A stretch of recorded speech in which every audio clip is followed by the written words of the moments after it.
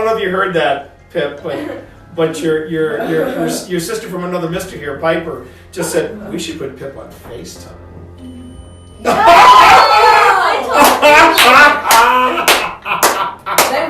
That was crazy. That's a good way to end the night, though. Yeah. Great way to end the night. Wild. About it. Okay, we need to. What is that? coordinate now. Yeah, what was that sound? What? I thought that was you rolling something. I thought that was you rolling something. At first I thought it was outside, but then it sounded like it was coming from That was- inside. That sounded like it was from in here. What was that? Yeah, but that switch does not seem to do anything. It just shuts off the armor. It shuts off the armor. Let me see, put the switch over here. One of these switches here.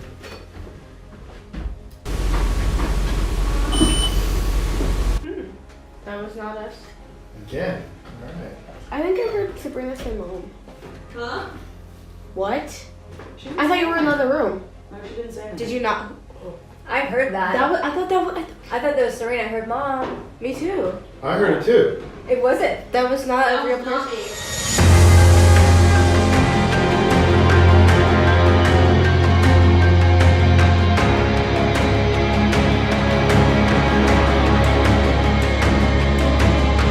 Annenberg.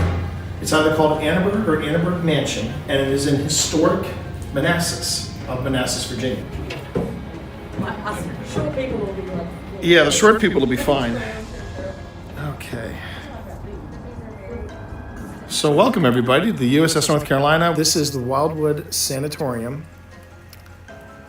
And it looks like we've got really good Wi-Fi for this. This is where we're starting the investigation tonight. There's my partner in crime, Phil Rossi. Coming at you.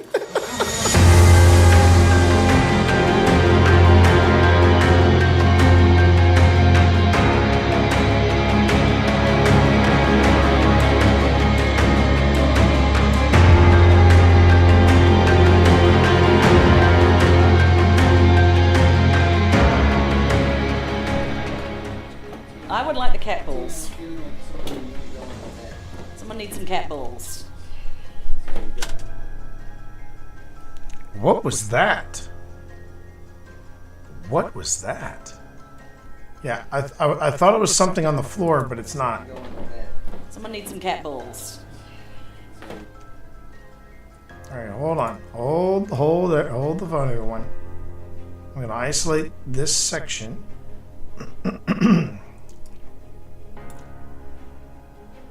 Isolate this section.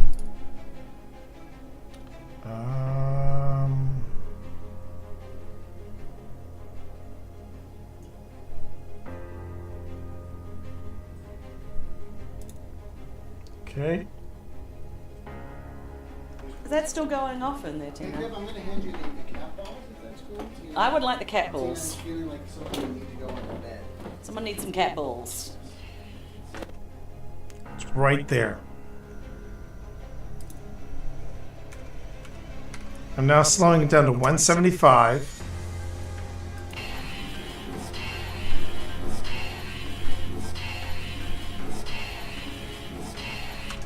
I'm hearing turn around.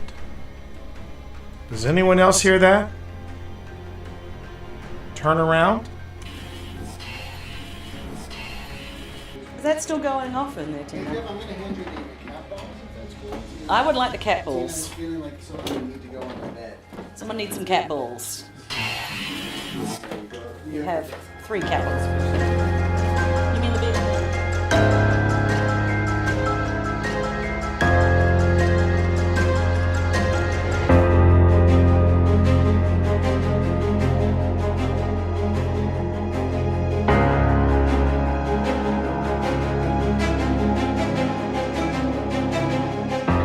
Scry 2. 1, 2. And then I will put this one on the bottom. And So then I this see you're one having a lot of fun. on the top. And then Thor, has anyone ever called you a Bond villain in a previous life? Because, man, I swear to God, it just sounds like saying, it seems you have the upper hand in the cards, Mr. Bond. I mean, I never mean, said I was.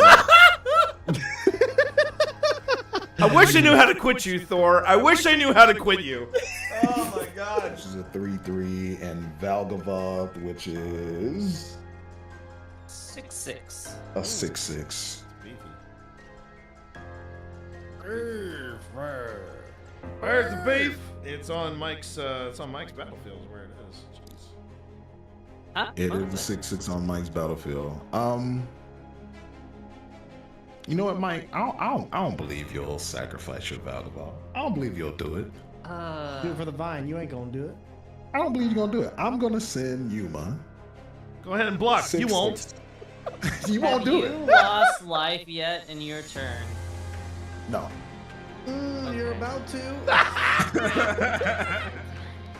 Is my entire hand counter? Yeah. Oh boy. Okay. Oh.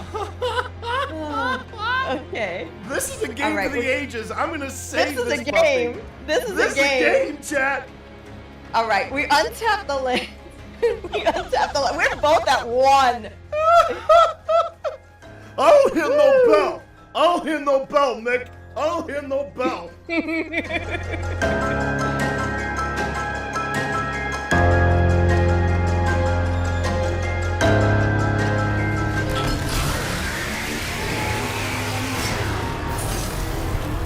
All right, this is it. Yep.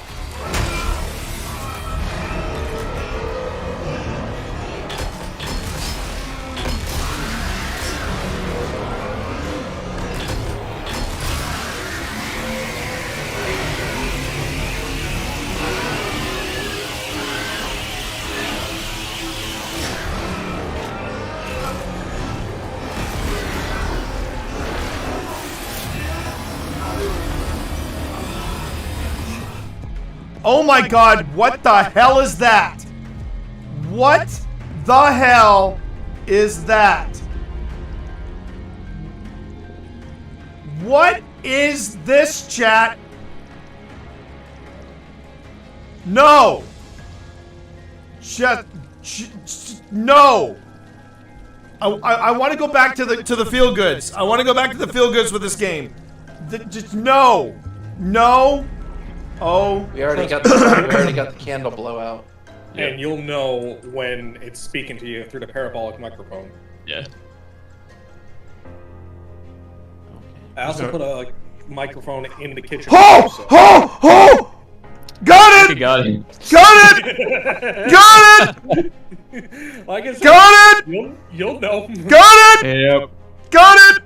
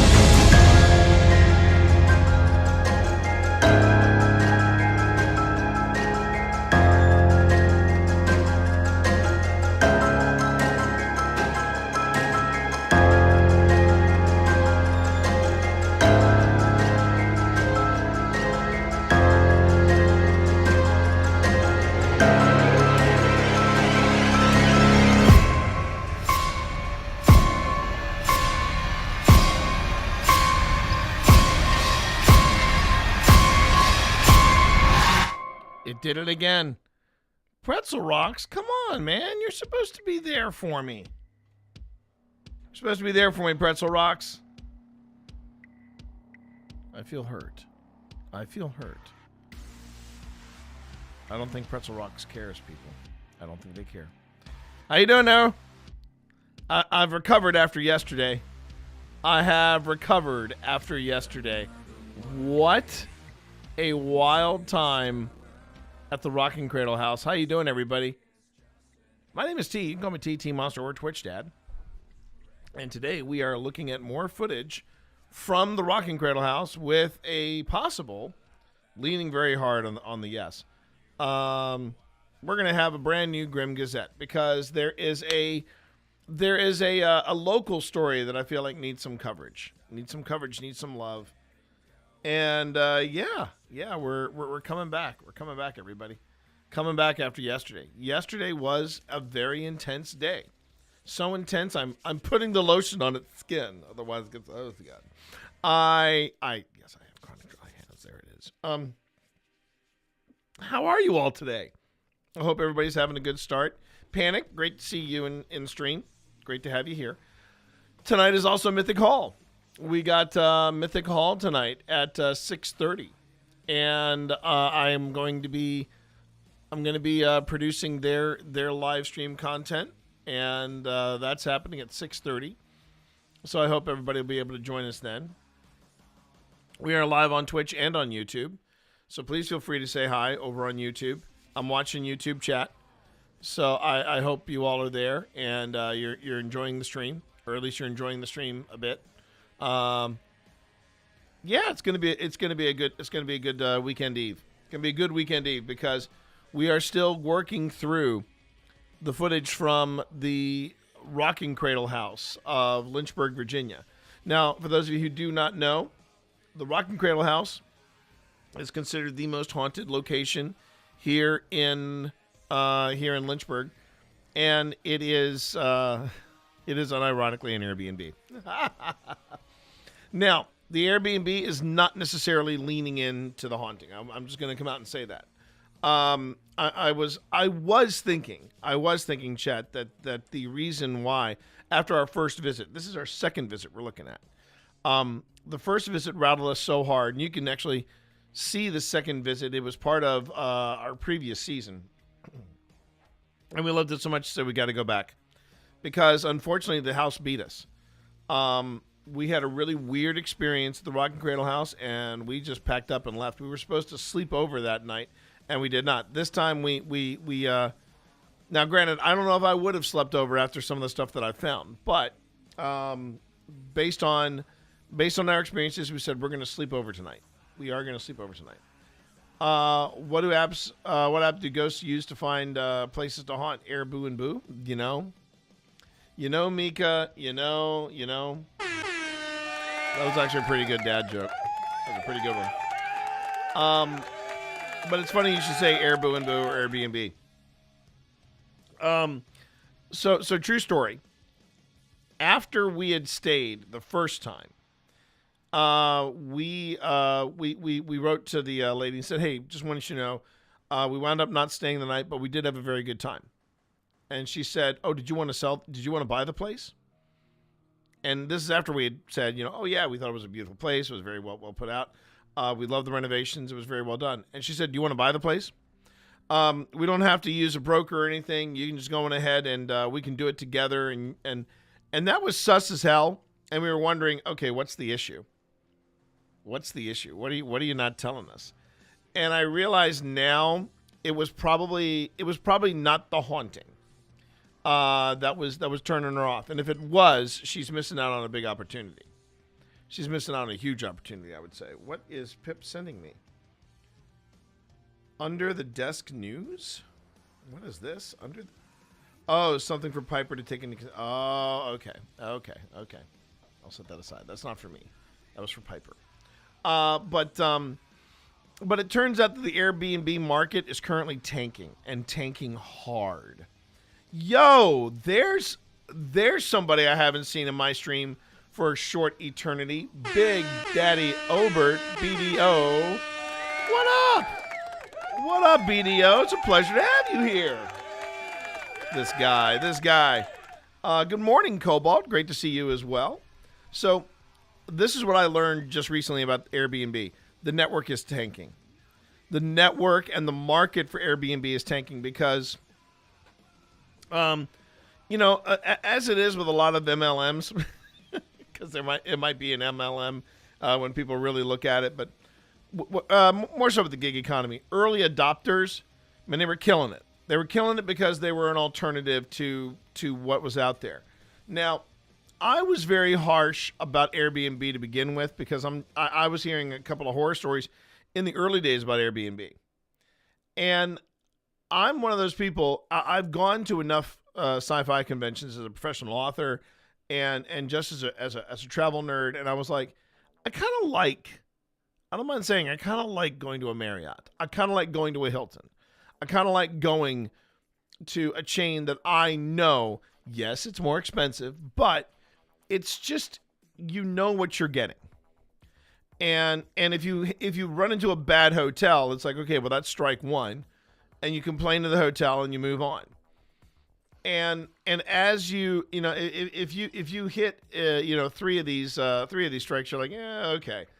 Airbnb though, they were saying, ditch the hotel, get personalized service, blah, blah, blah, all this stuff, turn your house into a revenue. And maybe in the early days that was cool. Maybe in the early days, and as Pip said, when you've got a large group of people, Airbnbs are the shiz. I mean, that's just the way to do it, right?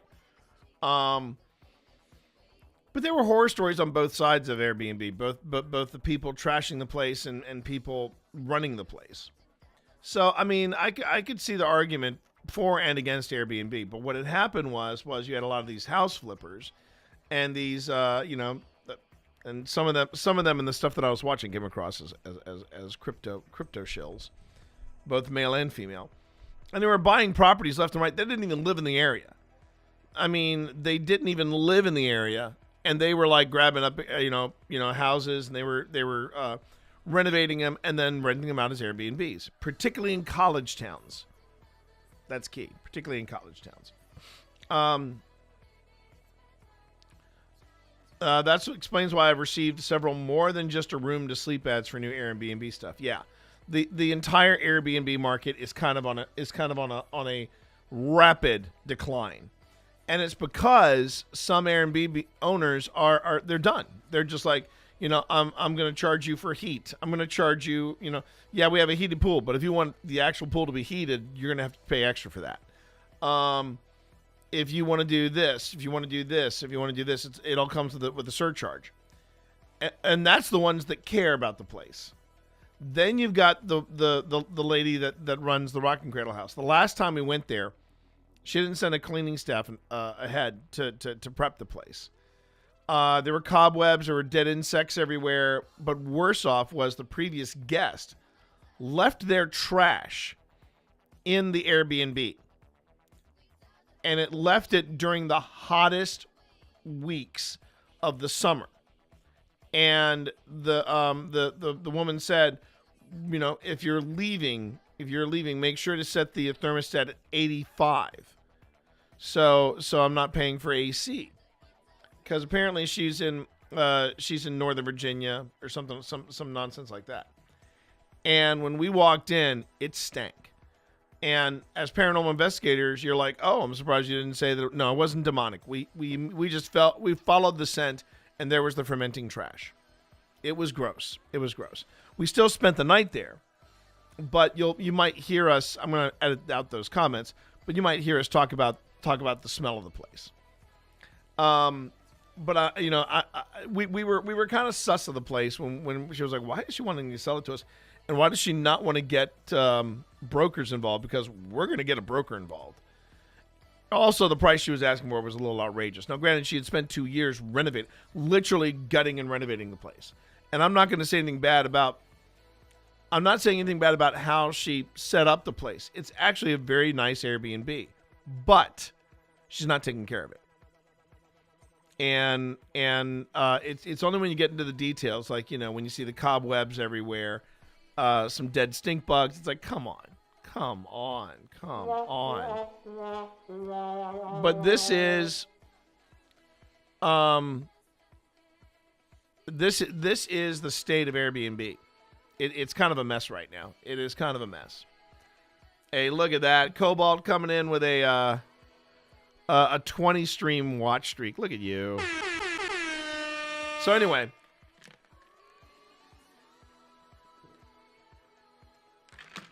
if you caught the reel if you caught the reel, yeah, we that happened yesterday on stream. That happened yesterday when I figured out what was being said to me. And again, for context, actually, let's take a look at it. It's pulled up here. I can go ahead and do a quick look-see at it.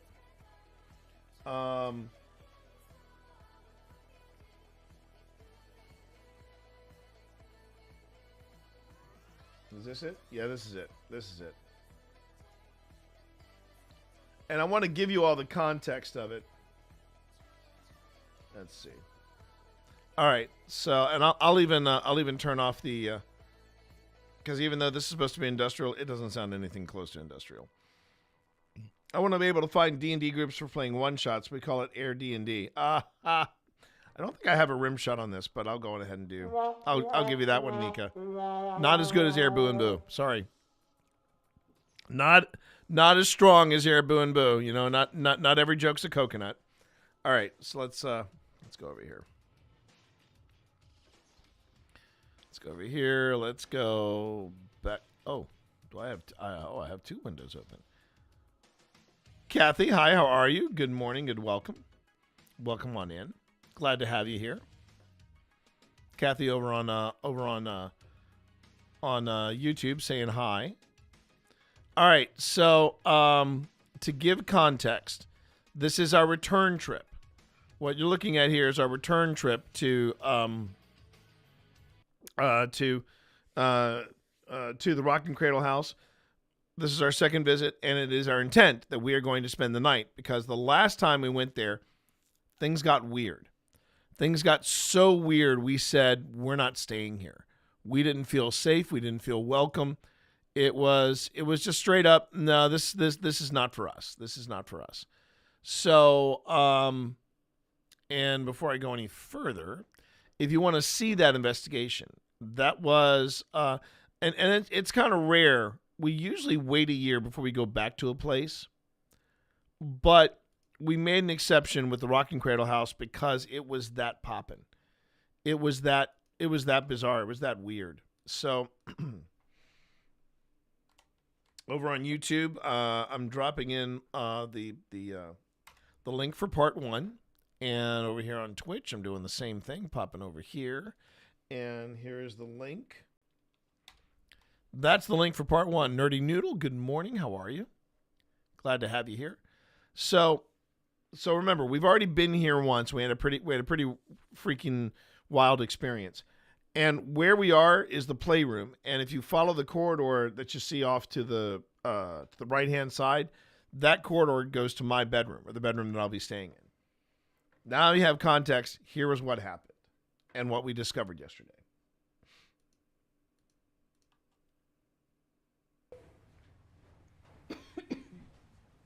Candle for yes. Bell for no.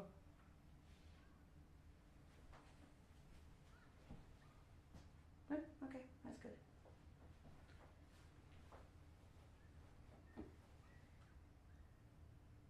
I heard that whistle. Did you hear it again? Yeah. And it definitely is coming from T's room. You're okay, yeah. I didn't look outside. I didn't see anyone out there. Okay, I think I'm going home tonight. I'll stay here alone. No, I'm kidding. Wouldn't leave my boo here alone. Do you hear it again? It sounded like someone was behind me was like, yes. I'll stay here alone. No, I'm kidding. Wouldn't leave my boo here alone. Do you hear it again? It sounded like someone was behind me was like, yes. I'll stay here alone. No, I'm kidding. Wouldn't leave my boo here alone. Do you hear it again? It sounded like someone was behind me was like, yes. I'll stay here alone. No, I'm kidding. Wouldn't leave my boo here alone. Do you hear it again? No. There was a voice. I kid you not. Yeah, I know that face. I know that face is the face of truth. Was that you out in the hallway? So yeah, that happened. That happened yesterday on stream. We discovered that when I said, "All right, I'm going home tonight," Whatever was there said, yes, get out. So we call that a very good day at the office. That's good. That's a good find right there. That's a good, solid find. And there's just something about this place. There's something very strong, very, very intense about this place. And we are, because of yesterday, I mean, and it gives you an idea of how deep in the weeds we went into for that particular whisper. We caught it on the live stream audio clearly. We caught it on the H4n, and then Phil's individual lapel mic actually caught it. And that's really hard. That's really hard to kind of dismiss as a one-off. And the fact that Tina actually heard the yes, again, pretty fascinating. And as far as the kids playing, that was interesting because the kids that we can hear playing outside, it's freaking 11 o'clock at night. So yeah, I mean, it's just kids playing outside. The neighborhood that the Rocking Cradle house is in, it's a decent neighborhood. You know, it's a very historic. And there are houses up there that are either being very well kept or just falling apart. When we saw that place getting restored about 2 years ago, there was a place next door to it, and it was being held together by sheer will and maybe some bodily fluids. That was about it. And they wound up tearing that place down. But there are a lot of historic homes in this area, but the Rocking Cradle house is one in particular. And the original owners, the previous owners of it, actually had a sign outside it that said the Rocking Cradle house. And it's like I said, it's a lovely house. It is a lovely house. And when you go inside, you can actually see in parts 1 and 2, you can actually see where they kept some of the original building and built around it to give it a little more space.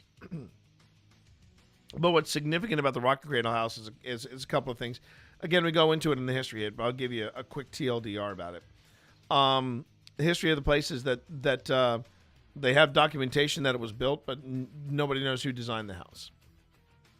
That's unusual. Nobody knows who designed the house. The incident that gave it its name, the Rocking Cradle house, that has been documented by a couple of books and also by the local news.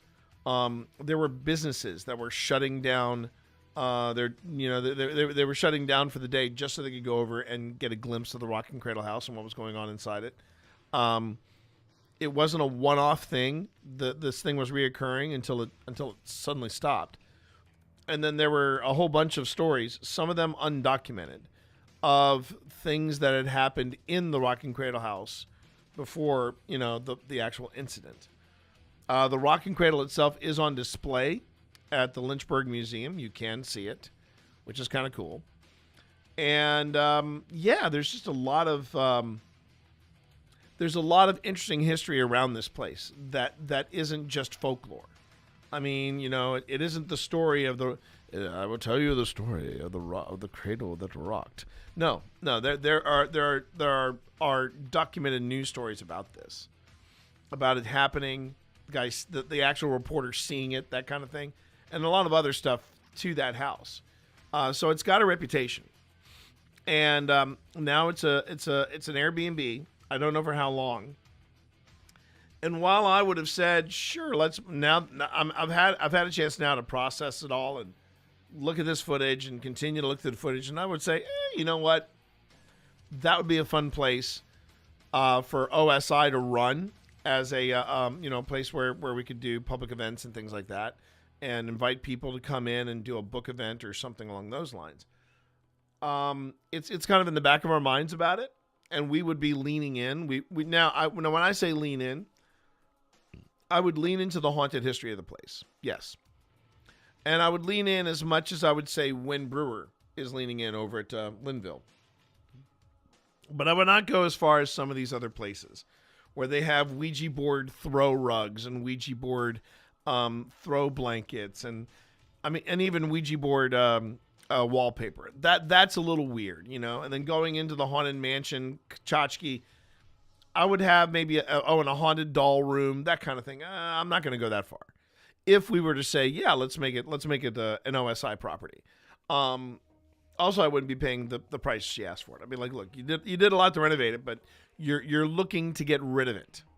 So if anybody's getting ahead in this deal, we are. And I'm sure she bought it. I'm sure she bought it for a sweet deal, because when we saw it, it was looking pretty rough around the edges. But she cleaned it up and it looks great. It does. But I think the Airbnb market, people are suddenly realizing, wow, this is hard work. I don't want to do this. You know, I want to. I was gonna say something about a prominent streamer, but I'm gonna hold off on that. I'm gonna hold off on that. Let's just say once again, I don't think Twitch made a solid choice in who they would make the face of Twitch. Now that they're getting into fashion. Just saying. Now, granted, they're making money too. I'm just gonna say it. Twitch is making money too off of it. But when people say, see, that streamer needs to get a real job, no. Remember, certain streamers are defying the odds. That's the bottom truth. You know, certain streamers are defying the odds. And what they do with that gift, that is their call. And if they think that the gift is to get into fashion, well, then okay. I suppose that's a choice. Okay, now that I've vented, welcome to the stream, everybody. Got that off my chest. In a very vague booking kind of way. So let's talk a little bit about today. What exactly is today? What can you expect from the stream? And who the heck am I? Okay. As I mentioned earlier, I'm T, and I am one of the founding members of an organization called Old Spirits Investigations. We are a young, relatively young paranormal group, and we started paranormal investigations about 5 years ago. It'll be 5 years ago this summer. It turns out too we're actually going to be giving a talk at the regional library again, the Manassas Regional Library, I should say, in Manassas, Virginia. We're going to be there this summer, and we're actually going to be giving the talk the week before our 5th anniversary. So I thought that was pretty cool. And when I get more details on that, I'll let you all know. This weekend, just FYI, this weekend we're going to be back in Manassas again, and we are going to be going to the. Hey, how you doing there, Cammy? We're going to be going back to. We're going to go back to the Annenberg Mansion. We're going back to the Annenberg Mansion, and we're doing our we're doing our public event there. I have been asked by people if I'm going to be doing a live stream there. The answer is no. I will be filming some stuff there. Obviously, I want to make sure I've got some stuff recording, because it would just be our luck if I didn't have any devices running, nothing capturing sound or video for OSI, and something happened that we really couldn't explain. So I'm still going to be having my audio and my video running, but I'm not going to be live streaming it. It's a public event, and we're going to be doing a little less investigating and more telling stories about how things work, telling stories about how we work, and telling stories about things that have happened to us. Ads are starting in a minute, everybody. Just want to give everybody a heads up. Glad to hear that your meds are sorted, Cammie, and that you're feeling pretty today. But you know what? You should be feeling pretty every day. I'm just saying. That's a little something from Twitch Dad, okay? But remember, concerning the ads, I know there are strong opinions about ads on stream, but here's the truth of it. First off, if you're over on YouTube, you're not getting ads. YouTube just crams in ads when they feel like it. I don't quite understand the system, but that's how they do things over on YouTube. But over on Twitch, if you want, you have options. One option is to get the random ads over on YouTube. Another option is to get Twitch Turbo, which is a hall pass for all channels, and I get a cut of that from you subscribing and resubscribing to it. And then, of course, speaking of subbing, there is subbing directly to the channel. Watching ads, Twitch Turbo, and subbing the channel, those are all ways you can support the channel here, and I appreciate it. Oh, you've been sick the past week. There you go. Well, that always sucks when you're feeling sick. I've been on meds since I was 11, and being on the spectrum and having ADHD and the anxiety. Yeah. I mean, there's a lot. You got a lot happening, and I knew that about you, Cammie. I knew that about you, and there's nothing wrong with that. You're doing things to help manage it. You're doing things to take care of it and to take care of yourself, and that's the important thing. That's the important bit. So for those of you who have now heard about me and about OSI, or Old Spirits Investigations, and if you want to see more about, oh wait, I should actually wait until the ads are done. There we go. I'm gonna wait until the ads are done, and then I'm gonna chit chat a little bit more about what to expect from today's stream. See, that sounds like industrial. There's some tracks that pop up here on industrial that I go, really? I would say that's closer to cyberpunk, which isn't quite industrial. It can be, but actually it sounds more like 80s synthwave. But that's just me. You potentially scared some dudes in Gray Zone out of their slippers. It was a hilarious interaction. Now, what is Gray Zone again? What is that? What is that, Ghost? What is Gray Zone? Remind me again. I might be having a slower brain day. Pip and I are still trying to figure out our sleep schedules. We've been having up and down sleep schedules, the two of us, but we're getting through it. We're getting through it all. And I just got to say, though, after house sitting for Mr. Rossi, I just got to say, I love my bed. I do. I love my bed. I love my bed, and I love the cats that come with it. We've been. Oh, actually, if you want to see some more fun reels with cats, Pip has been crushing it. Pip has been absolutely crushing it with cat videos. She's actually doing. I guess you wouldn't call them cap cuts so much as they are cat cuts, but she's doing cat cuts. Oh, look at that. Look at that. Speaking of Linville Manor, spooky stuff. Alex Mitsuo showing a little love to Linville. That's always nice. Gray Zone is if Tarkov and Stalker had a child and then threw it at DayZ. Ooh. Oh, man. That does sound like a lot of things are happening in that game. But very cool, Ghost. Ghost, and good to see you, by the way. Been running an M4 with a 4 times mountain scope on top and 3 red lasers, for reasons I'll describe in a moment. Are you trying to do with these 3 red lasers like a Predator kind of thing, where where someone looks down and they see the 3 3 red lights and they creep up the body to get to the head and then whoosh. God, I love Predator. I love that movie. Badlands, by the way. Predator Badlands. Don't sit on that. Predator Badlands was chef's kiss. It was amazing. I hadn't had that much fun in a Predator film since Prey and the original Predator. Just saying. So, first off, everybody, welcome back from ads. If you got ads, welcome back to the stream. So now that you know who I am and you know who OSI is, and I dropped earlier in the stream the OSI link. For those of you on YouTube, you already know OSI because you're on YouTube. But this link right here, this link will take you to our channel on YouTube, where you will see 4 previous seasons of us doing the thing.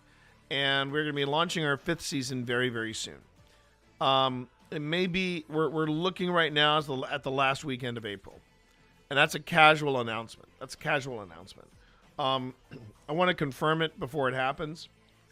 Rim, good evening. Welcome on in. Good to have you here from the other side of the globe. And I just want to explain to everybody what it is you'll be seeing on this stream today. So I am the guy that does all the editing for Old Spirits, and Phil is learning. He's learning the craft, but when it comes to editing and production, that's me. And Phil and I have been working on Old Spirits since 2021. It has been a labor of love. It's been a lot of fun for us to do. And we decided that it'd be fun if we went on ahead and did these footage review streams. And I know there are some people on Twitch and elsewhere that do footage review, but they do it for, an hour, maybe 2 hours, and they're looking at the material, and they're doing basically what I'm doing. The difference between what they do and what I do is I go in and I make the entire stream that. I make the entire stream footage analysis, footage review. Let's talk about this stuff. Let's get into the weeds about it.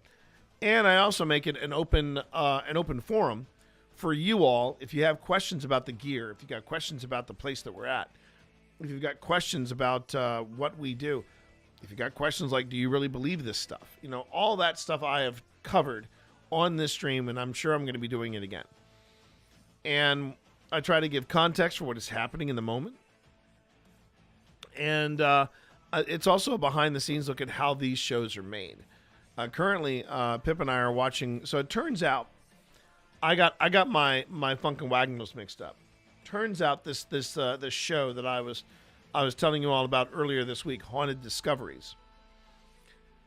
It started by two alumni of Ghost Hunters, and they're basically exclusively looking through Kentucky. And they've got some spots that I'm like, oh, I want to go there, and some spots like, oh, we should be going there. And we're rebuilding and reorganizing our list. But the group that does Haunted Discoveries, they're also gearing up for a fifth season. But they did 4 seasons of hardcore investigations, and they do really good work. They do very good work. The production is a little wonky in that sometimes they will do stuff, and when they do stuff, they don't necessarily. I'm being very, very careful about how I put this. They don't necessarily tell you where to look, and since you don't know where to look in the video evidence, it's kind of hard to keep up with what they're getting excited about. All that being said, I really like what they do. No big arrows, etc. Exactly. And sometimes I think they do need that. We've done it ourselves. We've done like circles and, keep an eye on this. We've darkened the outside and kept what's inside the circle light. And I prefer to do it where I don't highlight stuff until the third or fourth, until we get into replay mode. I think everybody should see it unaltered, but there should be an indicator of like, yeah, there's something we picked up here that we can't explain.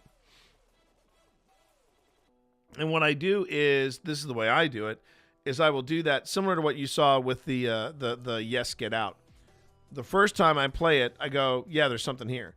And then the first 2 replays, it's saying, we got to whisper. But then when we got into Phil's microphone, we could clearly hear what it was saying. And that's when I put in Yes, Get Out. And I always like to leave it as, hey, I want you all to think about this and tell me what you think it says. Tell me what you think it says first before I tell you what I think it says. You don't really want to mislead. You don't want to mislead anybody in this sort of thing. All right, I got to retweet this because it's join us live. Yeah, live on Twitch. 6:30 p.m. Eastern Time. There we go. There you go. They just had a little thing about the Ghostlight Express here on Mythic Hall. I'm excited. I get so excited. I love Mythic Hall.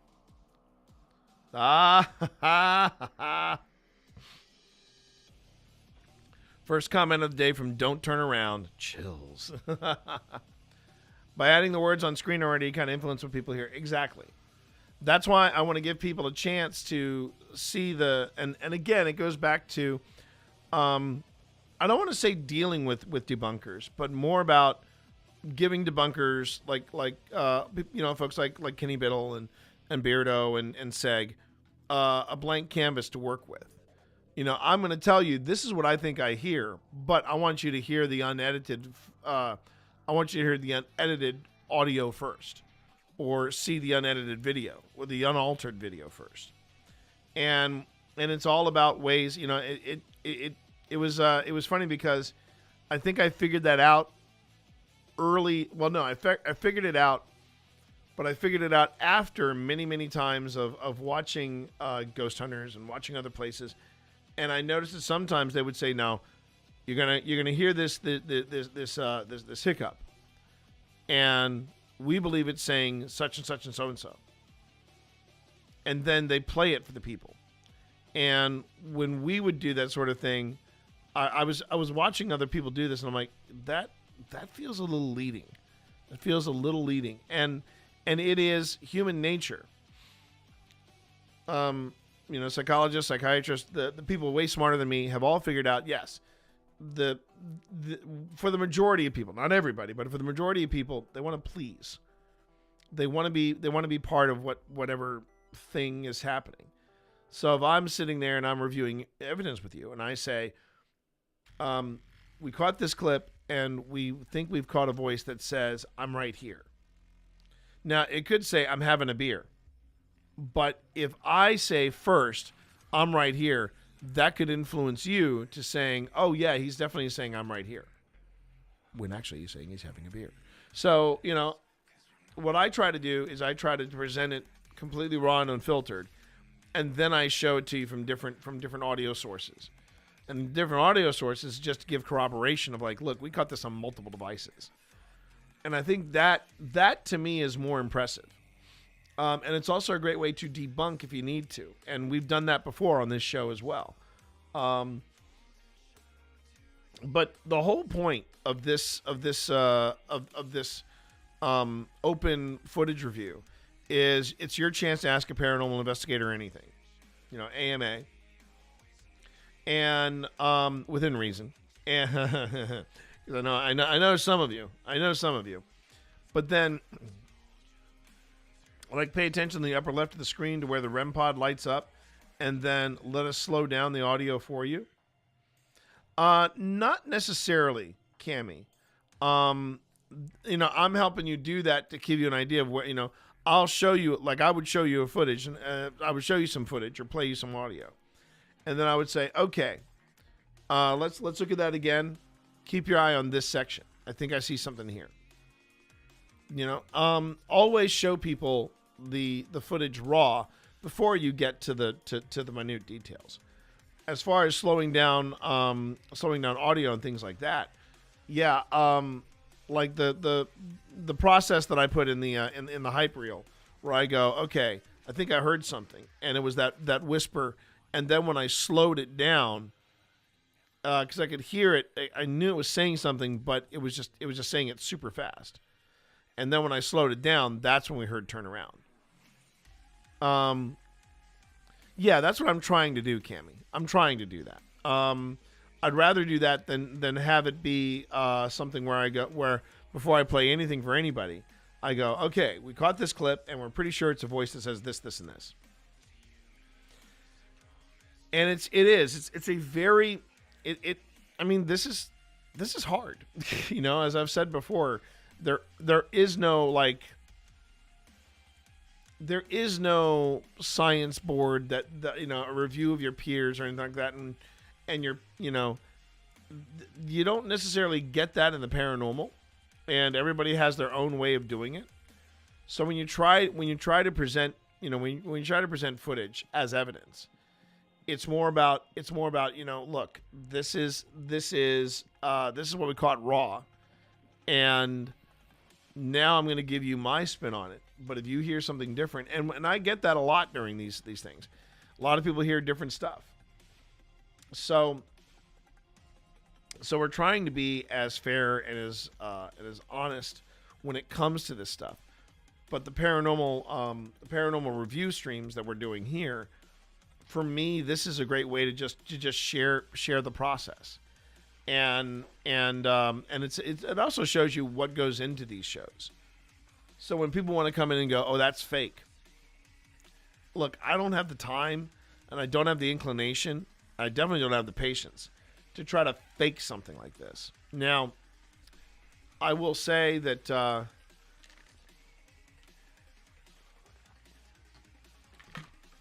have been some places and there's been some situations that have popped up that are a bit sus. And I've said this before, and I will always say this. I've seen people try to justify and legit claim, yes, this happened, because I caught it on film. And I'm like, well, yeah, you did. But here's the other problem. You have one camera that you're pulling from, not three. You got one audio source, not three. That's what I appreciate about you. I appreciate about that, you too, Cammy.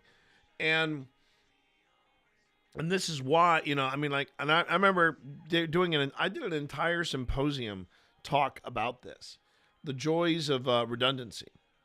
Because I remember Beardo was talking about this. He was saying, you got these people that come in with the 3 cameras and 4. You don't need all that stuff. I got one good. I've got a good camera and it's got an audio in there and the microphone is fine. And I'm like, yeah, but. And this is where I stopped talking like a paranormal investigator and I start talking like a podcaster. And I go, there is a nice thing to have a backup recording. Because I learned that. I recorded some really cool interviews in my day. And sometimes the recorder failed on me. And so what I would do from that point on was I had a backup. So that if I lost the audio on one source, I at least had the audio on the other source. Also, not all cameras are created equal. And it's one of the lowest viewed 5-minute paranormals that we did. But I talked about the difference between a $150 camera and a $1,500 camera. And it comes down to optics. And then, there are all these other things that people are claiming it as evidence, and they're using the DR60, which in my opinion, I mean, that's just nails under my fingernails, It just drives me bananas, that DR60, because it's a flawed piece of 90s technology. And I'd rather use audio and video recorders from this century. Call me wacky, but the harder, because those things are harder to fudge around with. And so yeah, I think that when people are trying to economize their equipment, they're doing themselves a disservice. And also when it comes to stuff that is sus, the other problem is, and I did a reel about this where I said question everything. Even this, for example. I wanted to make sure when I caught that EVP yesterday, I wanted to make sure that my I's were dotted, my T's were crossed, and I really wanted to make sure that it wasn't any of us. Oh, look at this. Now, that guy right there, Mr. Styles, you need to be following Haun Hunters. You need to be following them Haun Hunters. It's early for you wherever you are, my friend. I know that. He's out west. Now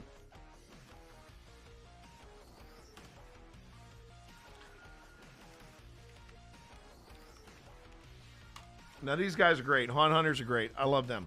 I love them, and I love what they do. And they have been very kind and very gracious to old spirits. But yeah, I hope you're doing well, Styles. Thank you for popping in. As I was saying, when you're going through the footage, and you're listening to the audio and you're listening to the video, that redundancy is only going to help you. And when you have people that catch, they catch unquestioned. What the hell am I saying? when they say they've caught irrefutable evidence and they're armed with one camera and that's it, one camera in the moment, I'm like, It only becomes irrefutable when you can back your swagger up. You know what I mean? And that is hard to do. And then when people get bent out of shape, if somebody says, "Well, I don't believe that. Can you give me the original?" and I don't have the original, blah blah, and they're just showing up as excuses. I mean, my archive is at the ready. If I get a ping from Beardo saying, "I'd like to see this footage that you have of the EVP you caught yesterday. I'd like to see that raw and unresolved." Here it is. That's just basic file management, everybody. You're in Austin. You know, I've never been to Austin, Texas, and I've always wanted to go there. Particularly for the Circuit of the Americas. I'm an F1 head. I love it. It's all good. We're a strong family.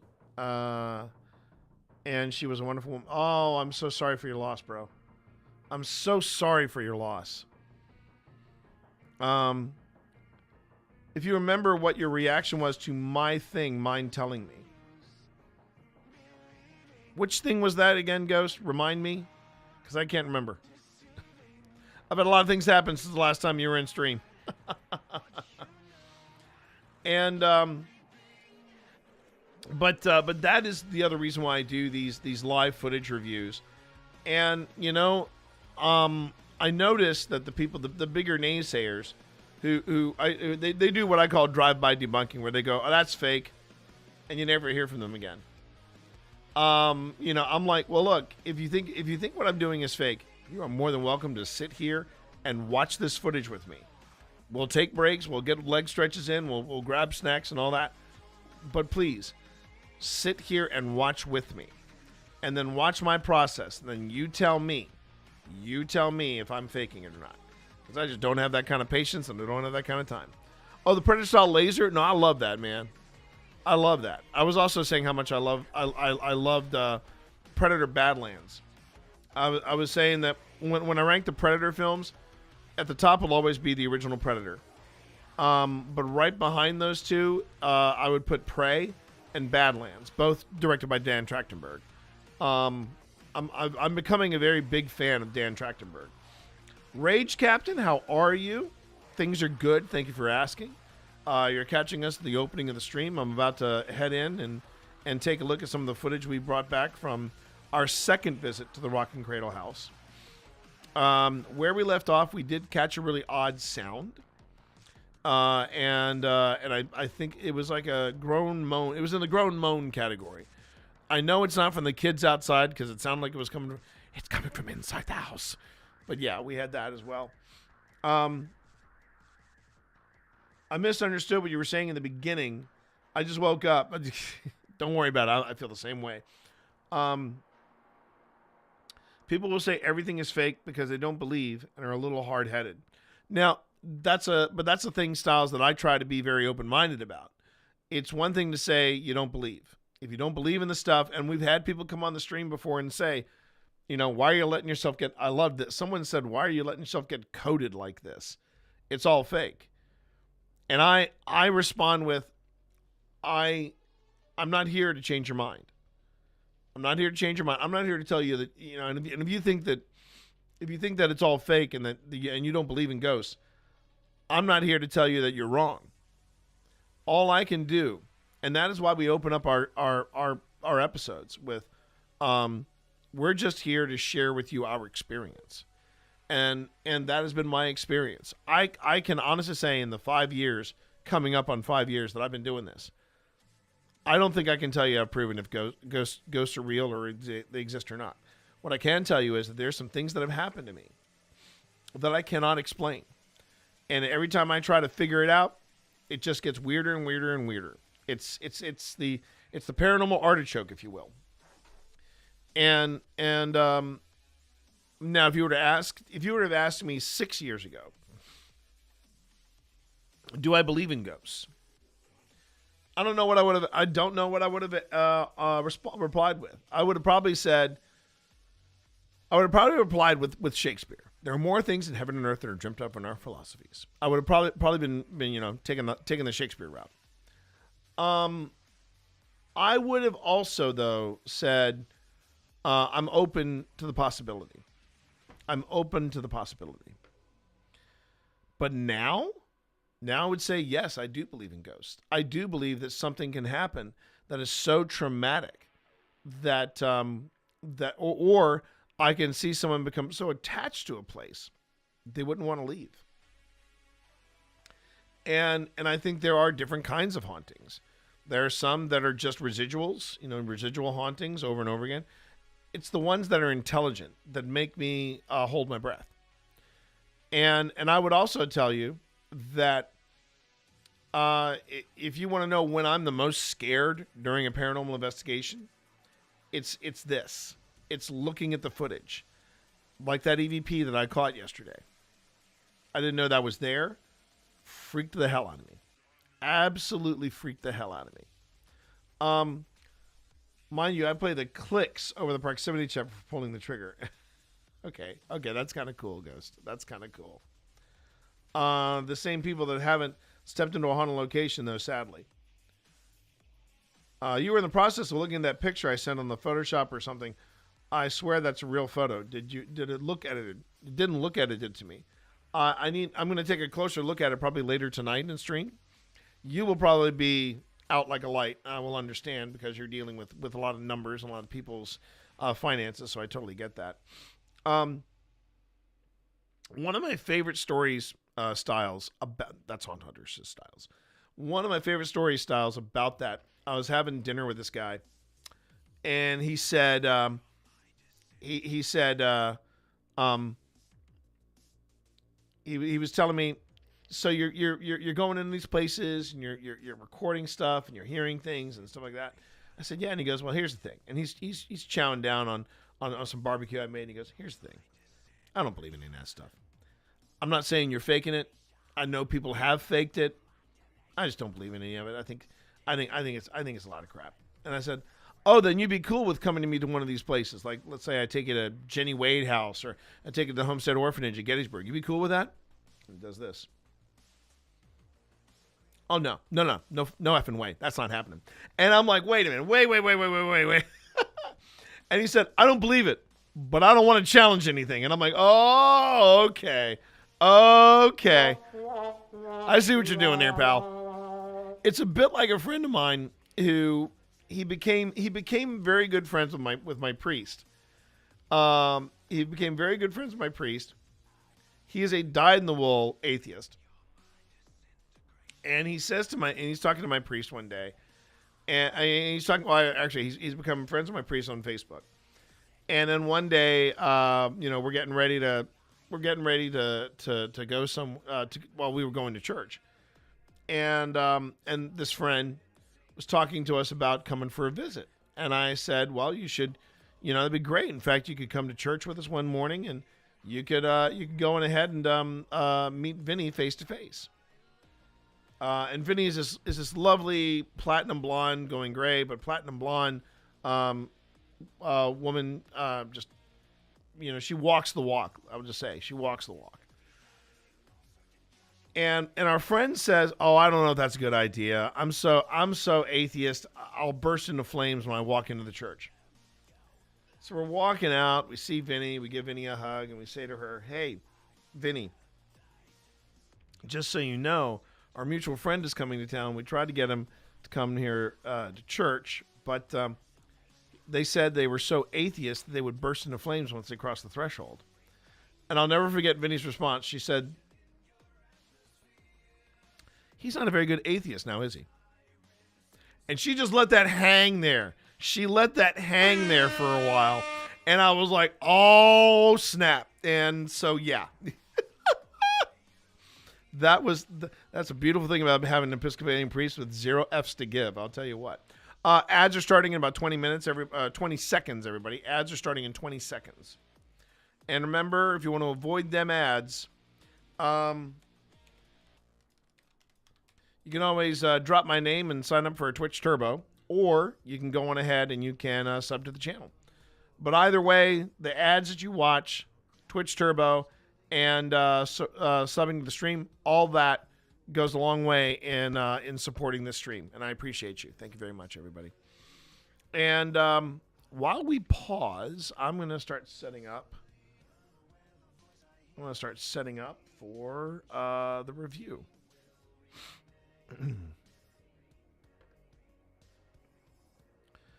Again, I hope everybody's having a good week. It's been a pretty good week over here. Not gonna lie, it's been a really good week. Oh wait, are we getting some bad news about Friday? Oh well, we could always do 4. We could always do 4 instead of 5. I'm really kind of itching. Chat, to get to throw some math rocks. I really want to throw some math rocks. And Friday is our math rocks day. Okay. Let's see. So,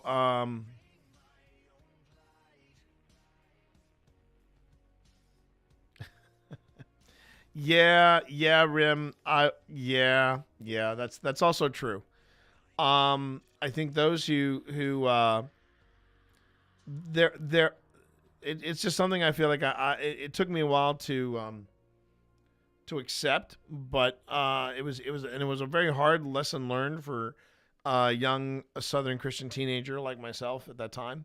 But I was learning very quickly that there are those that will walk the walk and those that won't, because the walk is too hard.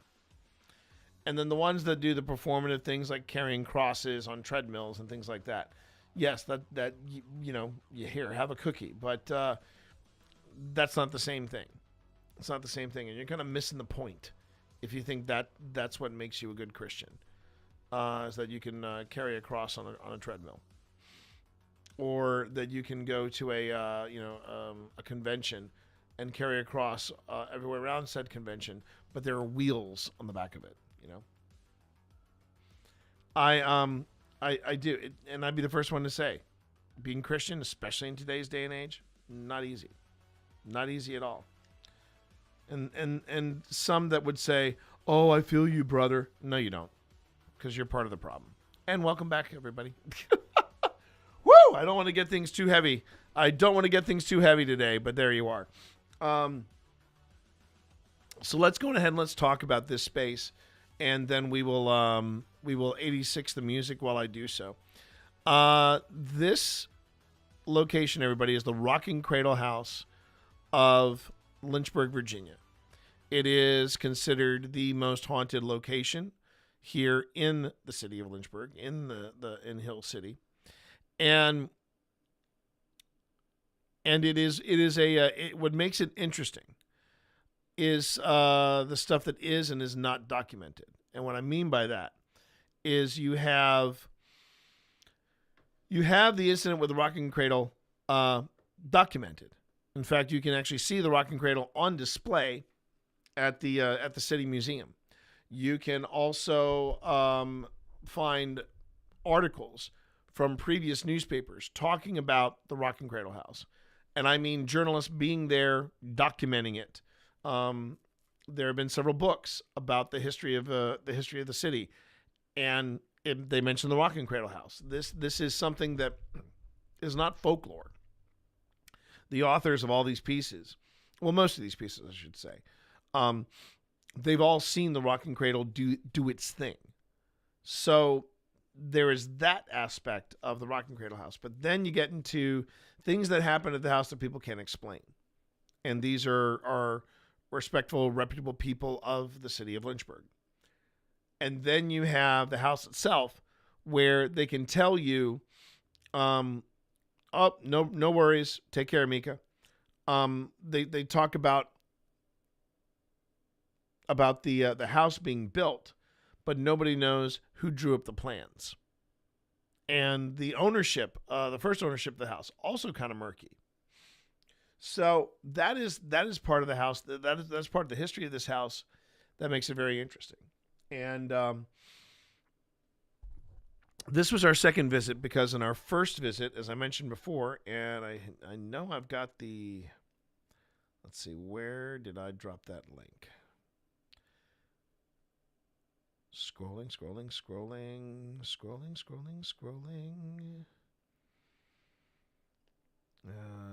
Oh, that was last night's. Okay, that was last night's stream. Okay, so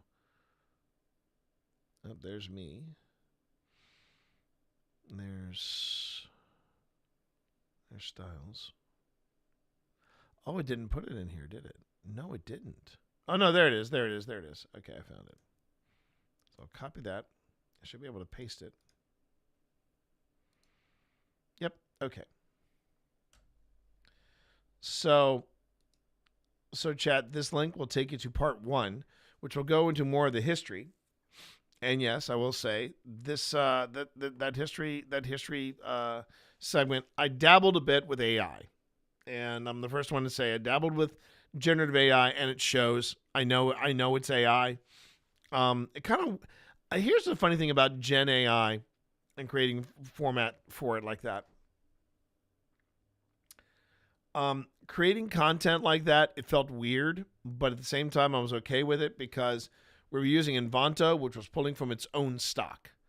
But man, AI editing around generative AI content, it is a lot harder than you think. Well, the first problem, I didn't have any footage of Confederate troops coming off of a train. So I asked Envanto to make me some footage of people coming off of a train, right? And it did it, but the Confederates were coming out of the engine. So, yeah. It's been a while since I've been on YouTube for anything but music and debunking. I'm killing it. Thank you. I appreciate that. I do. Our season, that's the thing. We try to build up stuff, Styles, and then once we have enough in the tank, we can say, okay, we're going to do our season. And we've established our season as being between April and roughly October. So April through October. And it's not easy to do. Styles.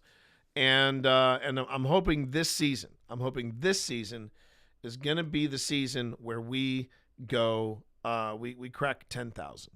And I think we're on a good trajectory to do so. At least that's what I'm hoping for. Any day now will be the viral video. Oh, bless. I appreciate that. Thank you, Styles. Thank you. All right, let's get back to it. So where we left off yesterday, we did manage to catch something curious. So I'm going to go on ahead and I'm going to back it up to here, and then we get to the moan, and you'll see it. You'll see it in this section here. So here we go.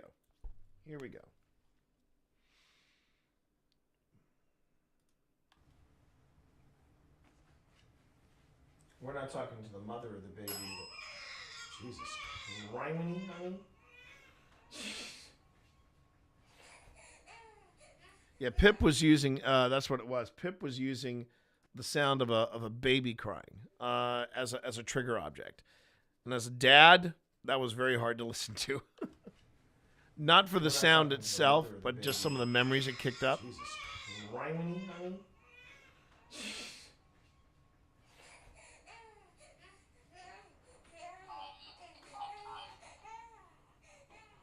I need more time. Oh, the baby did die. That's what I was. Ooh. Okay. I'm wondering if it's using. Did y'all hear that? What did you hear? I heard a moan. Ooh. Okay. I'm wondering if it's using. Did y'all hear that? What did you hear? I heard a moan. Ooh. Okay. I'm wondering if it's using. Did y'all hear that? What did you hear? I heard a moan. Okay. I'm wondering if it's using. Did y'all hear that? What did you hear? I heard a moan. I did too. I heard a frickin' moan. From back there. Yes. Did you want me to turn off the sound? Turn on the light. Turn on the candle. I was hit. I got I was hit before. Abuse and...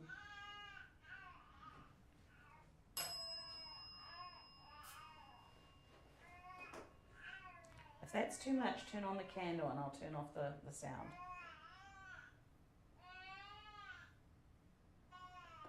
Oh, that's making me feel quite anxious. Yeah, I'm feeling anxious too. Well, that's just a normal reaction. Yeah. Yeah, I was just feeling very. You can see me shifting. You can see me shifting in the chair and everything. Yeah, the I know that the I've kind of touched base on this.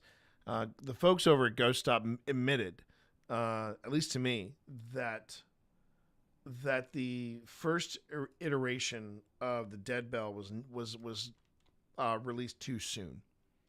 It should have never left the production phase. But the newer Dead Bells, the ones that we're using, they're fantastic. They really are. They're very, very good. Let's see.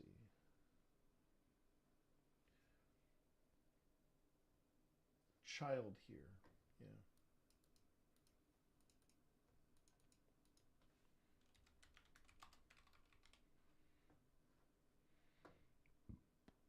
Okay, then we have another Anubis hit here. Take care.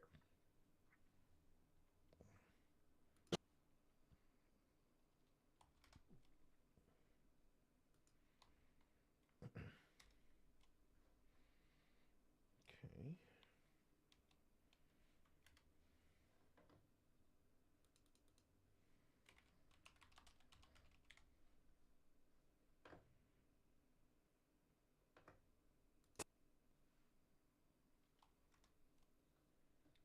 Take care. And then we have I love this place.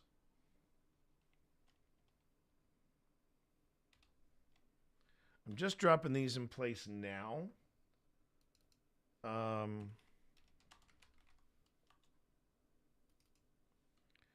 So I can get a head start on things. Ooh.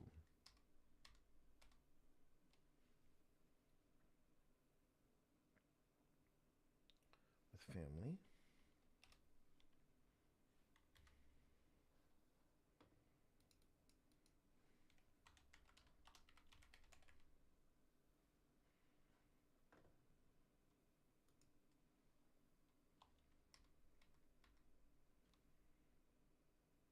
I'll do two more here.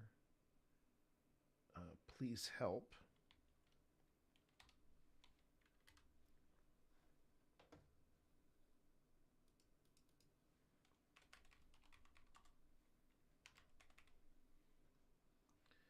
And then the last one, and then we'll start the review again.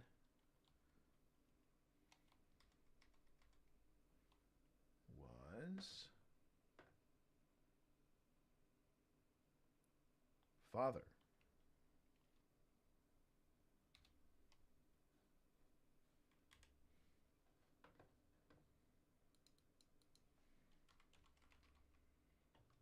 Okay.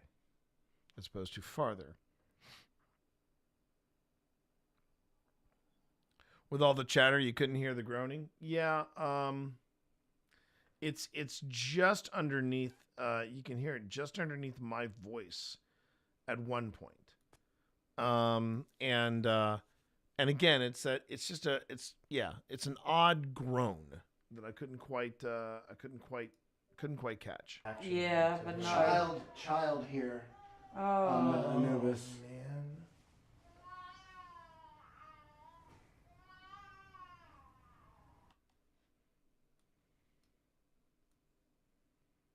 Okay, so I think.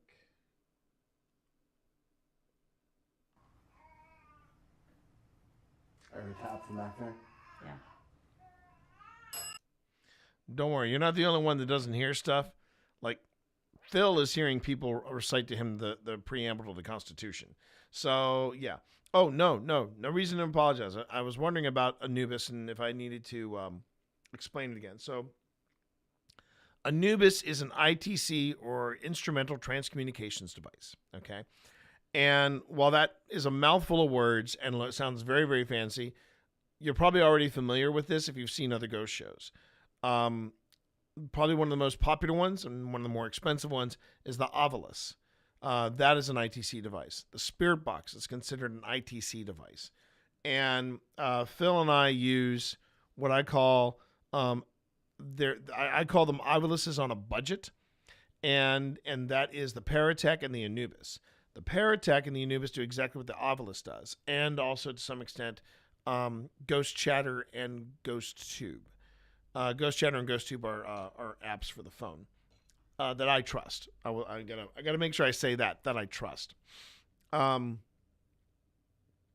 the Ghost Tube app, Ghost Chatter, Anubis, and Paratech and Ovilus all work the same way. They have a word bank.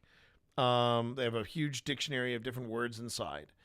And then based on environmental changes, the theory is that a spirit comprised of energy is going to change things like humidity, pressure, EMF, things like that. And it's going to do all these different things, make changes in the atmosphere.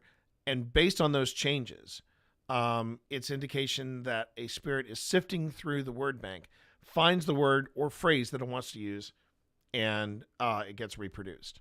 And that's how it goes. Yo, Rev 3 dude, subbing for 100 months. Subbing for 100 months. Oh my God. You might be my first triple digit returner, Nick. Everybody, you got to give me a second here. I need to make an emergency. I need to make an emergency trip to the little paranormal investigators room. So give me a second, everybody. I'm going to put on the music, and then I'm going to be right back. So sit tight, everybody.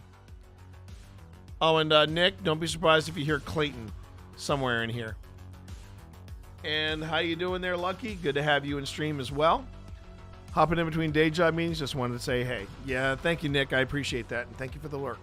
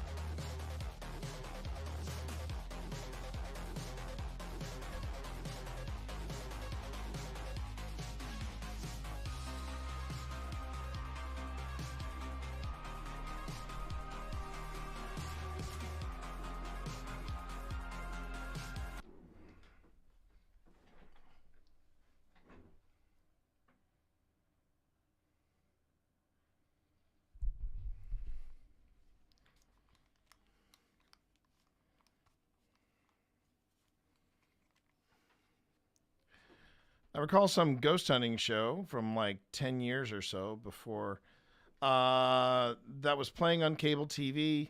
Can't recall the name, but what I clearly remember is that it was at the theater where Lincoln was shot. Anyway, the edited thing they picked up was "I'm John Wilkes Booth." I'm going to make... I thought I hit the play button here. Speaking of Clayton, Circle of Dust. There you go. I guarantee you, Anubis is like that device that they, Anubis is like that device they use. Not quite. I know it's cable TV, so the show I'm remembering might be scripted like anything, but I'm trying to draw the parallels. So technically, yes. Yeah. When you do an EVP session, right? A lot of times with an EVP session, they will go on ahead and they will. And how you doing there, Nito? I see you out there. How are you? They will go on ahead and they will use different devices, but so to be that specific, I'm already calling sus. And there's a good possibility that what they were using is the device that I was mentioning earlier, the DR60. Now let me explain real quick why I am not a fan of the DR60. So step back in time. It's the 1990s, and Panasonic has released this brand new recording device that is supposedly state of the art. Well, state of the art for the day, and it supposedly was taken off the market unexpectedly, right? And they were saying it was because the people that were using this digital recorder, and it was expensive for 1990. But the people that were using this digital recorder, they were complaining that ghost voices were voices that weren't there were sneaking in and was making stenographers who were transcribing the discussions. It was hard to get accuracy. So that's why they took it off the market. It was picking up odd voices that weren't there. Okay. That's the folklore behind the DR60. Because the official word from Panasonic is, no, we pulled it off the market because we had a newer one come out, and it was a better quality digital and all this stuff. But man, did people latch on to the idea that this mainstream product, the Panasonic DR60, was picking up ghost voices. All right, so what was happening? Let's say that now this is not the same size as the DR60, but let's say this is what it was, what they were saying. People were handling it. People were placing it down. They were picking it up, and they would record like this with the DR60. And what would happen is that the sound of movement would leak in. That audio would also come out in small bursts, like, they would come out in small bursts in between. The other problem with the Panasonic DR60 is you cannot take out the digital memory. You cannot take out the memory that it's using. So all this digital audio is being recorded, then being erased, and being recorded over, then being erased, then recorded over and being erased. And this creates what is more commonly known as artifacting. I dealt with this as a podcaster when I was using the same memory card over and over and over again. Stuff from other discussions and other interviews and other stuff was bleeding over into the memory card. So there's that factor you had to deal with. But no, it was ghosts. That's what people who are selling the DR60 and who swear by the DR60 all claim. It's ghosts. Because we'll all be quiet, but then you'll see the record light go off.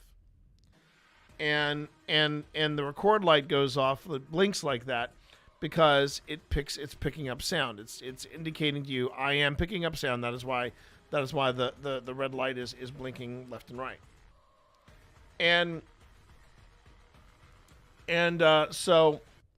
So you get people using the DR60, and they'll ask questions at the Ford Theater like that, and then they'll get these odd bursts of static or sound, and it's like birth. And based on that, they go, did you hear it? It said, I am, and they're matching up the syllables of I am John Wilkes Booth to these bursts of static that are coming out. I remember one time I was watching this one guy talk about, it was him and a psychic that I really respect, but I don't want to mention her name in this because the guy that she was with is an absolute tool. He's one of those television paranormal investigators. All sizzle, no steak. He calls himself Stephen Shippey. Or Prozac. That was his rapper name, Prozac. And he went from and the reason I'm critical of this guy is he is Zach Baggins 2.0. And I remember one time he had a DR60 in his hand, and he got something on there that went, and he interpreted it as I am the pilot. And he and this other psychic were investigating an airline crash that happened in that area. And he actually said, this is the best piece of evidence I've ever collected in my years of paranormal investigation. I responded to the television by going, then you've really gotten some suck hits. Ads are starting in about 10 seconds, everyone. Ads in 10 seconds. And I'm going to continue this thought after the break so nobody misses what I'm talking about here. But yeah, that's probably what they were using. But the DR60 it's a piece of crap. I'm just gonna double down and say it. It's a piece of crap. And the fact that people are paying $1,500 to $2,000 for a nearly 40-year-old piece of equipment. No. It's just, no. I want to work with audio and video recorders from this century. Thank you very much.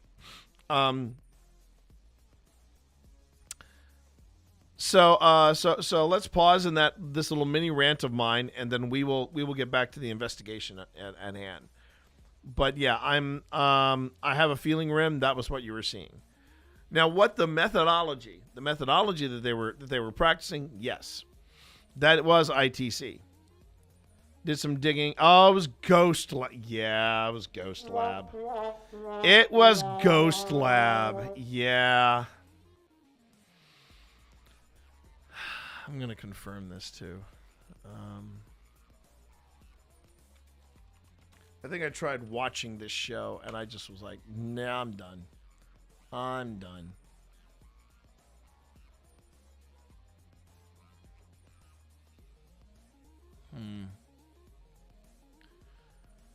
I just...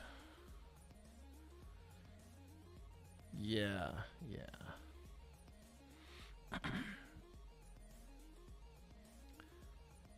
I love how they say though in the description, the Clinges resort to the latest technology. And they're probably using a DR60. So, and the term scripted.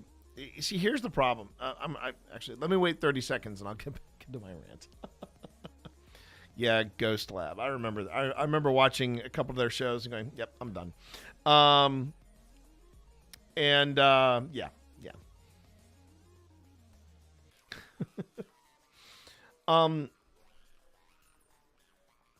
It's a weird landscape. The paranormal. It's a weird landscape, particularly when you're getting into television, and a lot of people are doing it to get noticed. A lot of it is to get noticed. So you have that. But going back to what I was saying, the DR60, I liken it this way. Price setting aside, the fact that people are paying exorbitant amount of money for the DR60. Pardon me. I would present my argument this way. You're going to the dentist, okay? This is the analogy I use. You're going to the dentist. And he's got two things. He says, I've got this device, which is the state-of-the-art,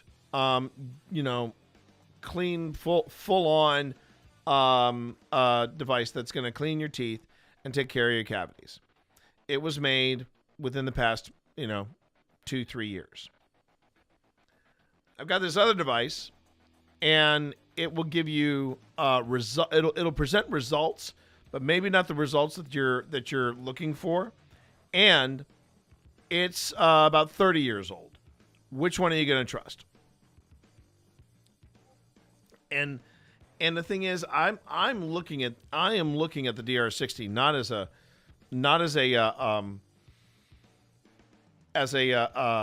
paranormal investigator, but I look at the DR60 as a podcaster. And the fact that you are constantly recording over that internal disk over and over and over again, and apparently the only way to retrieve the digital files off of the DR60 is to plug the headphone jack into your microphone, or you got to basically do some pokery jiggery, and you've got to replay the audio and then capture it again on your device. It's basically like you're working with JPEGs, and someone's trying to get you to make an original from a JPEG. So that's Photoshop talk right there. So no, I am not a fan of the DR60. Now the basic concept behind it, yes, that is considered ITC, is using electronic devices to establish verbal communication. Whether it is a spirit box, whether it is doing an EVP session, the Paratech, and the difference between what's happening with the DR60 and the Paratech and the Anubis and the Ovilus is that those last three named devices have word banks stored in them, and the idea is that by manipulating the environment around it, it actually is the ghost trying to find the word in the word bank that it needs, and then it comes out with it. That is how ITC works with Anubis, with Ovilus, and with Paratech. With the DR60, it is more about a voice actually coming through using a device. And the bigger issue that I have with the DR60 is it catches bursts of static that could be interpreted as words. Could be. Versus what I catch, where when I catch an EVP, I want to know what it's saying. I want to know what it is saying. So that to me is the difference. That's the difference. And again, this is all based on theories of how the human soul would interact with technology if it's trying to make contact. This is all based on various theories and ideas of paranormal study. So yeah, this is where it kind of gets gray. This is where it gets very gray. Which is why when I catch an EVP, I want to make sure I understand it. And we have caught EVPs that are clear as day, that you can hear the inflection in people's voices. Sometimes they're whispers, like the ones I caught yesterday. And it's hard. But DR60, no.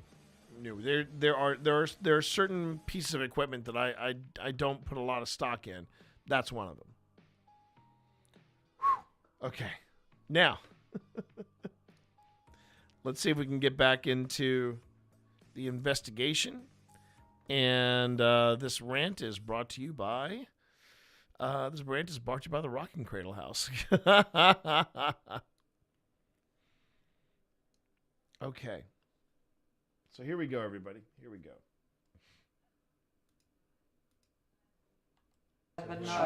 Child here. Oh. On the Anubis. Man.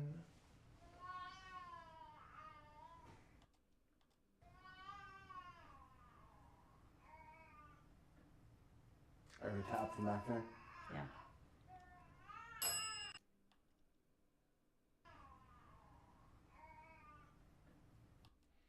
Okay, so there's the tap.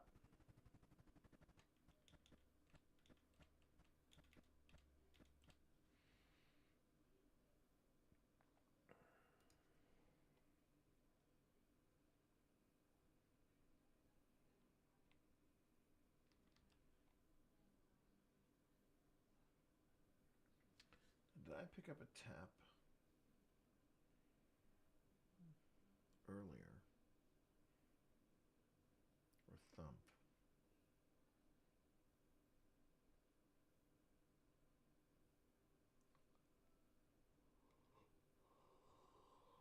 Okay. Didn't do it there. Let's see.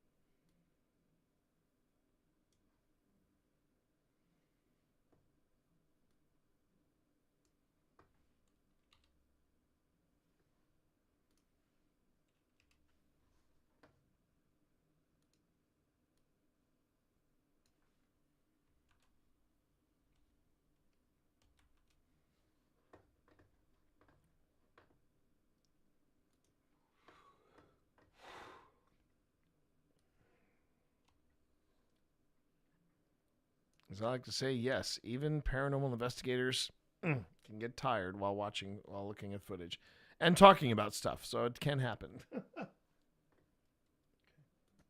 Well, that's just a normal reaction. Yeah, but no. Child here. Oh. Anubis. Man.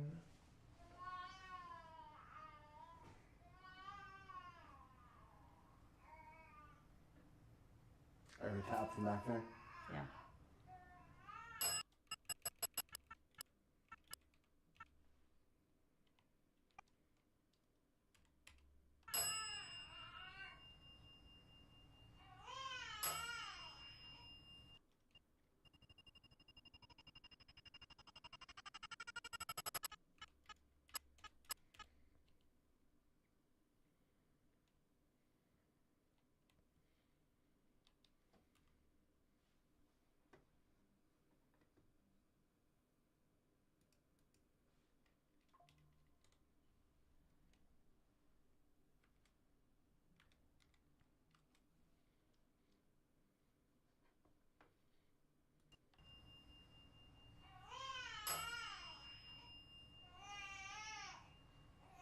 See, I'm having a reaction to that too, but it's a dad thing. Yeah.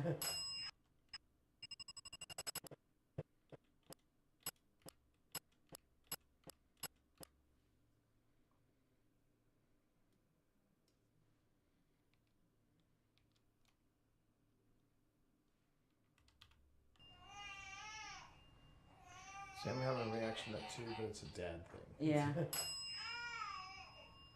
What was the name of the baby in the cradle?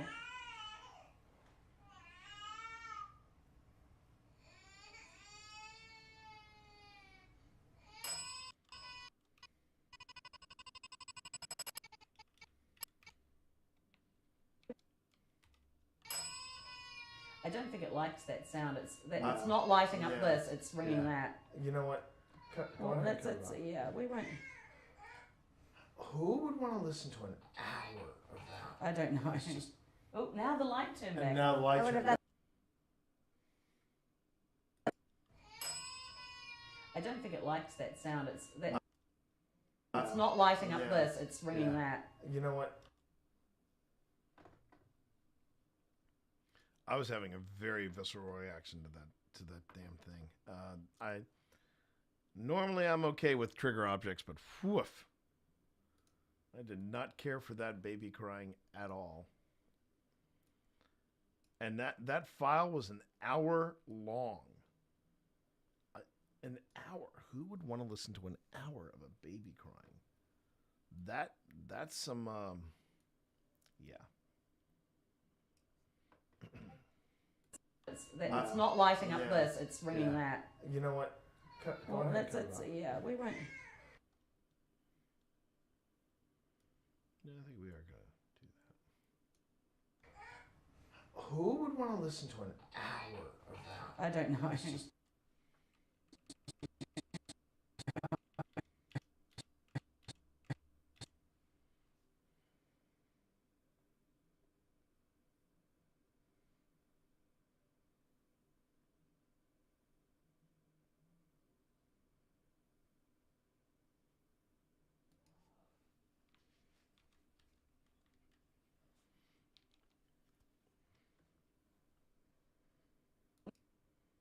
listen to an hour of that? I don't know. It's just, Oh, now the light turned back. and now the I lights wonder if are that's like back a on. thank you. I Like, think that was a thank you. And Yeah. take care.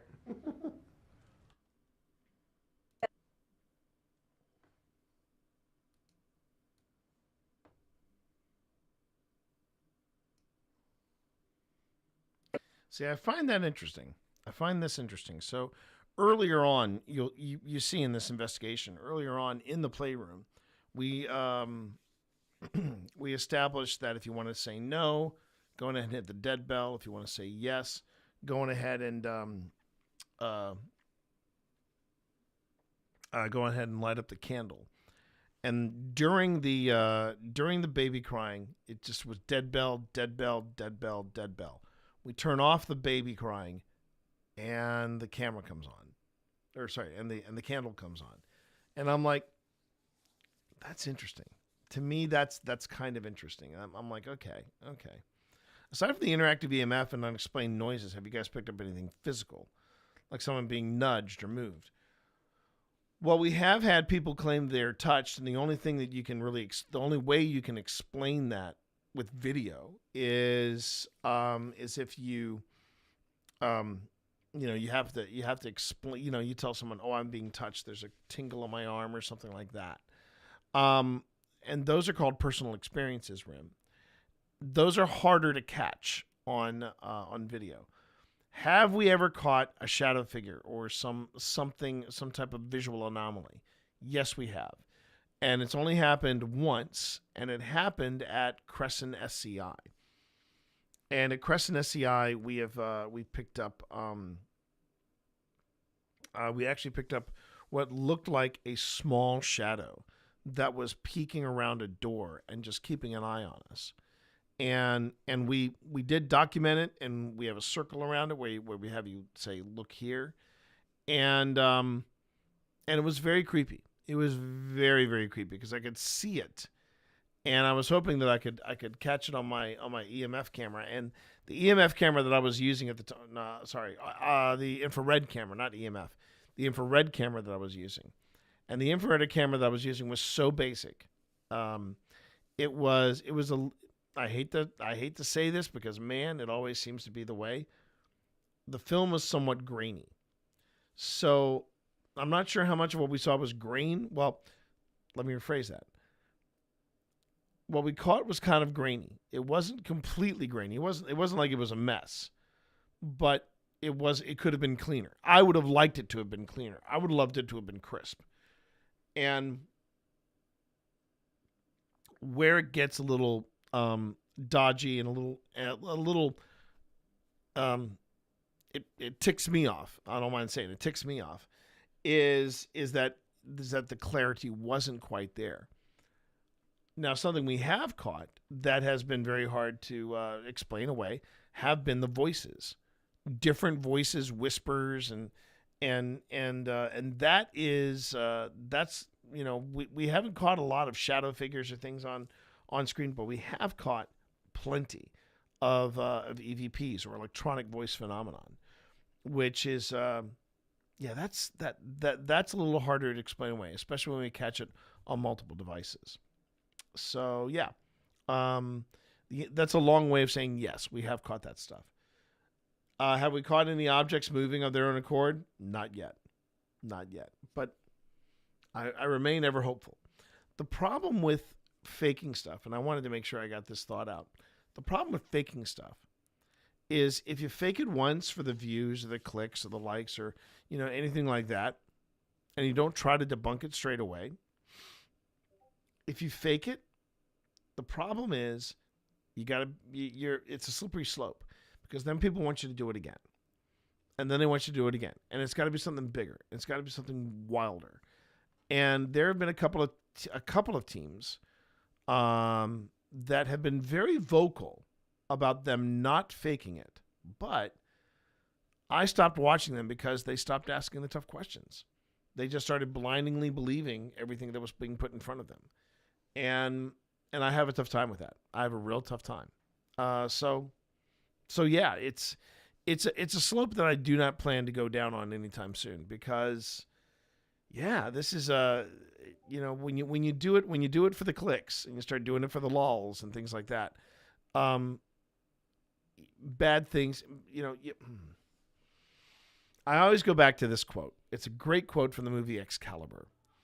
It was Merlin talking to Uther Pendragon, and this is after he had slept with Igraine and ruined this treaty that was supposed to unite the kingdoms and unite the serfs, and it was going to make Uther Pendragon the king of England. And Merlin is just raking him over the coals, and he finally says, he says something about the treaty or something like that, and he goes, "Years to build, moments to ruin."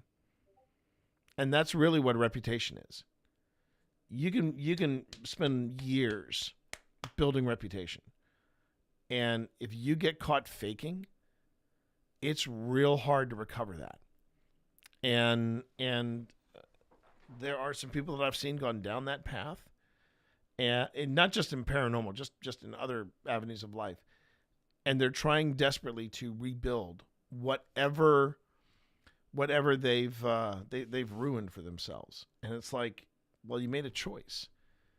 You took a shortcut, and now you're gonna have to take the long way home.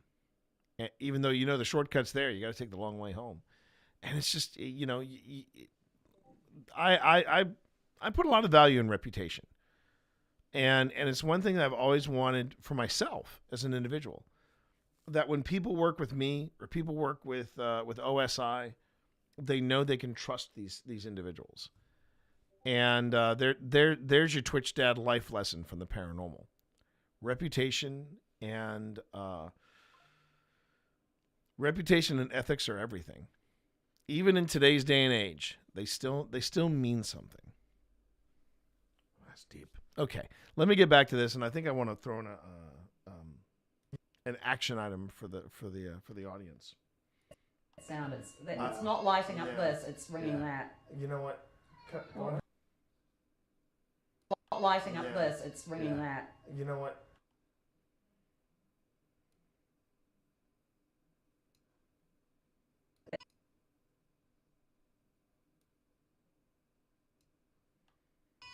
I don't think it likes that sound. It's not lighting up this; it's ringing that. You know what? Yeah, we won't. Who would want to listen to an hour of that? I don't know. Oh, now the light turned back. Now the light. I wonder if that's like a thank you. I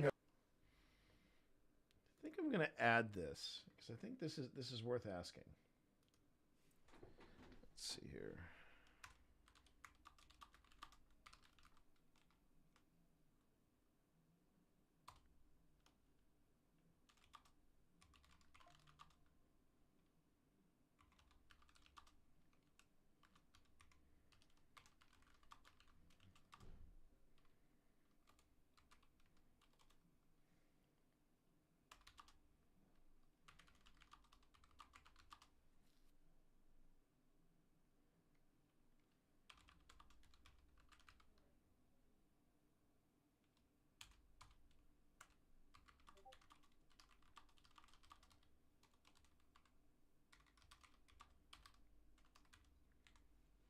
Never hurts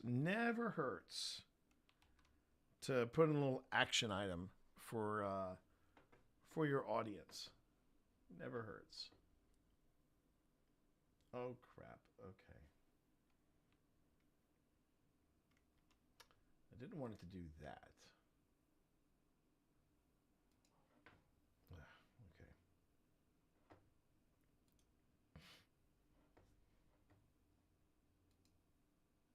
There we go. All right. Select all, center.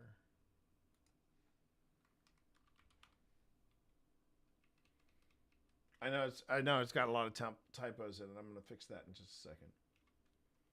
Okay.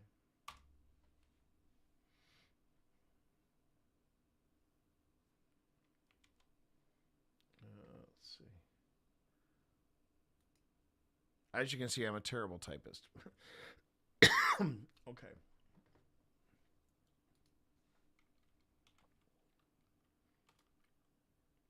Oh, and I should make the leading 0.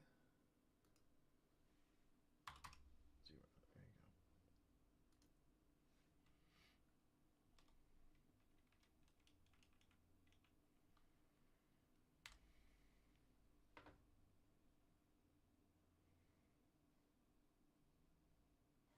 Okay, I don't necessarily want it to be 75. I think I want it to be 55. Oops.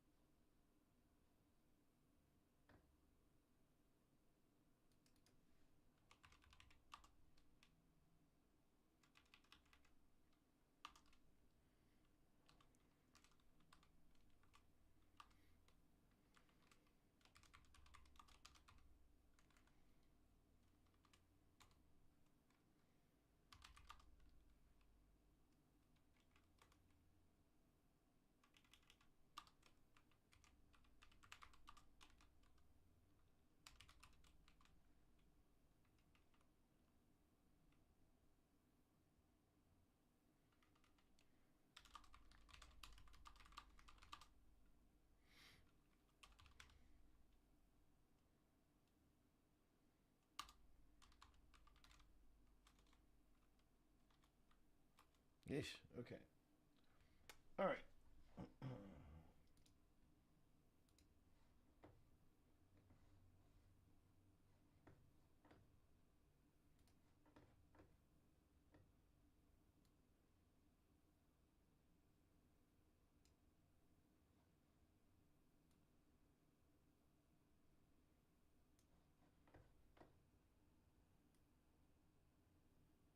Whenever you put that much text up, you want to make sure everybody has time to read it. Okay.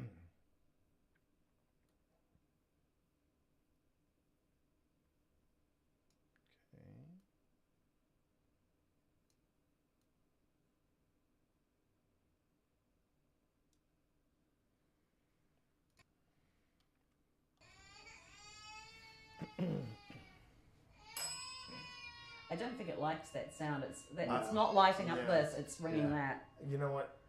Well, that's it. Yeah, we won't. Who would want to listen to an hour of that? I don't know. It's just, Oh, now the light turned back. and now the lights I wonder are if that's like a back thank on. you. I Like, think it was a thank you. Yeah. Take care. It was making us feel anxious too. So Yeah, it probably yeah. was. Sorry. Yeah, Sorry. We were all feeling anxious. We're all feeling, well, we're all parents here. We're all moms and dads in here, so you know. Well, we're all parents here. We're all moms and dads in here.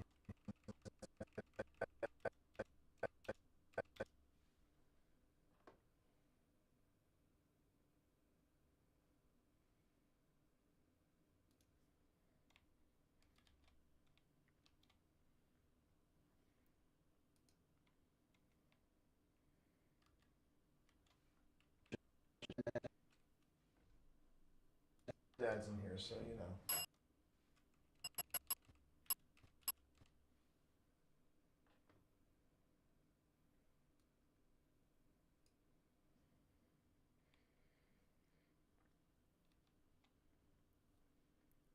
Now the lights I wonder are if that's back like a on. thank you. I Like, think it was a thank you. Yeah. Take care.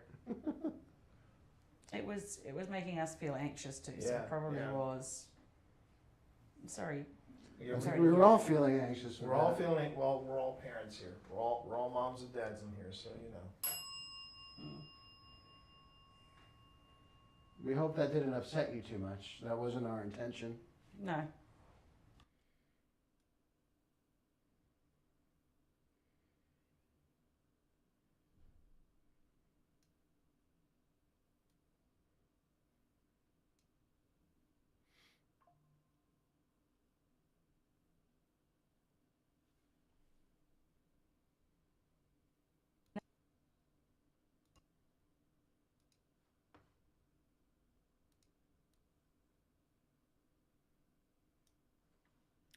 And again, just the reason I'm marking the camera, sorry, I keep calling the spirit candle the camera.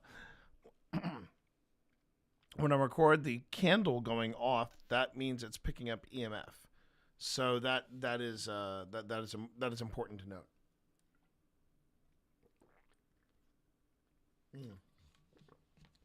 And we're gonna have ads starting in about 45 seconds.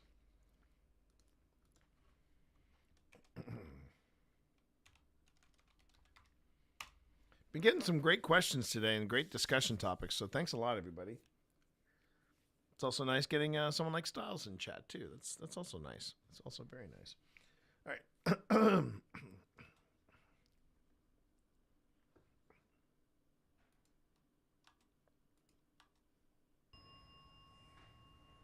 We hope that didn't upset you too much. That wasn't our intention. No.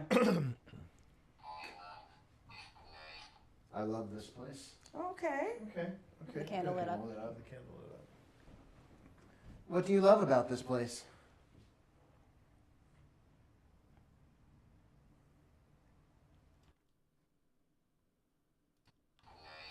I love this place. Okay. Okay.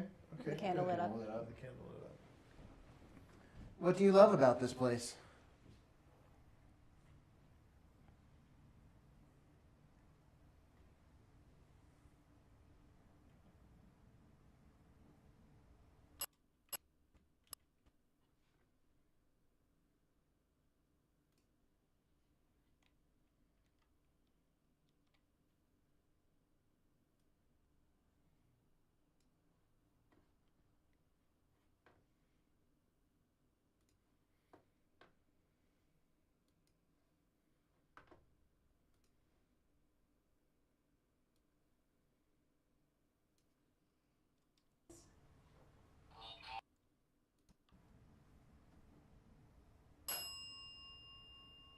And the candle and the bell rang at the same time.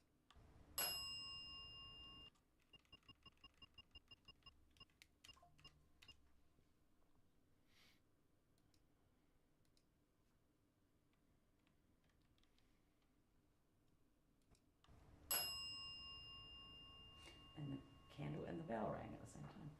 So does that Around mean the there's same good time. things and bad things about this place?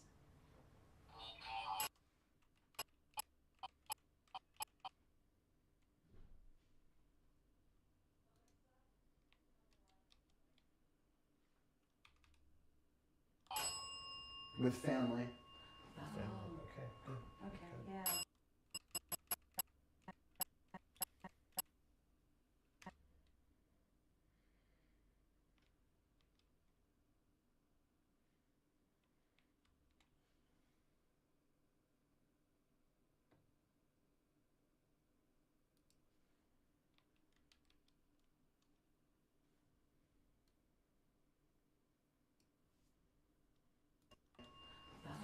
Okay. Good. Okay, yeah.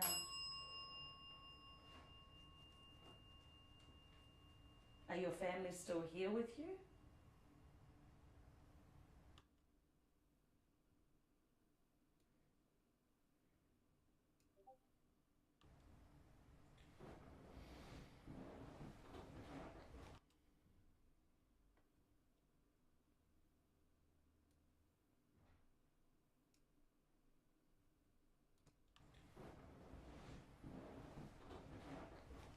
Light up the candle. Oh, it literally lit up the candle. That's just what I was saying, light up the candle for that. Okay. Okay. Well, that's nice that your family's here with you.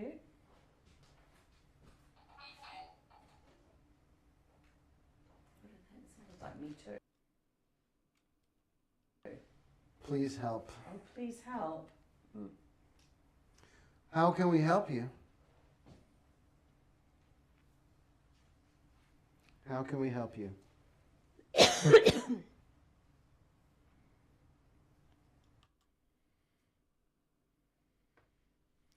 We're experiencing technical difficulties. Please stand by. I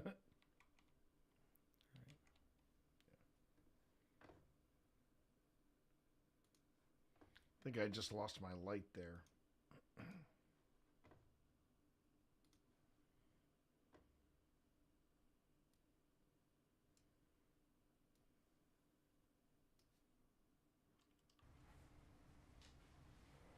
What can we do to help you?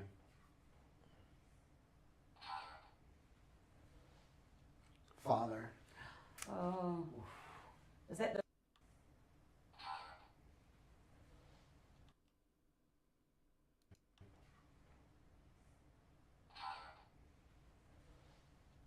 Father.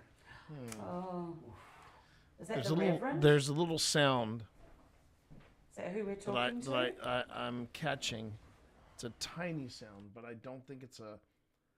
It could just be. It could just be me burping.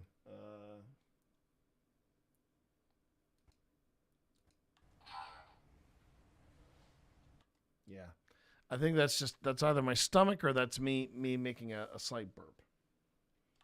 Father. Oh. Is that the Reverend? Is that who we're talking to?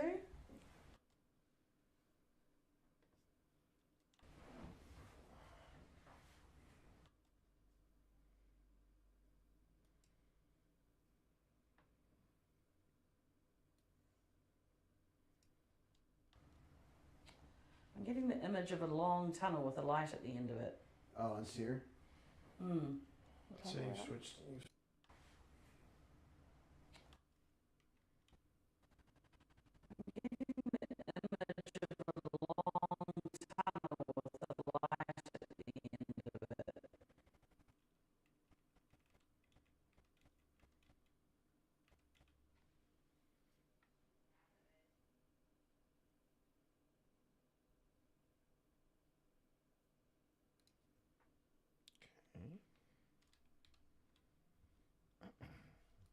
Of a long tunnel with a light at the end of it. Oh, and Seer? Hmm.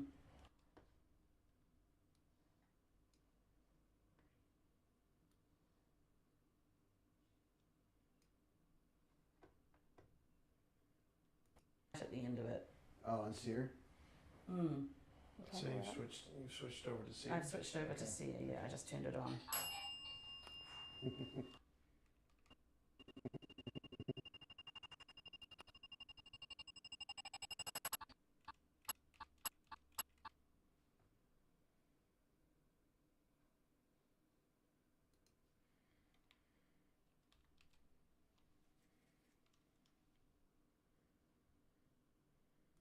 Yeah, I just turned it on. That sounded like stop it. Stabbed. Oh, shoot.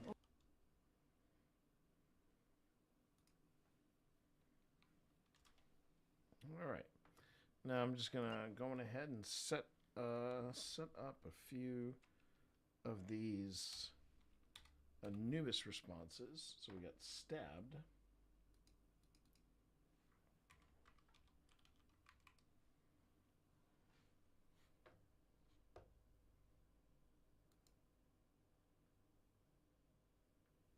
I felt that. Interesting. Okay, I felt that.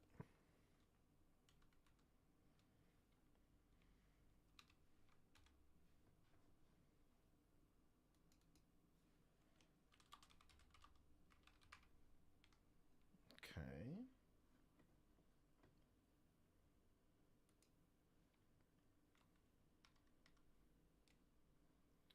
This one is try again.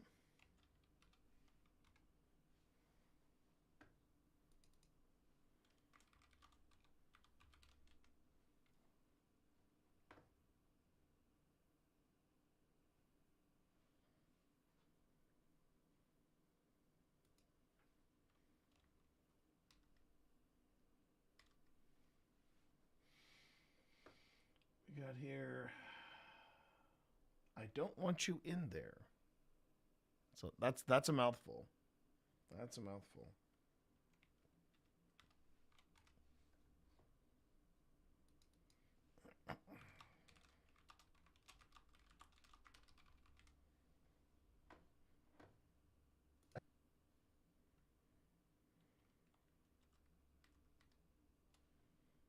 We have this. Okay, so we have these two, and then we'll go back a bit. I felt that again. Okay, when I felt that, but I felt that twice. Oops.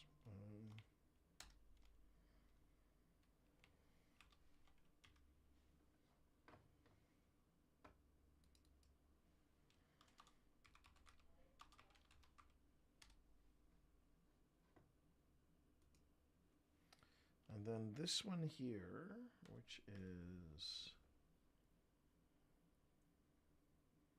I want to see it. Okay, I want to see it.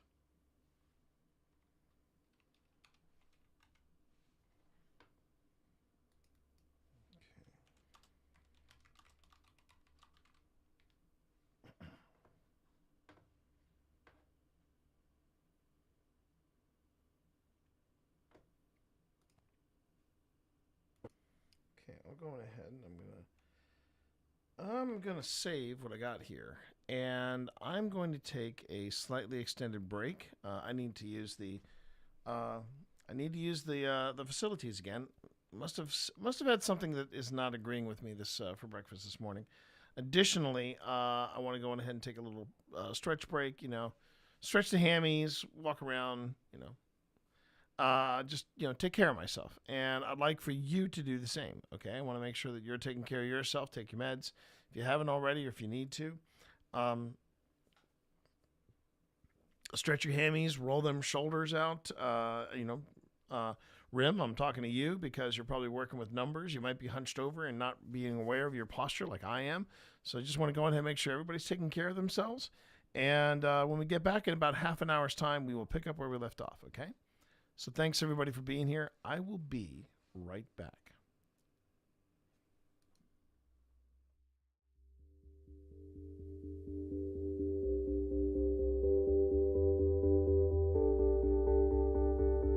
That's one of the things on my to-do list for the week. What was that, honey, baby? Today? You say that just as I launch the stream. Just as I launch the stream. And you really let the drop in play. Let the drop in play, woman. You are on my territory right now.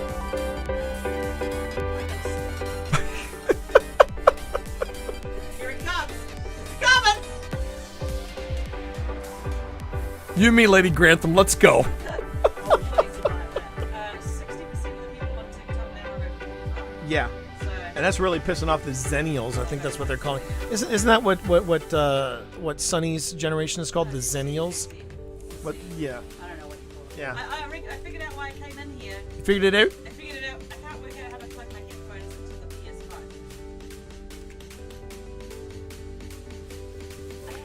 I can't bend down to examine where I'm supposed to put the... Where to put it? I heard that noise. Okay. My hands are like iron. My fingers are like spears. My fingers are like spears. Okay. Apparently, chat. I gotta do IT for my wife. I'll be nasty. If I get a third nasty, and I got 4 more to go through. All right. This is either stink bug, toasted marshmallow.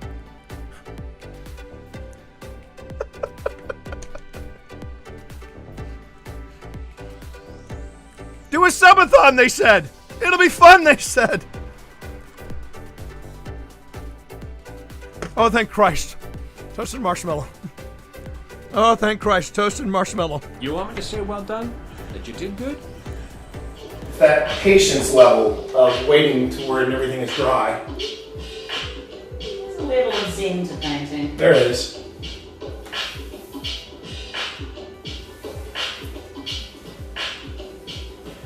The question is, can I do this without the ladder? Just don't drop too much on them. I'm trying not to, darling. Light of my life. You do tend to overburden your brush sometimes. I know you're making a face. I am not making a face. I am not making a face. I am not making a face. I can see it. This is bullshit. Did you read 1 or 2 while I was I read 2. I tried to stall as long as I could. No, but, well, you know. I see why bartenders are like, oh, mojitos. Yeah. Well, regular mojitos are fine, but when you have to add fruit to them, it takes an extra. Gus sees you, by the way. Hey. Gus sees you. Does Gus like mojitos? Gus, do you like mojitos? Pip wants to know. I'm gonna try this one. This is a strawberry mango mojito. Let's see how Pip did. My wife loves me. Ooh, is that good?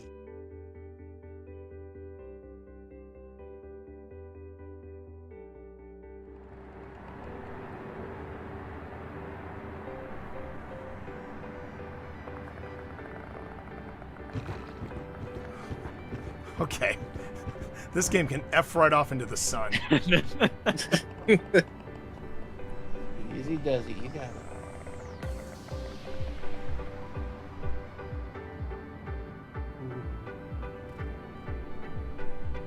Alright, door locks to your left.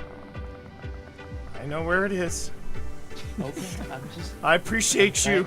I appreciate the fuck out of you, but yeah, I know where it is. I'm cheering you on, T. You said it was to the... No, it's to the right. It's to the right. On the right side of the door. It's on the right side of the door, but to your left. As you were looking at it. There you go. Yeah, right there. You got it.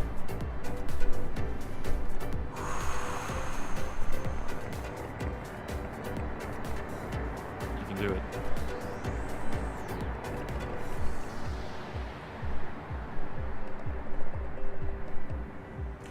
Phil Rossi, do this damn tutorial. I'm just saying. Oh no! Let's let Phil. It feels. I'm gonna secure vulnerable positions.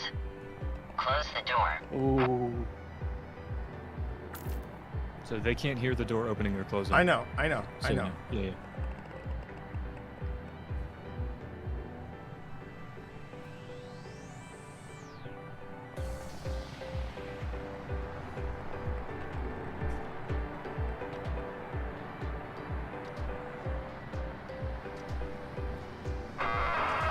Subject. Close the door. Yeah, I'm getting there, man.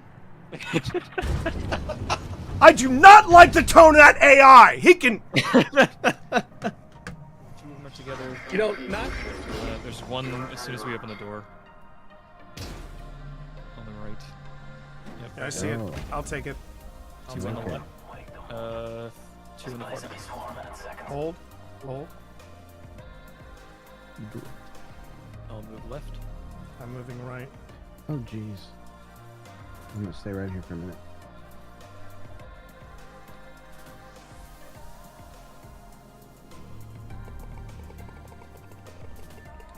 Should I just take him out, or do you need this to be Yep. coordinated? Okay, 3, Should be far 2. enough.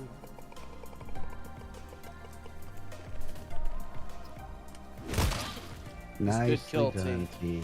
Yep. Nicely done. Thermal, I'm on your 6. Wikipedia for me, but I have a Wikipedia, and I hate it. Oh wait, is that an empty? Tell me that's an empty suit. Okay, it's an empty suit. Okay. Oh, but I don't like the music that's playing. I do not care for the music that is playing right now. And there's a lot of ammo around here. I could have swore that was somebody hanging there.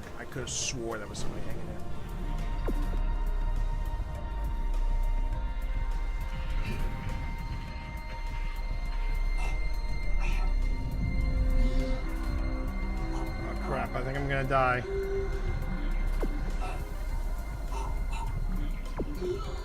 Jeez. Yeah, I think I'm gonna die, everybody.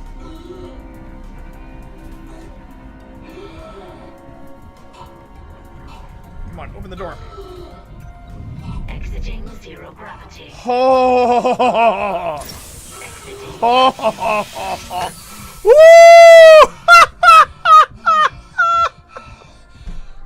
If anyone would care to clip that, I would be forever in your debt.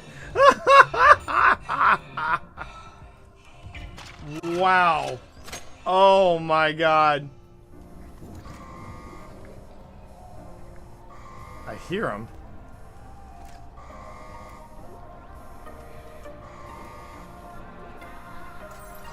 Now wait a second. Can I?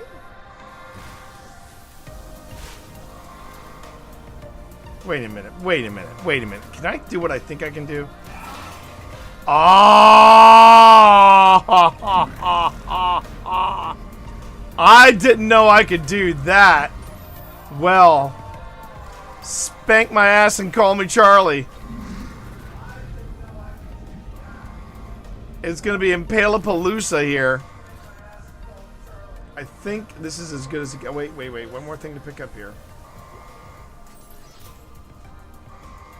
Alright. Now just don't F it up, T. Just don't F it up.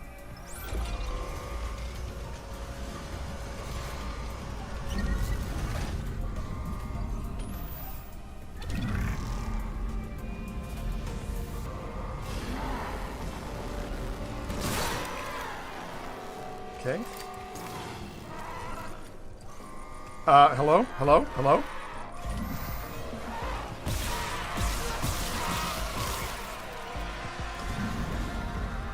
There's a third one. Nah!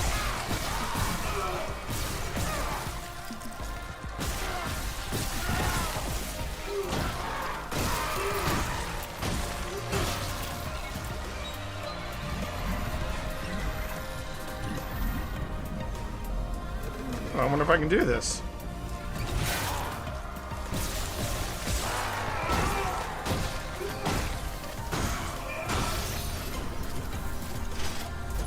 Oh, heck yeah, chat.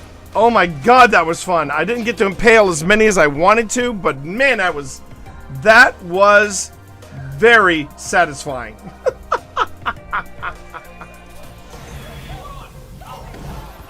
Oh, here we go. The mutant babies. The mutant babies.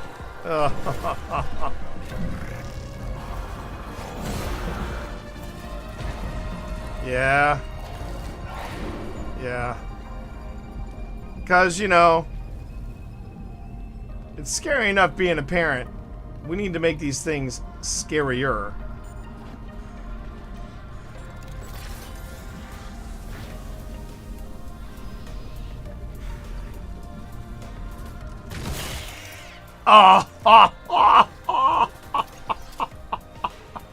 I gotta go get some more spears. I'll be right back, everybody. I gotta go back and get some more spears, everybody. I hope you don't mind.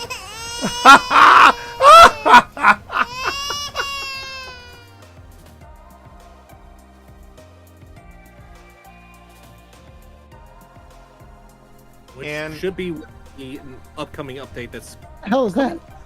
That is Barry! Barry! So you gotta say hey to Barry. So is this the haunted house in the Halloween season? More or less. And they just keep all their just keep going along. Oh, You're doing prop? fine. You're doing fine. Oh fuck! What was that? What is that? What the hell is that? What was that? I don't know. You tell me. What was that? Okay, yeah. You know what, T? You know I will get you for this. Yeah, I will oh, get you bullshit! You're the one, dude. You're the one that took me to TWA at night. I don't want to fucking. Oh, well, I missed this. All right. Anything on your EMF? Do you want to play ball with me? Okay. We are off and running, chat. Here we go. All right, Phil, move forward. Now, Phil, I will tell you right now, I will not leave you alone in this game. Open this door, Phil. Open this door to your left. The one that I'm okay. Yeah, the one on the left. Okay, walk in there. And read what is on the portrait, Phil.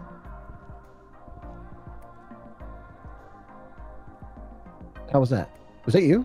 No. Because I didn't read anything, and I just heard a noise. No, just Magna. Fuck you, bitch. This is awesome. She threw the tarot cards at me. No, I put those on the floor. Oh, thank God! I thought she threw the tarot cards. You know what? Like, I want to be brave. I want to be brave. Oh no. Oh yes. Oh boy. Oh yeah. Oh I'm no. stepping out. Oh yeah. I'm doing saying this. I'm saying over near Oh, the I TV. really don't like the look on the cards, but okay. Wait, I'm gonna get a picture of you moments before your death. Okay. Okay. All right. How do I read the cards? Do I just Click once. Yep. go? It said aggressive, Oh boy. and then it just burned in my hand. Should I leave? No, Should I leave? Aggressive, so aggressive just makes the ghost more aggressive. I'm gonna leave now. Yeah. I don't think we need it with a ghost like this. Oh, come on. Ah! Okay. The You cards want- burn up in your hand automatically. They're like consumables. Like, Okay. when you pull it So out, it's- should I try another one? Should I try another one? If you want to. I'm yeah, feeling. there's a lot of effects they can have. I know. Here we go. Let's try it again. Void. Shit. Okay, you're Oh. good. That does nothing. There is a bug with it though for some people, because some people have gotten void, and for some reason there are items that they're carrying disappear for some reason. Okay. Oh, that's not good. Should I go three? Yeah. Should I go 3 for 3? 3 for 3, go for it. Here, let me take a picture of you doing this. All right, here we go. Ready? Oh, do it. Do it. Here we go. Moon. I think Moon is good. I think it's. I'm not going to push it after 3. Is that he said he was loving how Bethesda's RPGs are by playing that game. Because he never could get into, the others. He couldn't That's get true. them all. That's true. Couldn't get into Speaking, Elder Scrolls. speaking of which, has this always been here? Yeah, it's always been. Okay. First time I've noticed it. Likely story. Ha! Ha! Ha! Ha! Ha! Ha! Ha! Ha! Damn it! Okay. Okay. I'm glad we got that out of our system. Great.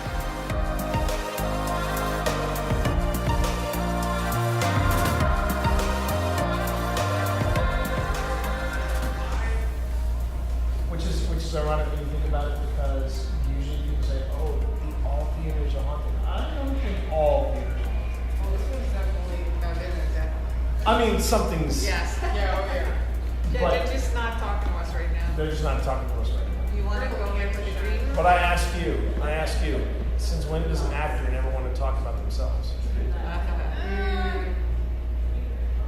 Yeah. Hi everyone, it's me, Twitch Dad, and I'm here. It glows blue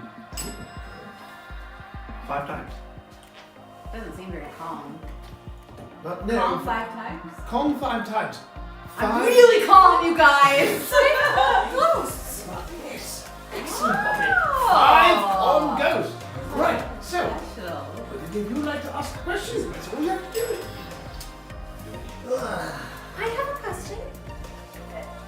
Is there magic? It just said, it said answer. It said answer. You used to ask a question. It said answer. So go.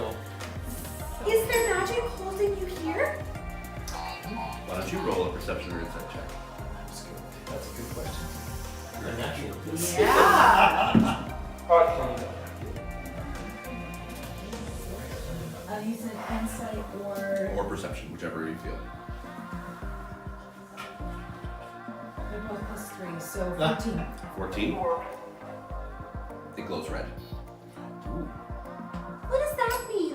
Right. Goes red. Red means hostile. So you said, yeah, okay, angry.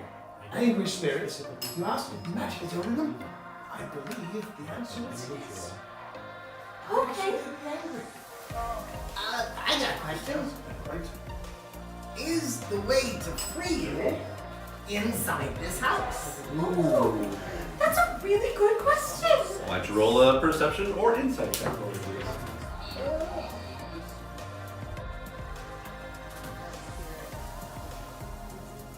Okay, so I think it can be very, discussions about yeah, it can be really hard to distinguish. I mean, I do think So I lump like demonics into just non-human entities. So it could be an elemental spirit, it could be a nature spirit, but I lump it into this categorization. It could be a thought form, a tulpa, an egregore, which is basically these energies and forms that are said to be created by our consciousness. I have my own response. I'm going to wait. But you watch yourself. Yeah. I think it's hard. I just think ultimately it's hard to make that distinction. I think part of it is your gut. It is your intuition. I think absolutely. Yeah, but Yeah, I think absolutely. here's my take on the D word. One, it gets really abused by paranormal entertainers. Yes. That's my first big problem. Yeah.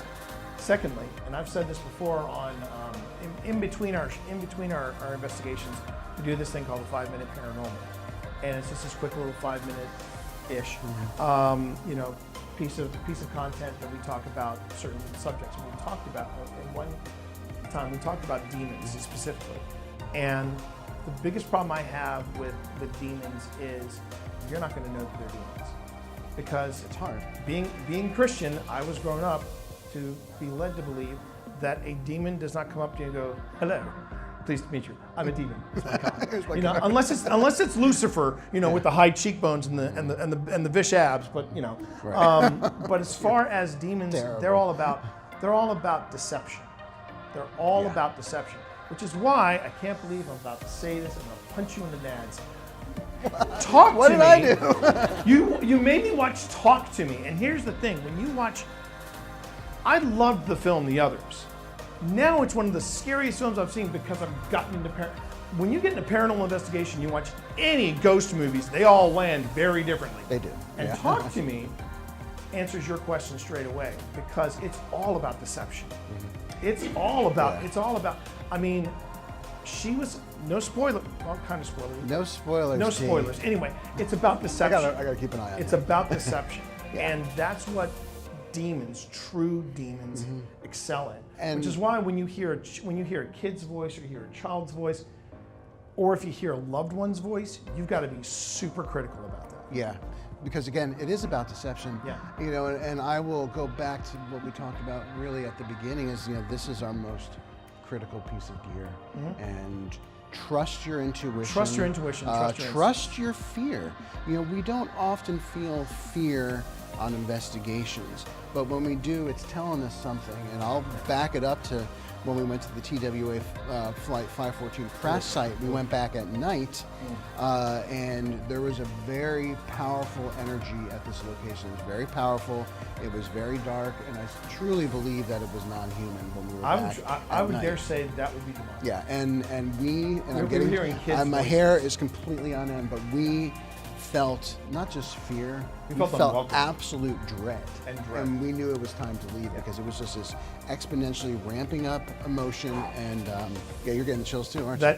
That I would say that still ranks as my most terrifying. That was the most. That was the place I was the most. Yeah, we were not welcome there. We were not. So we've been to some terrifying places. I mean, we've been to Old Hospital. We've been to Crescent. We have been to St. Albans. We've been to different places with darker histories. But TWA caught us off guard. Yeah. And I hope that answers your question. Yeah. That's a fantastic question. That really it's a great question. My thing is that I just feel like that the word is bandied about too much, which, and like I said, I know I keep going back to Talk to Me. But the thing is, that is this movie really had an impact. It rattled it. I did a good job. The thing, and I think the reason why it resonated with me so much is because I feel like that was, for me, an accurate depiction of what a true demonic spirit would do.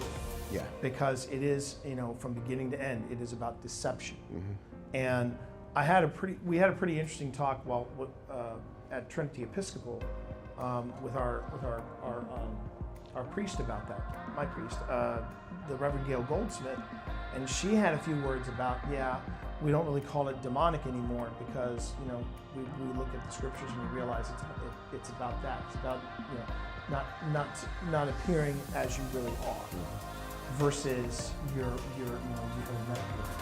a mental medical affliction or something like that. But yeah, great question. Great question. Other questions? One of these is No freaking way, dude! This is the first time this has ever come up on the Sam and Colby channel. That's amazing. Oh, I'm kind of embarrassed about it. Okay, that's a clarinet right there. Dude, it's an actual clarinet. Bro, my dad made me do marching band with a clarinet. And so like in high school, I'm just like... I can see You know what I'm that. saying? Yeah. Okay. I'm gonna just come out and say it. Mad props. I mean, you know, he's a band nerd. Now, granted, I was a trombone player, so you know, unlike Colby here, you could hear me when I was on the when I was on the field. But hey, look, we both marched. The fact that he is a marching band geek, something that I didn't realize was a thing, and he has worn the polyester uniforms. He has suffered through the heat. Man, you don't know misery until you have worn a marching band outfit and it is like 90 degrees after the sun sets. It's just oh. Not what I would call the best of times, okay? But I appreciate that. I appreciate that. Well done, Colby. Well done. Like, check that out. All the marching kids out there, you know what I'm saying? There you go. Oh, he did the heel toe. He did the heel toe. Represent. Well done. Well done.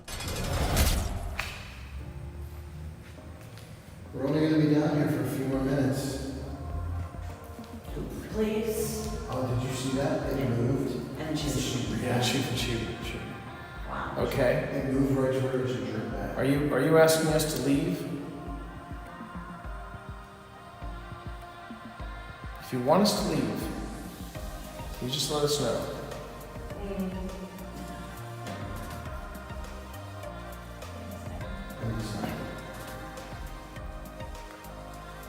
If you want us to leave. Four and none. For the none? Can you give us a sign if you want us to leave? Yeah. Okay. What sign is that? You want to make all three of these light up? Did anyone see that front? You heard it?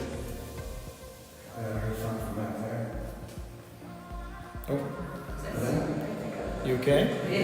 Yeah, I heard it say Piper come along. It scared me. That's fine. Wow. That's our sign. Yeah. Yes. Here we And go. there was a bit where there was a movement around that, down that centre one, and you jerked back. You jerked It back. moved, and you went, ugh. And you said please. Because it like spiked really loud. Yeah, you literally jerked backwards. I don't know.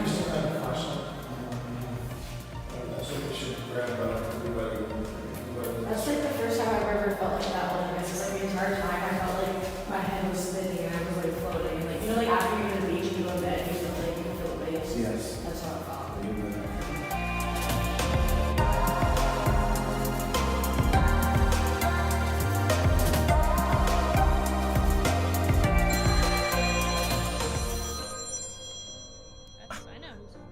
Yeah, and it's my mom. Hang on a minute, this will be fun. Mom, I'm gaming right now! Yes. Yes, you are. Mom, I'm gaming right now! With my friends, Mom! Hey, don't do that, me! Hey, I'm here too! Mom! I'm gaming with my friends! What do you want? Hey, and I'm streaming, Mom! Mom! I'm hanging up. I love you, Mom. Join Sunny and tell me how many wallets we've got. We'll call you tonight. Love you. Bye. All right. After 7? After 7. Okay. Okay. You're awesome, Mom. Bye. She's shaking her head at me, everybody. She's shaking her head at me. She's shaking her head at me. Few of us are.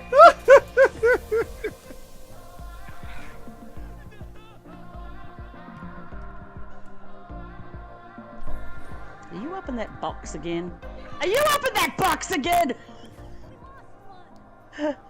No. You're never gonna get in that box again, are you now? You're gonna be like, no, I don't think I will. But you're also not gonna like.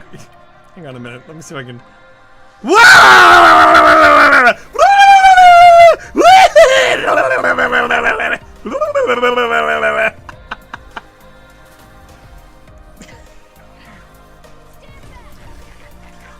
Oh, you're kidding me!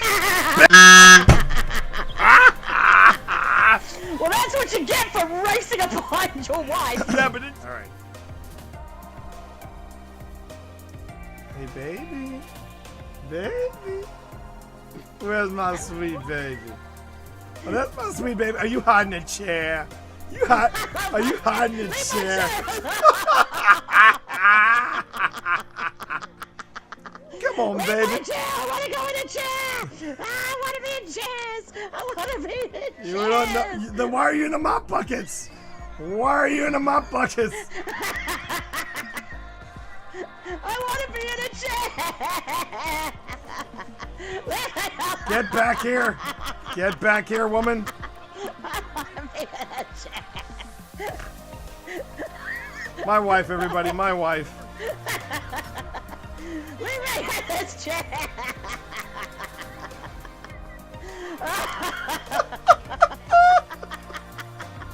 I'm laughing too much. This is not good.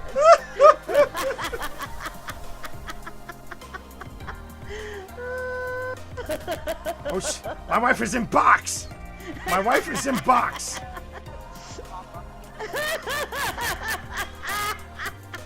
Okay, she is possessing a dustbin. I'm possessing this bear because I love. No, you're not. No, you're not. Red bear. Red bear. I love that bear so much. I love that bear so much. Do you now? Do you love that bear? Because guess what? Yeah. Bear is gone. Oh, did you kill bear? I killed. Right, that's it. You're for it, mate. All right, yeah, get that guy with it. Get that guy. Hit it. He's a big boy. He's a big. What? Are you alright? You're no, I'm not alright. All right, Stan. You can F right off. God. Oh my God, that's awesome.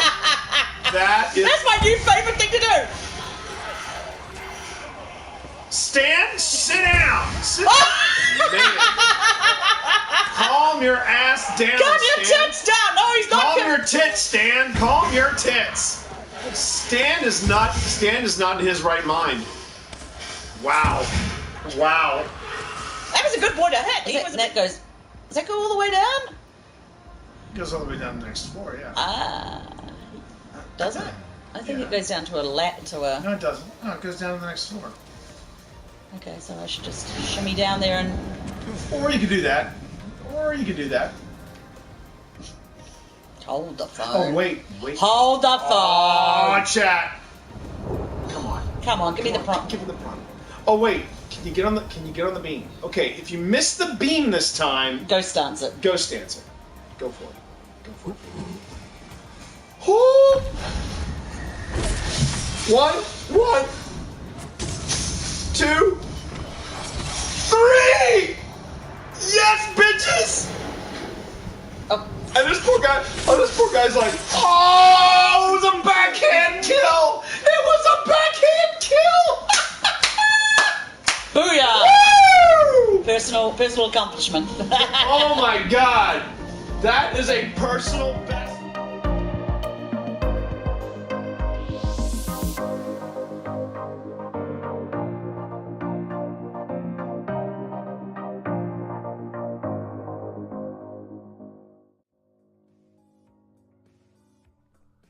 Hey everybody! Thank you for the for allowing me that extended break. Just needed to stretch out a bit.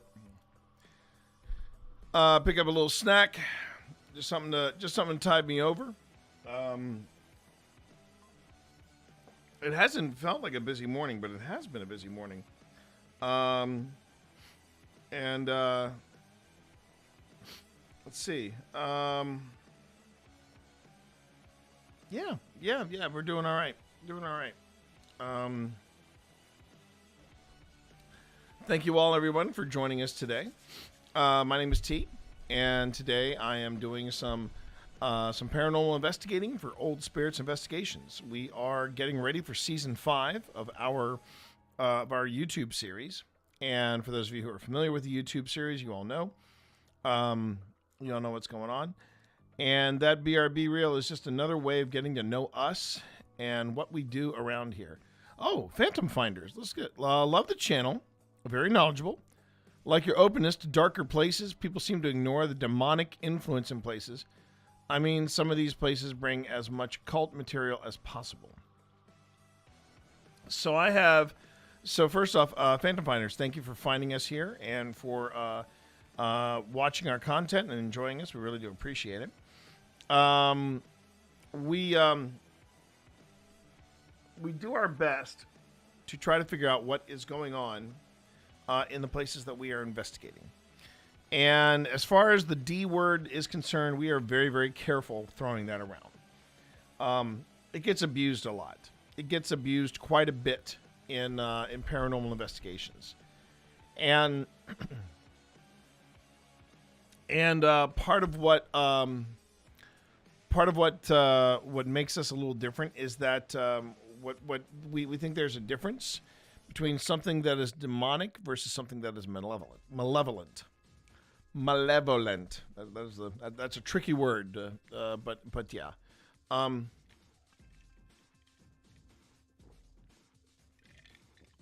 Because I think for us, the dividing line about being demonic is that if you're being demonic, you're being deceptive. And I know that might be a thin line for some people, and that might be kind of a splitting of hairs, but I really believe that. I really believe that the line between something demonic and something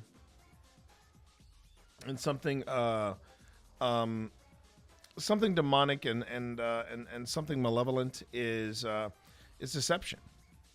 There are just some things that you're going to encounter in paranormal investigation that is just in a crouchy mood. It's gonna be in a bad mood. It's gonna be unpleasant to be around, and you just don't want to have anything to do with it. But in all fairness, when people throw around the demon word, I think a lot of times it's for the clicks, and I think that if they were to come up against something truly demonic, they're not going to see it coming. They're not going to see it coming, and there is a real value in taking stock of where you are and just reading the room. And if you feel yourself suddenly unwelcome, you might want to rethink. Where you are and whether you should stick around or not. I've had in my coming up on 5 years of doing this, I've had a personal experience where things just took a wrong turn, and I did not feel welcome. I did not feel safe. I felt endangered, and something was trying to hurt me. Did I think it was demonic? No. I just thought it was cranky as hell, and I just needed to get out of there. And once I got out of there, I could feel myself calming down. I could feel myself, getting back into a sense of normalcy. And it was really difficult to stomach. It was difficult to cope with that. But have I ever encountered anything demonic? No, I don't think so. I think we came close at some places, but demonic is a big word that people throw around a lot in the paranormal, and unfortunately, it's the paranormal entertainers that throw it around the most. Anything that's off, they think it's demonic. And I think they do it, and that's the thing is that when you're constantly, it goes back to something we were talking about earlier about the line between paranormal investigation and paranormal entertainment, and people that are trying to find something more and more daring and more incredible and more intense. It's a slippery slope. And when you drop the D-bomb, when you drop the demonic whatever it is into your episode, you'll notice that those people when they first drop that D-bomb and they react and they deal with whatever it is that is claiming to be demonic, that becomes a weekly occurrence. Every week there's something demonic that they're dealing with. Every week there's something, somebody's getting possessed. You see the pattern, and it's that constant rampant, and I've seen some ghost shows where they haven't caught anything, and they just go, "Yep, it's a slow day at the office," and I think that is just as legit. Now, this place has been surprising. It has been genuinely surprising to us.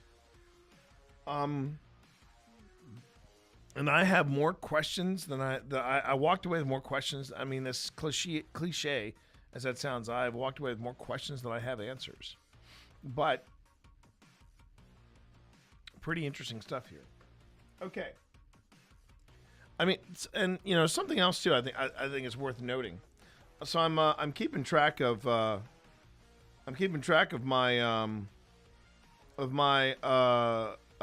hits right now, and my analytics, if you will, on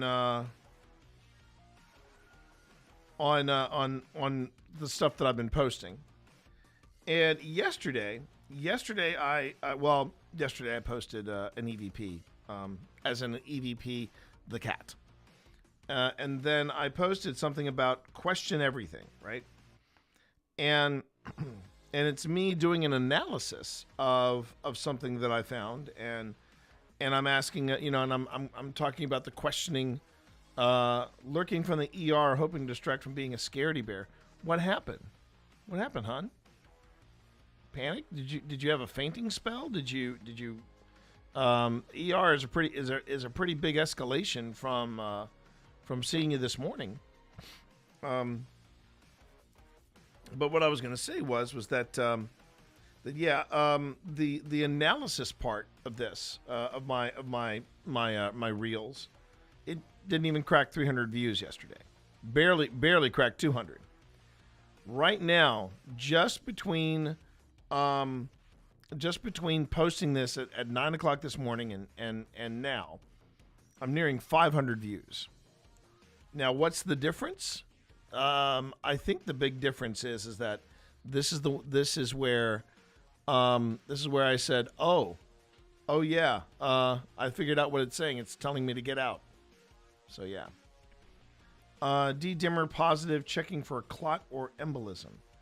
Okay, well, here's the advantage to that. Here's the advantage to that panic, and again, tots and pairs, and I mean that in the nicest possible way, tots and pairs. But keep this in mind, okay? They're checking for a clot or an embolism, so they know what to look for. And people smarter than you and me combined, they know what to look for, and it's better that they find it than something really bad happening, like you get a clot or or something like that. So you hang in there, okay? You hang in there, and if you're lurking from the ER, that's okay. That's okay. All right? Love you. We love you over here, okay? We all love you. So you hang in there. And, if you want something really spooky, let me take you back here. Let me take you back to, here. We're back at the,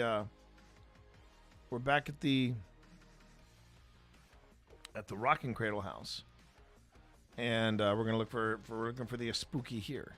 Okay, so yeah, so let's go ahead and let's just get back to it, shall we?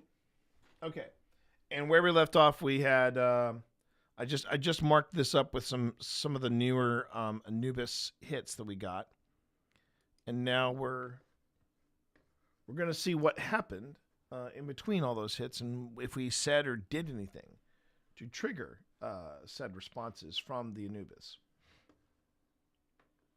And here we go. At the end of it. Oh, on Seer? Mm. So you switched over to Seer? I've switched over to Seer, yeah, I just turned it on. That's not like stop it. Stabbed. Oh, gee. Ooh. We don't have any records of any. There's a lot of mystery about this house. Yeah, we're not familiar with any stabbings. Doesn't mean that it didn't happen. If that's something that happened to you, we're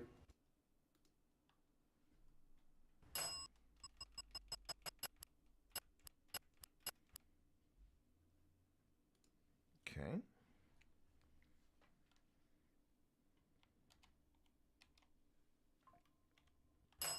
doesn't mean that it didn't happen. If that's something that happened to you, we're so sorry.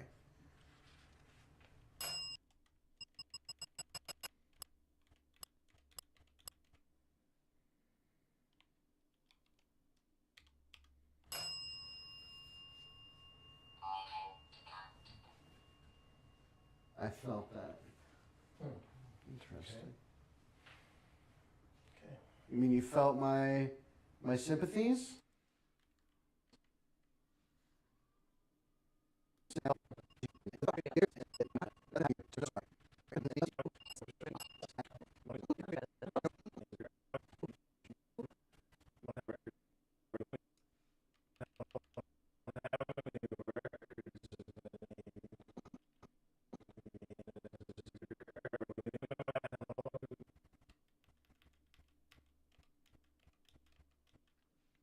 Okay.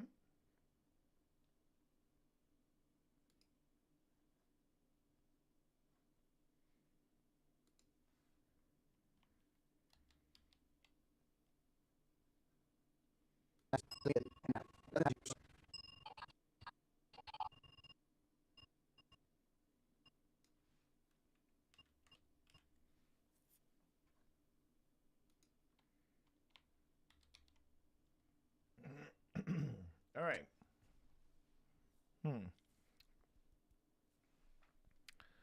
And let's see. What else did I want to... Oh, I wanted to see...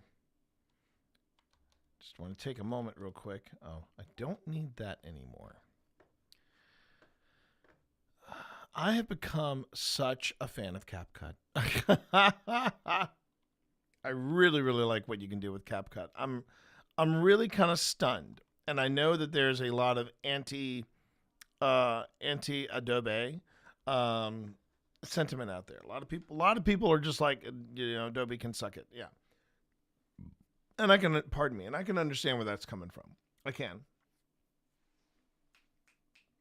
What I don't understand, hello? There's a big man. Come here, big man. I just don't understand how they sat on that. Come here. Hudson, would you like to say hello? Oh, you make yourself beautiful for the camera? Is that what you're doing? Come here, buddy. Hudson. Hudson's underneath the desk. Come here, Hudson. Hudson. Hudson. Aww. Hey. Hey. Come here. No? You don't want to come here. You can't put me on the camera, Dad. You don't want to be put on the camera.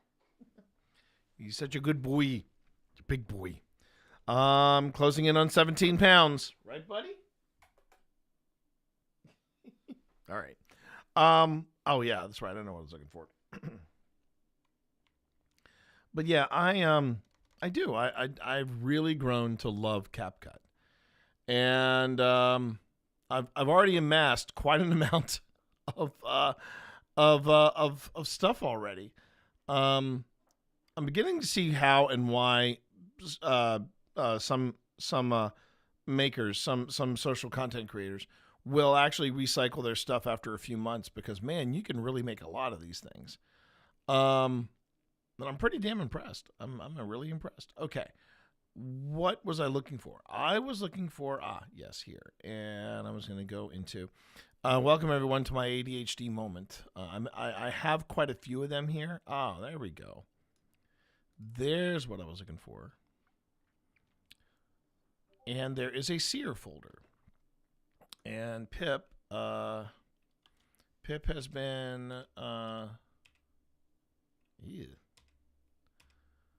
okay. Let's see here. Okay, but that was October. These were all dated. Oh, that's when I first looked at them, and that was the return. Was that the return visit? She said there was a hallway one, but I haven't seen a hallway one. Now the question is, did Pip actually load up the? She did not. She did not. I was hoping she was loading up the. She only did the seer exports. She did not. Oh, 5 minutes. 5 seconds to ads, everybody. 5 seconds to ads.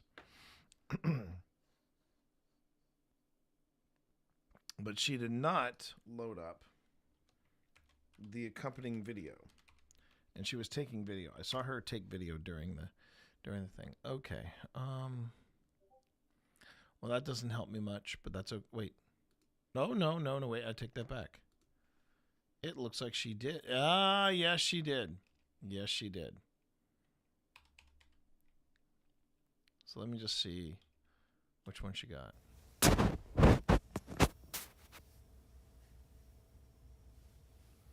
Okay, that's me putting it up on a post of some kind. Oh, okay. Oh, that was my video. Okay, that was my video from GhostTube Seer, which I had running during our vigil. Okay.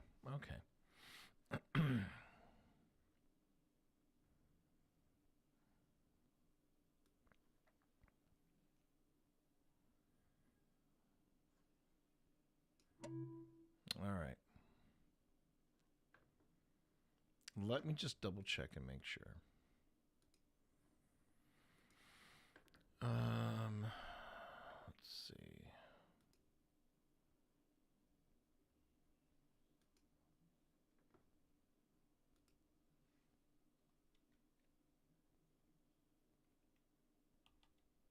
You're the best. You're the best. I heard. I can't speak for this one. No one's tapping my butt, so. Well, that's us in the kitchen. That's us in the kitchen. And there's kitchen audio, Phil, T, Sonic Tim. Okay. All right, that's all. Yep. Okay. And then some more seer from me, but those are just images. Okay. All right, then. I am fully aware of what we got here. All right.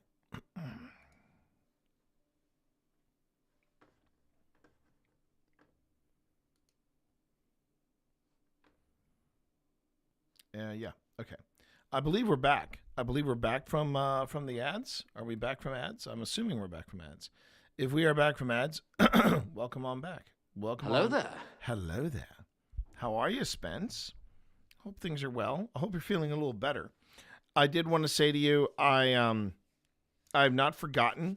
Turns out I have not had a chance to even think about the proposal. So I'm hoping to work on it when we get back from the public event that we're doing tomorrow.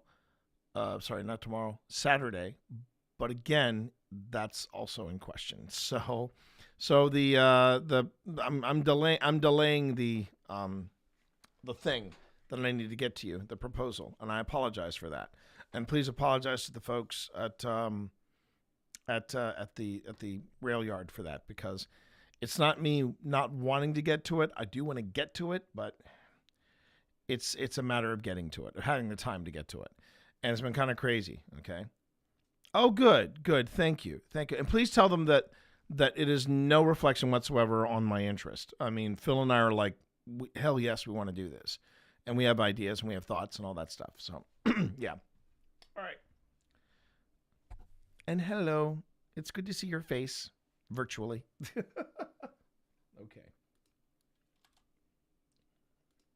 Long tunnel with a light at the end of it. Oh, on Sear?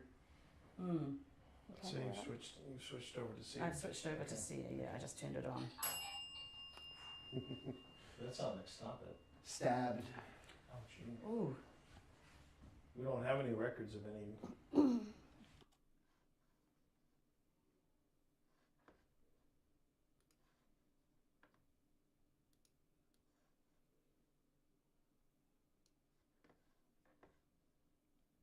How they stop it. Stabbed. Oh, gee. Ooh. We don't have any records of any. There's Yeah, a lot of mystery about this house. Yeah, we're not familiar with any stabbings. Doesn't mean that it didn't happen. If that's something that happened to you, we're so sorry.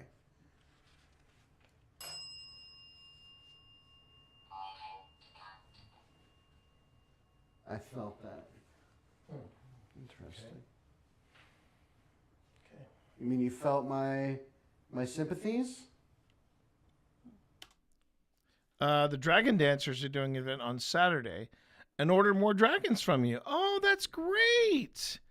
That's fantastic. Great to hear. Oh, that's cool. That's cool. They were fun. They were definitely a lot of fun. In fact, while you're here, I should go ahead and do this because I didn't do it yesterday. Now, a lot of that had to do with the fact, Spence. I did not do what I did yesterday. And I should probably put some music on and switch over to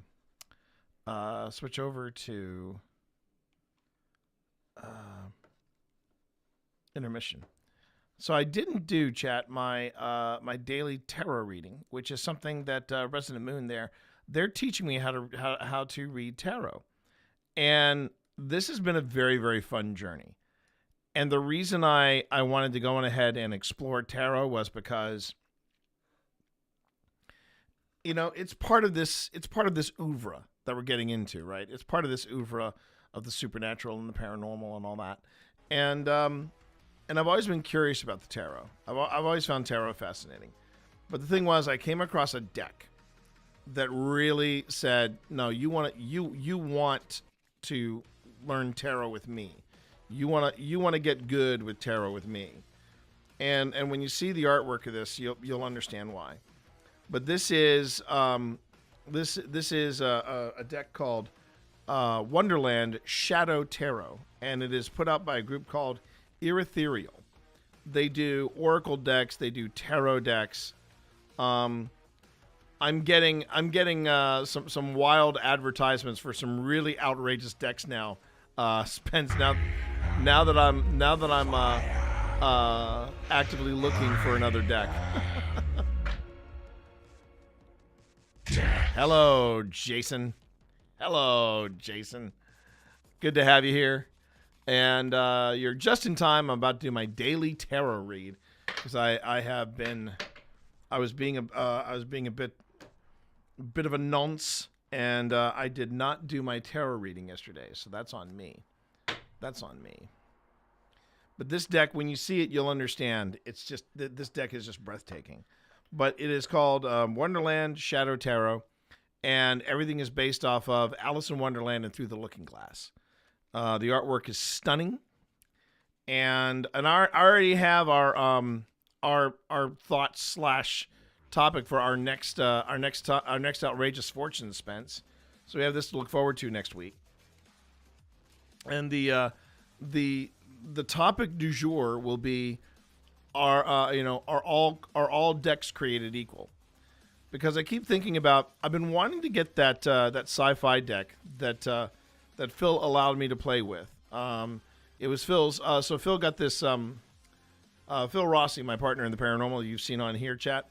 He recently got a tarot deck from his lovely wife, Tina, and the cards all follow like a pulp sci-fi style, pulp fiction sci-fi style, like 50s and 60s book covers, and I just loved the deck. But then I started, I actually dealt the deck and started doing something with it. With Phil's permission. Now Phil had already done a reading with it, so he did properly break it in. But the thing that I noticed about the deck is that it did not have any definitions of cards that were reversed. It was all pretty bog standard style. It was just bog standard style. Here's what these cards mean, and there were it wasn't necessarily bad. It's just I was like, well, that's kind of limiting, isn't it? Because the whole idea of tarot cards, no, there was a connection to the art in the card, but there was no definitions for the cards if the card was reversed. It was just everything was upright. So you had to guess, and the thing was, in the reading that I sent you, you saw that, and the thing that was different was when I shuffled Phil's cards, I do what I do with this deck, where I would cut the deck, and then as I'm cutting the deck, I would actually rotate one of the cuts around so that I know that maybe not all these cards are going to be upright or not. And so I was kind of surprised. Exactly, and that's just something that we can talk about. I thought that would be a fun thing. All right, so what I do for my daily read, and again, I didn't do this yesterday, but I basically do this. I basically take the top card, and it's just the daily read. To take the top card, I flip it over, and then that's the daily read. And I don't necessarily do it when I flip over the cards, it's not going to go like this, but it's going to go like this. We're going to start getting into Oracle deck then. Oh, okay. That's going to be fascinating for me and for Pip. So I'm going to take my card. I'm going to flip it over. And, upright. The Knight of Pentacles, everyone. That is my card for today. And again, check the artwork. I love the artwork of this. So it's the Knight of Pentacles, upright. So let's go on ahead, and after this we'll get back to the spooky. Knight of Pentacles. There it is, Knight of Pentacles, upright, efficient, routine, hardworking, reliable. I could live with that. He's a handsome boy. He's like Hudson. He's a handsome boy. A knight rides steadily through a field of white flowers, holding a clock with determination. The Knight of Pentacles represents perseverance, reliability, and the steady progress towards your goals. This card symbolizes the value of hard work, dedication, and the patience required to achieve lasting success. It encourages you to remain focused and diligent, knowing that your efforts will pay off in time.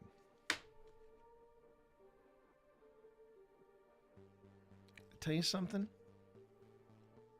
This deck, chat. And just the more I learn, the crazier it gets. So real talk before we get back into it. Yesterday I got some very disappointing news that was it yesterday? Yeah, it was yesterday because I was kind of in a funk. Or was it? No, I'm sorry, it was day before yesterday. And I don't know, Spence, if you ever do this, but thank you.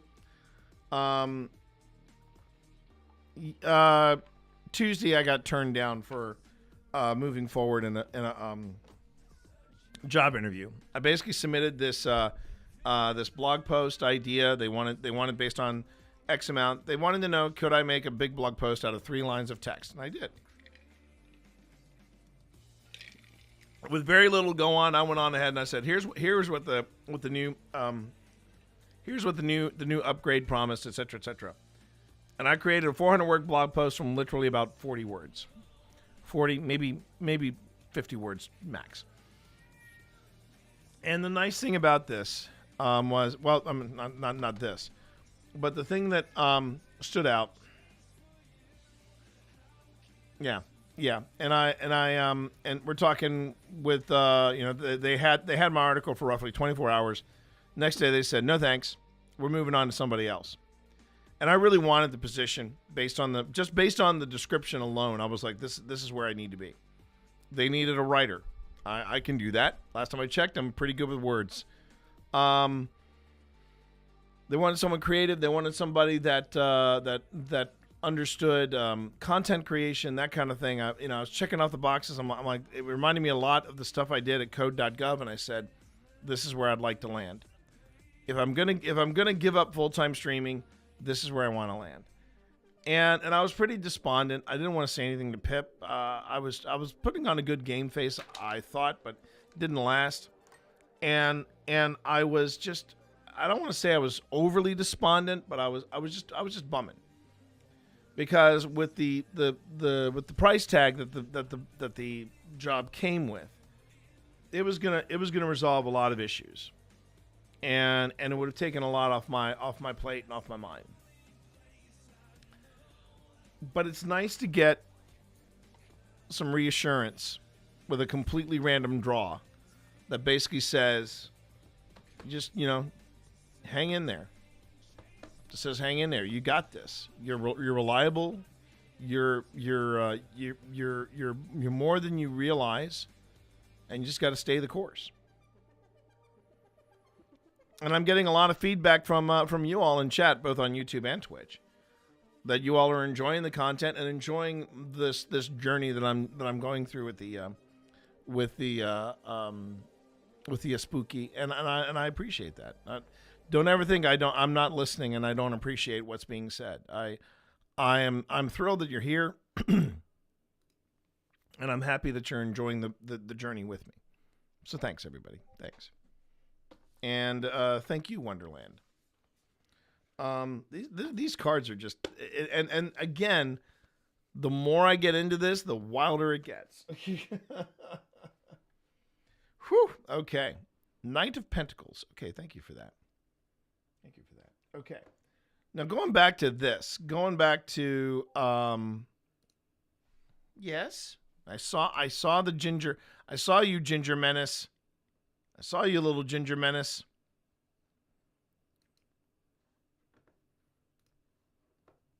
I saw you, Ginger Menace. Let's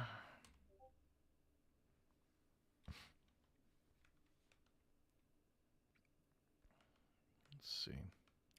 Oh, and I just want to do a quick check. See,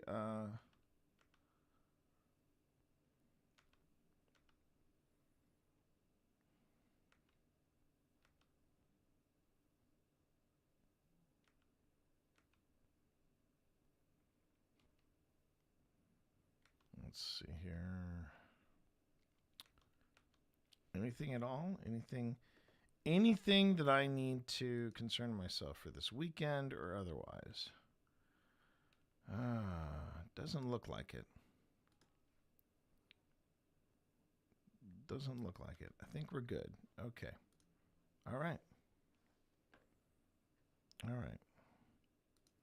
I think we're still doing some drawings, or doing stuff for the weekend. Preparing for a public event at a location called the Annenberg Mansion. Should be great. I drew the death card today, so I went in the yard and harvested things. Oh yeah. Oh, that makes sense. So yeah, the whenever chat people talk about the death card in tarot, horror movies aside, the death card is not about death. It is more about, and I realize now, suspense. I think we have to add to Live and Let Die, the movie Tarot. Apparently, there was a horror movie came out a couple years ago where some figures from the tarot cards were coming to life, and that might be something else that may come into discussions. That could be fun, doing a whole discussion about good and bad interpretations of tarot cards in film. That could be fun. Yes, we are going back to Annenberg this weekend. Phil and I are doing a public event there. It made doing my tarot business really difficult. I cannot imagine. But as far as Annenberg, yeah, going back to Annenberg Mansion, and I have been amiss. I need to be saying, according to my contact there, I need to make sure of a couple of things. I have to make sure. Let's see, what do we got here? Yeah, it is the city of Manassas, and Annenberg is one of their 7 historic sites. So great, yeah, that's delightful. That's delightful, Spence. So it is not Manassas Museum or Historic Manassas. It is the city of Manassas, and Annenberg is one of their 7 historic sites. So there it is. That's one of the things I have to make sure that I get in the top of my noggin. So yeah, but yeah, we're going back to Annenberg, public event. I will not be live streaming it, but I will be filming, because the moment that I said, I'm not going to film it, that's when something wild is going to happen, right? So, so going back to our investigation here. So I'm noticing this cluster of things that are happening. The bell is going off and the candle is going off. I should say on and off. And this is I don't think, I think we're past the yes, no part, right? But what that's telling me when I look at the hits of this, I kind of stop and, no problem. I totally understand. I muted the stream too long. Well, it's funny, Rim, because I think I mentioned you earlier when I got here, but that's okay. Clocking out, just, go easy and drive safe. Okay, bud?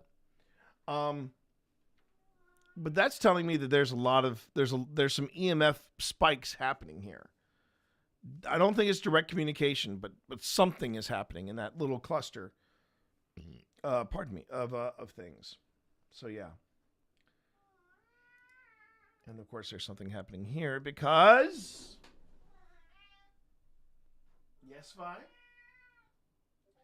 She's had first treats. But what about second treats?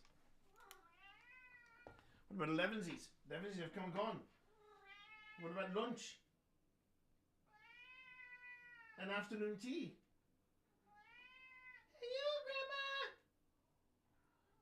Yeah. Oh. Ginger Bella. Oh, Ginger Bella wants treats. No, don't you kick.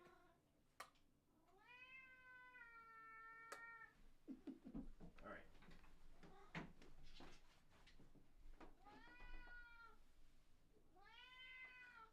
Goodness. And there's the Hudson. There's the big man. Big man. Would you big man like more treats? Of course, big man like more treats.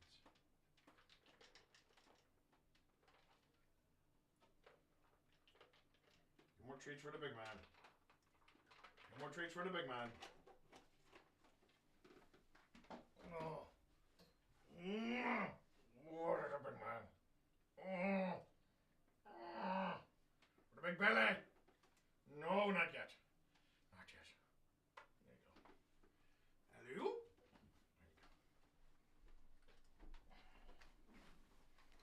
Hello? That's how I get my weight. That's how I get my weightlifting in. That's how I get my weightlifting in. Throwing Hudson all over the place. All right.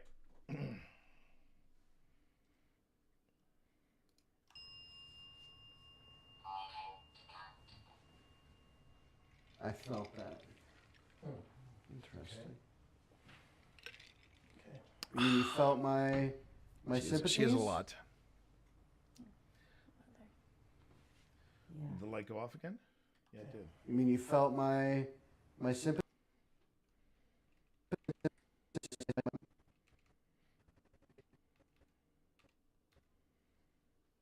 See, the significance of marking when the light goes off, for anybody that missed it, is that it takes a spike of EMF to not only turn the camera up. I did it again. Turning the candle on, but turning the candle off. Which is why you might hear some people say, blow the candle out, light the candle, just get near it and you'll do that. It's a great device, the spirit candle. It's a very neat device. We've had a lot of success with it, I think. My sympathies? But again, it seems like it's doing a lot. Yeah. There seems to be a cluster. And a man. The woman is obviously pregnant. Oh, interesting.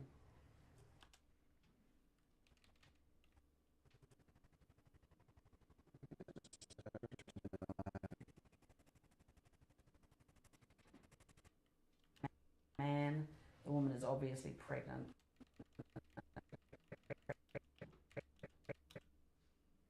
Okay.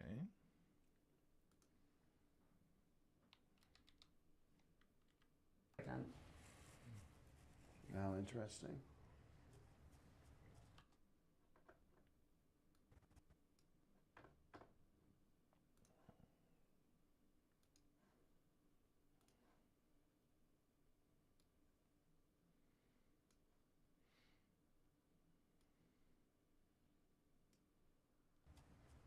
Is that the Reverend and his wife?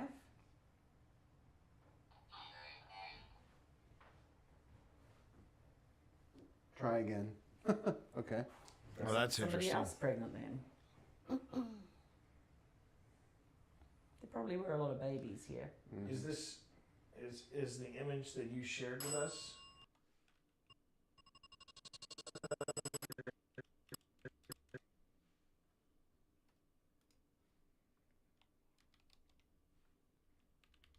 A lot of babies here. Is this is the image that you shared with us? Is it a memory of the people who originally owned the cradle?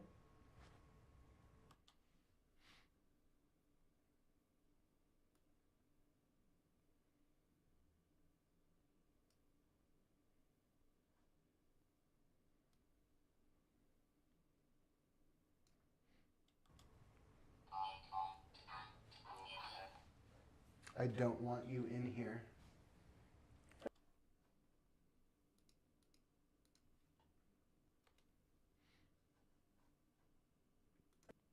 There's definitely something here that does want to talk to us and someone that just wants us to leave. I'm pretty sure we did deduce that there are at least two people here. But yeah, there's definitely I don't want you there's definitely multiple people here. Yeah. Like somebody does want to talk to us and somebody Someone doesn't. just like tap or move. That was my feet, Okay. sorry. I moved my feet. Because it did say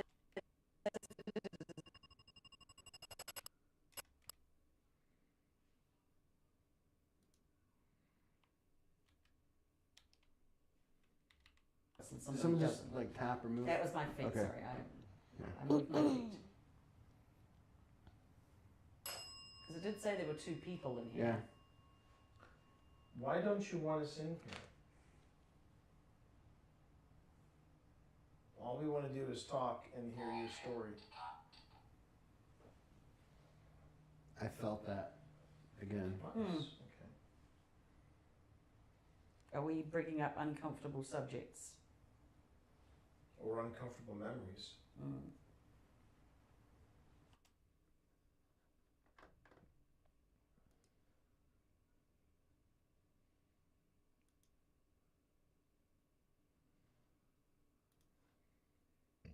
Ooh, pardon me, everyone.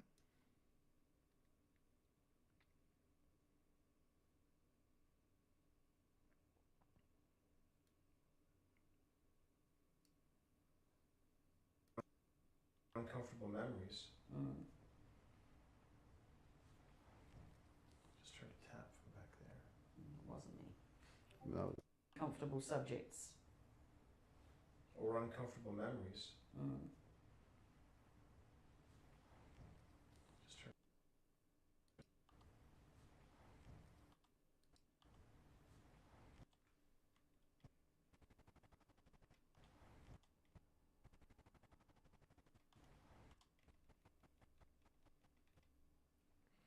Don't know if I'd call that a tap. I'd call it more like movement, but we'll go with what Past T said.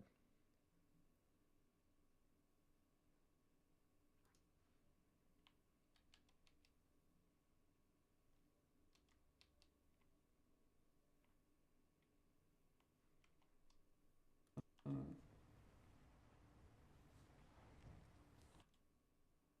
Now, the thump was actually Phil's foot. Just try to tap from back there.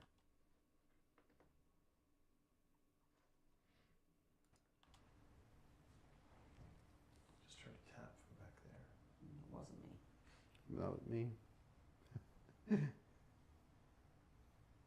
Can see that you're all big on tapping.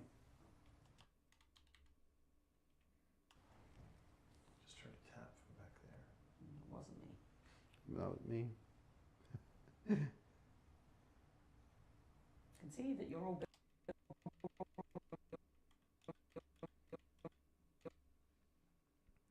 Now, one thing I do have to be a little careful, or I need to tell Pip to be a little cautious or careful about, is keeping the phone at a distance from the from the spirit candle, because the spirit, the phone is a walking EMF hotspot, so you got to be careful about that.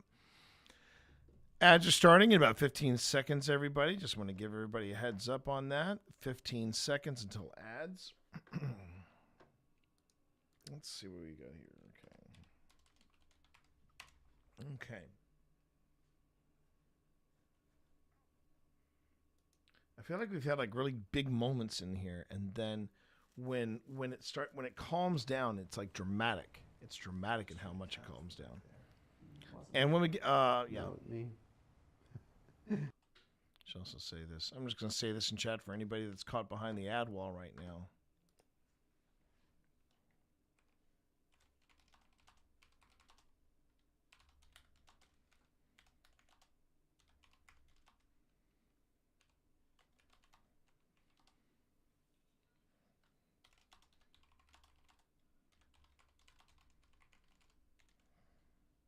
All right.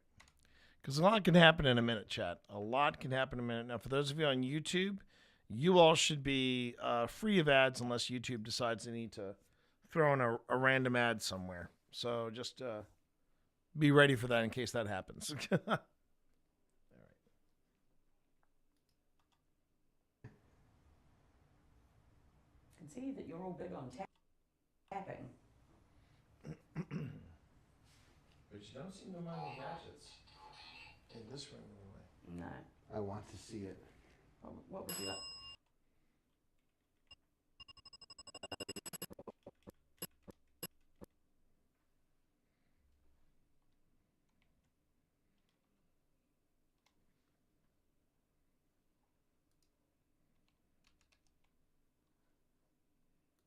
What would you like? What would you like to see? Okay, welcome back, everybody. You didn't miss anything. We just had a spirit candle turn on, and we had. There's the tap, but again. That was me. I can see that you're all big on tapping. We had the spirit candle turn on, and we had the dead bell hit. That's all we missed. So not too much. You're doing just fine, everybody. No. I want to see it. What would you like? What would you like to see? A baby? A baby? That rubbing sound that you heard, that is Tina. It's somebody rubbing up against their mic. So I don't know if that's Tina, but it's somebody rubbing up against their mic.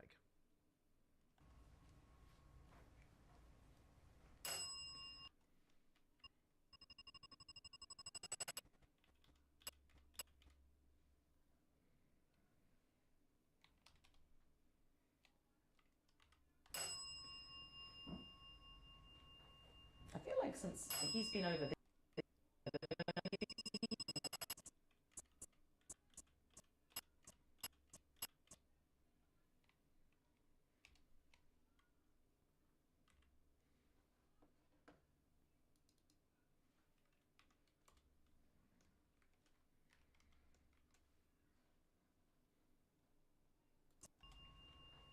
I feel like since he's been over there, that bell's been going off more, even though he's turned off. And the candle has been going off and on, but not nearly as much. Right. Maybe you don't like this. It's about the flash. Flash incoming. Flash incoming. Look into the trap, right? I was just thinking that. Well played, sir. Thank you. Well played.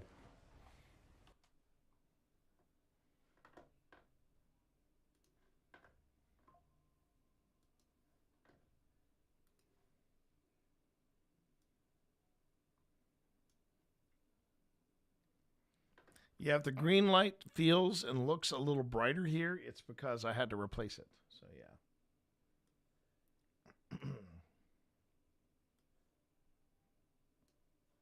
This is our substitution for working in complete darkness, because when you work in complete darkness, it becomes theater of the mind, and it helps to be, one of the things I noticed with a lot of the different ghost shows that are out there, when you're making content and you're in total darkness, it's useless, and you're just bumping into stuff, and it doesn't make for the most compelling video content, right?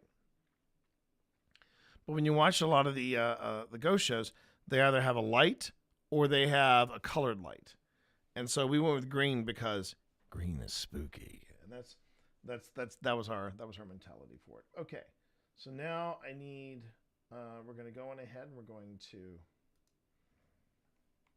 copy this, and then we're going to and we're going to fill in some of the new hits that are coming up. So this is We're Listening. Ooh.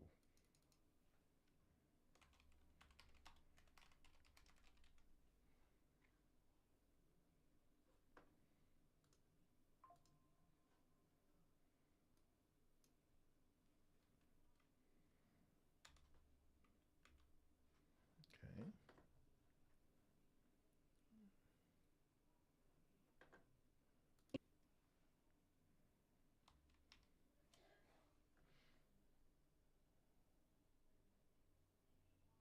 You need to leave now.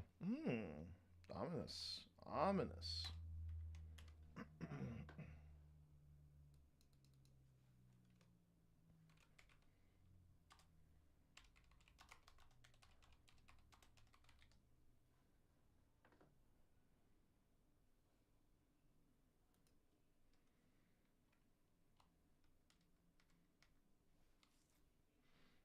Let's see, we've got Hear Me.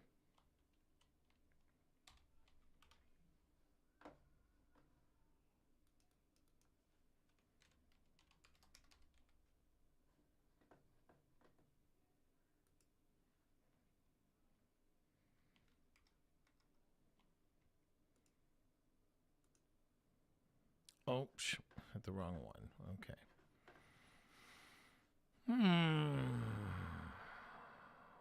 Okay, back to edit.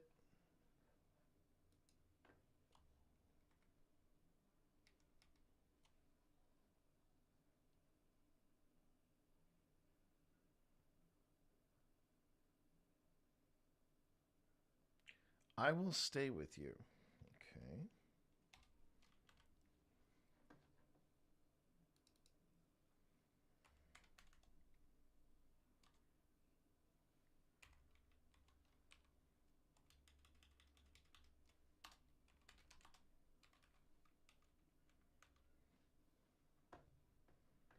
So I will stay with you.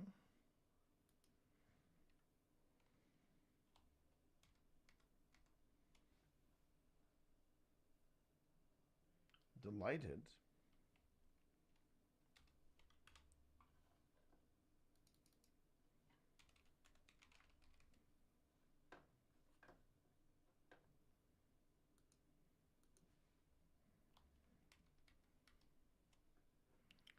I will stay with you. Delighted. Fix it.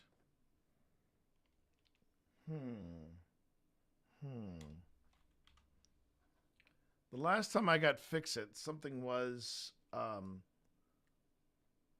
working right, and literally we got on Anubis Fix It.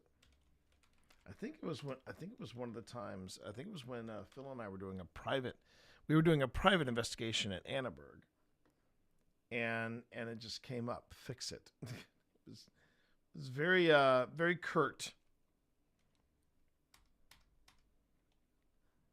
Okay, so these are the last three we'll do.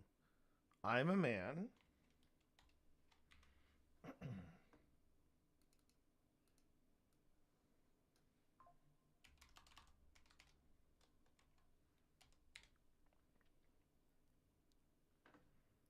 Okay. Yeah, I'd marked this up for the Halloween Christmas special, and just time and then health kind of got in the way. And now this is going to be one of our locations for season 5. Because after what happened, we had a real tough time of saying, yeah, we'll just let that go. Stay here. Okay. Stay here.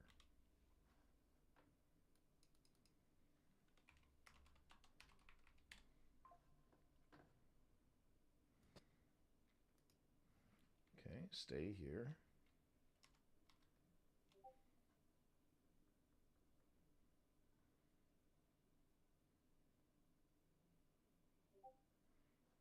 Okay, and then going away. All right. Going away.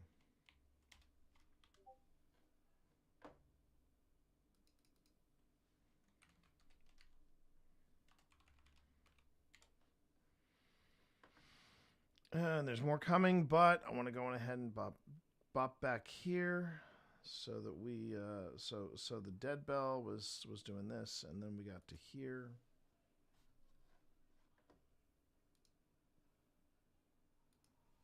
And this should put us at our halfway mark for the first of the 2-parter episode around the return of the Rocking Cradle House. All right.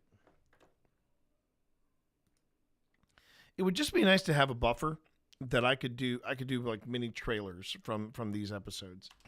I would love to do trailers for episodes, but Do you know anything about the right now Rocking presently Cradle? I don't have that luxury. But I would dare say, if we can record commentary for this episode, or rather for this investigation, Trans-Allegheny and what was the other one we had ready? Trans-Allegheny, this one, and God,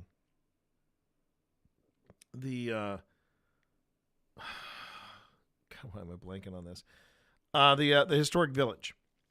If we can have commentary for that, this would be the biggest buffer I think I've ever had. Because that would mean I would have a buffer that would be for 6 episodes and 3 5-minute paranormal, so 9 episodes total.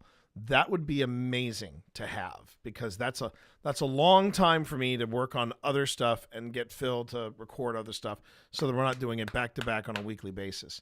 We probably will still be doing that on a weekly basis near the end, but again, I'd rather have that buffer so that we can just sort of ease out of the season, you know. But right now, let's just look at what we got here. You're listening.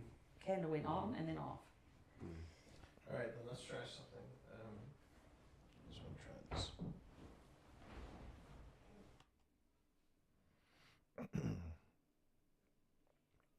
Okay. The T Monster is mobile. What is the T Monster doing?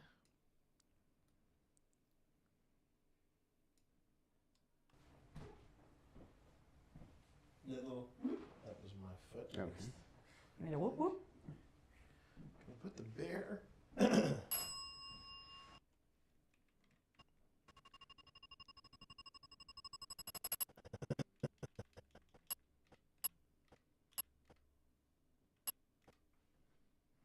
Something I find interesting, though, is that the dead bell was pretty quiet until I took the bear away and said, I'm going to put it over here, and then automatically went off. That's interesting, compelling even.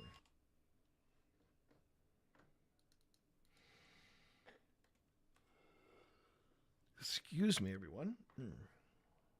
Bear. By the candle. Let's see how he does. Let's swap him with this koala. You This need koala. to leave now. Okay. I think there's somebody that wants us here and somebody that doesn't. Yeah. Why don't you want us in here? Can you tell us why you don't want us here?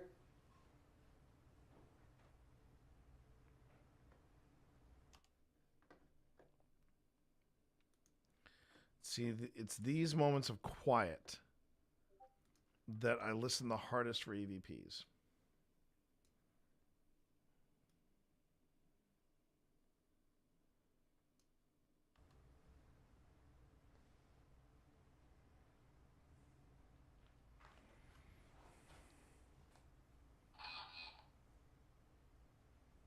Hear me. Okay. We want to hear you. We're listening. You want us in here. Can you tell us why you don't want us here?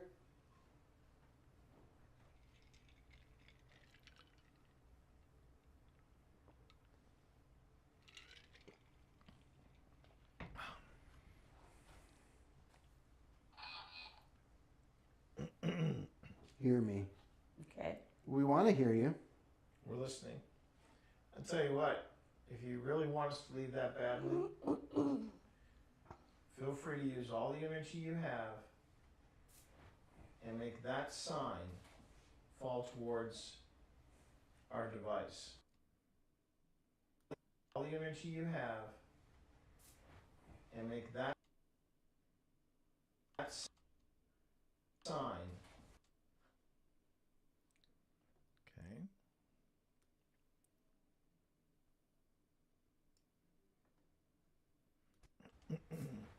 And make that sign fall towards our device. One, it'll stop that device from recording sound. Maybe forever. Maybe forever. Very. I will stay with you.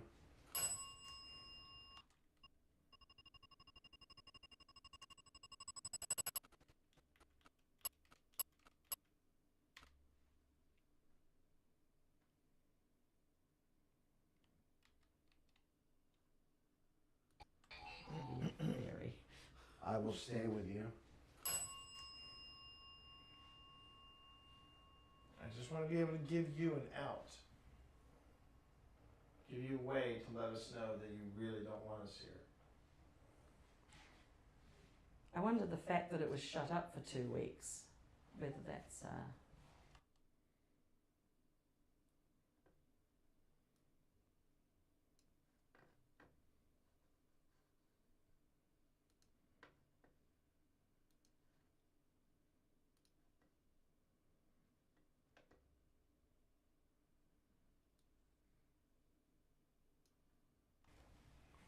affecting it like. Ooh, I just smelled a it smelled like whiskey. Ooh. I got a Well, whiskey I got smell. the word whiskey. And Paratech just said delighted. Oh. Oh, you got the word whiskey? Back in that other room there, I got whiskey. Okay. Yeah. Back in the other room. Sorry, we didn't bring any whiskey with us. I wonder if. Just gonna get a bird's eye view real quick, everybody. Okay.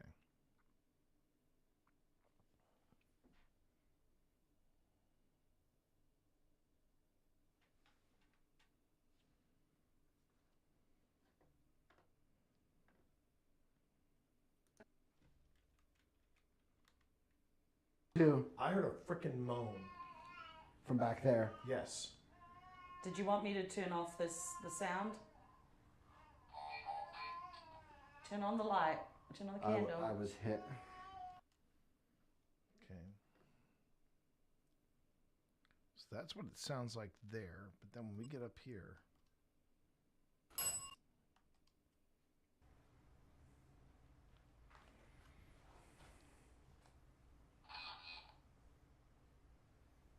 Hear me.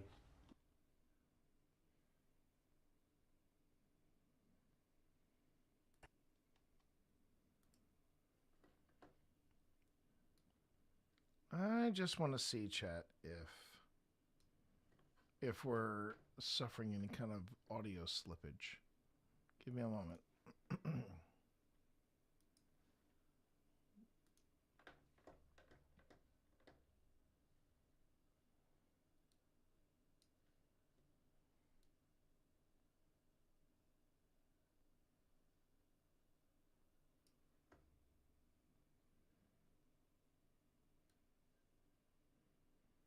Audio can be a fickle mistress. I'm sure Spence can attest.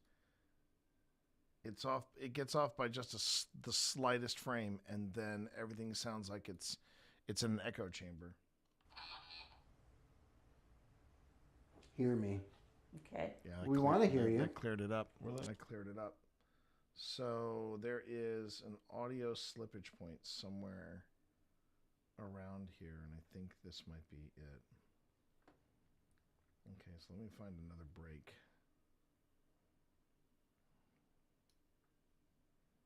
Ugh, that's so annoying. Audio slippage is the worst. And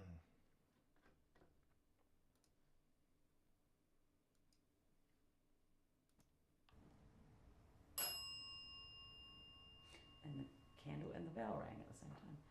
So does that mean there's good things and bad things about this place? With family.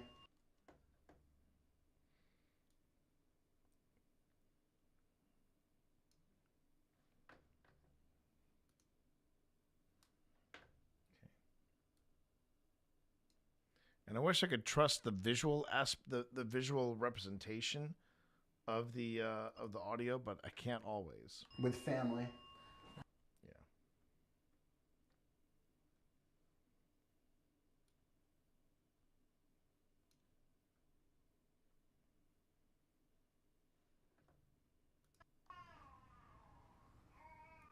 See, I'm having a reaction to that too, but it's a dad thing. Yeah.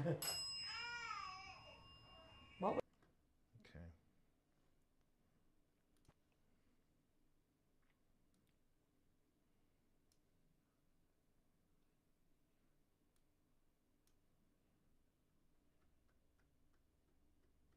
So I just have to be conscientious of it. All right. Blech. Why you gotta be like this, audio? Why you gotta be like this? Why you gotta be like this, audio? All right, let's see how it sounds here. I will stay with you. Yeah, see, it sounds fine. I just want to be able to give you an out. Give you a way to let us know that you really don't want us here. I wonder the fact that it was shut up for 2 weeks, whether that's affecting it like... Ooh, I just smelled a, what smelled like whiskey. Ooh. I got a well, whiskey I smell. got the word whiskey. And Paratech just said delighted. Mm. Well, you got the word whiskey? Back in that other room there, I got whiskey, Oh, yeah. back in the other room. Sorry we didn't bring any whiskey with.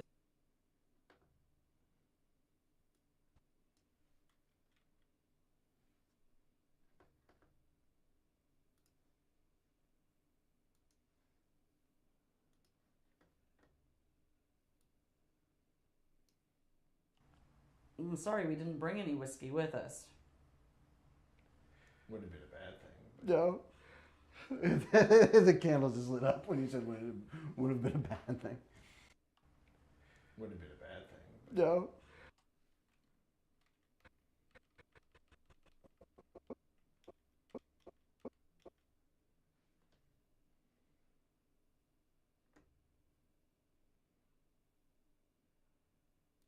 And the funny thing is, the spirit candle's been very, very quiet until I mentioned whiskey.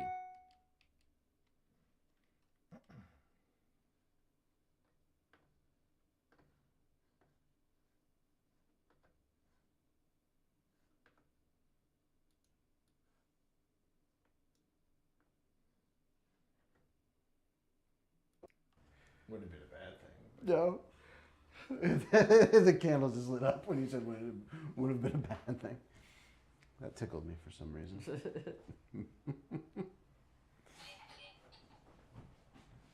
Fix it. Go get some whiskey. Yeah, we said to run to our house, get some whiskey and bring it back. Mm-hmm. That's not.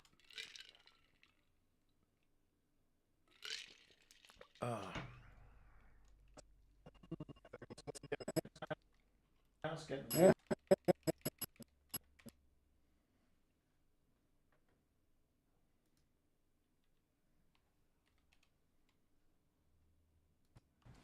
Fix it.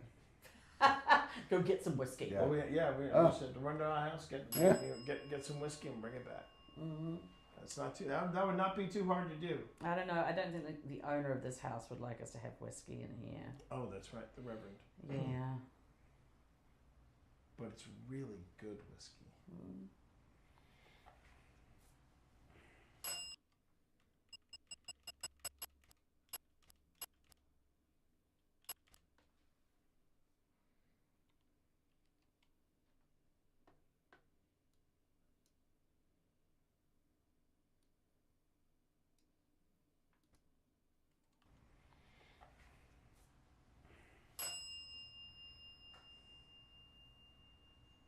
I wonder what kind of reverend he was. Is he a? I am a man. Are you? I'm sure you are. Is the Reverend here with us right now? Reverend, are you here? Can you give us a sign?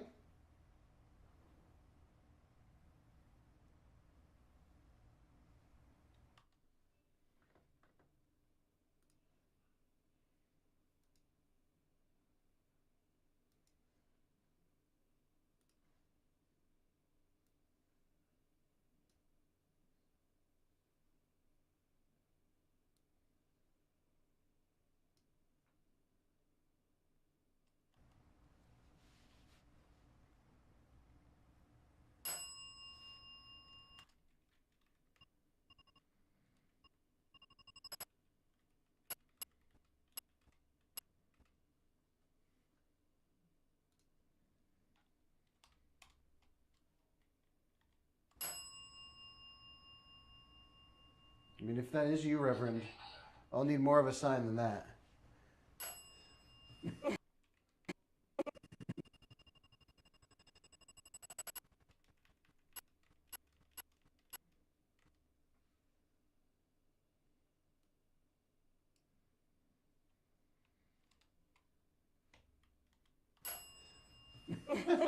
And the candle went out. I'll take that as a maybe. Yeah, maybe. No, it's not. What did it say? Stay here. Stay here. Okay. Okay, leave and then stay. There's some confusion. Getting some here. mixed messages here. I tell you.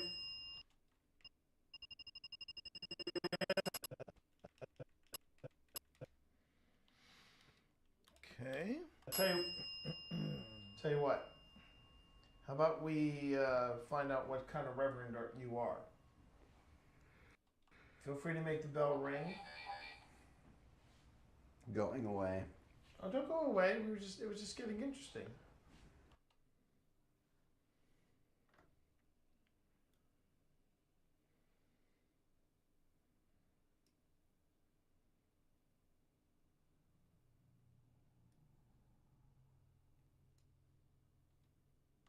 Feel free to make the bell ring if you're a Baptist. That was me, by the way. Yeah. But turn on the candle if you're Presbyterian. I thought he was Presbyterian. I thought we made mention of that.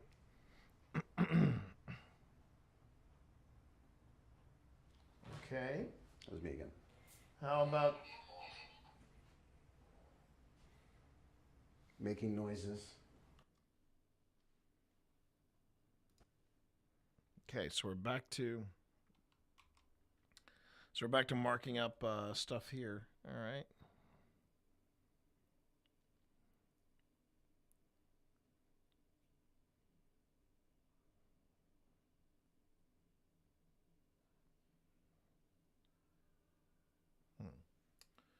Okay. And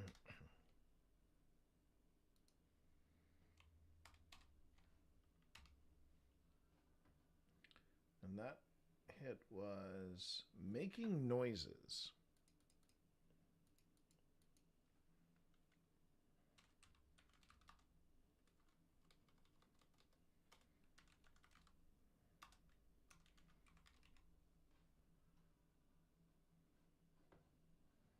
Wait a second.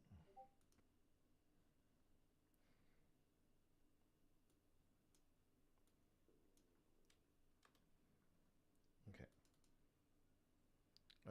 That is 75. Okay, just making sure. 75.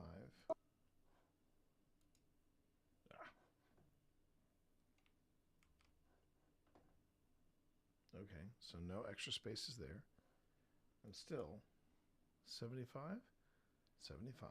So why does that's not 75? No, it's 100. What? How did that happen? Okay, 75. There we go. Okay, making noises at 75. All right.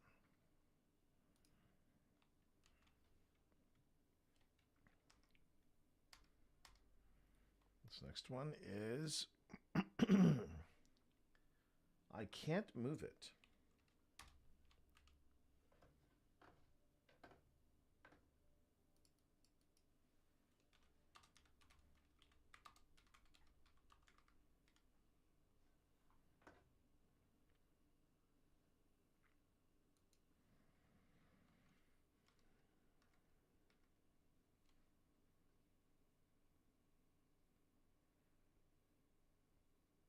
have to go now.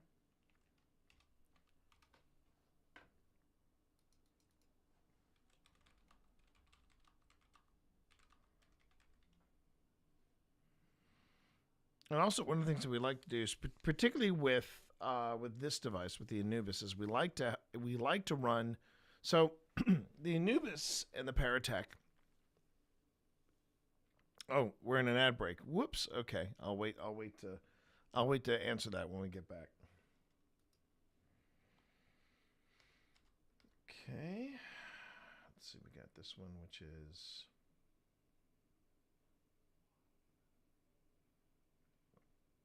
Demons here. Oh, how appropriate.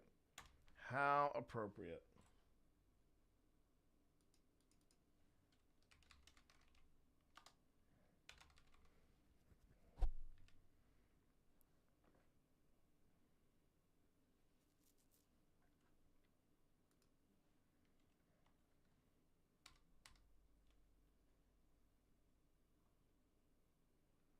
She killed me. We did. I remember. Yeah.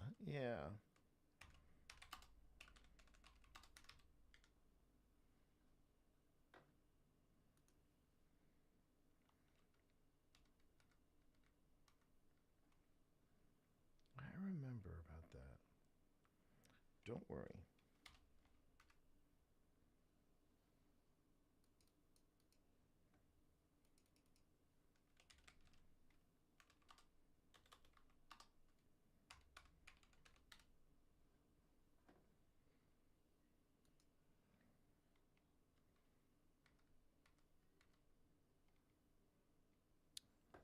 Did it again.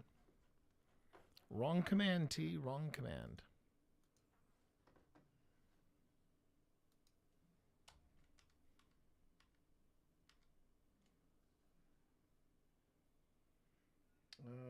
Was choked.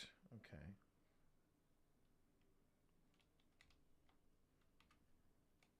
Was choked. I got that earlier, choked Yes. as well.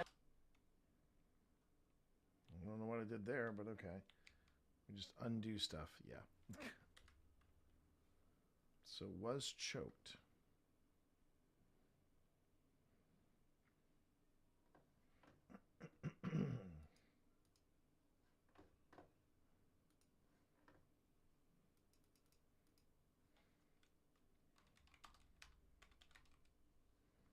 Okay.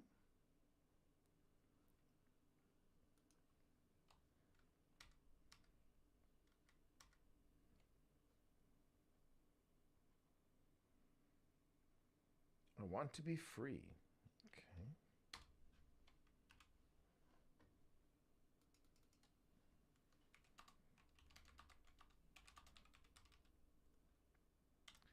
I want to be free. I want to be free, yeah. I want to be free. Womp womp womp womp womp womp womp womp womp womp womp womp. No Queen fans in the audience. No Queen fans. We're giving it up for The Works. That was the name of it. The Works. That had I Want to Be Free. I Want It All. And Radio Gaga. That was a pretty good album. Pretty good album. Didn't appreciate it back in the day, but then you go back and listen to it. Yeah, this is pretty good. That one was what? No, this one was Stabbed.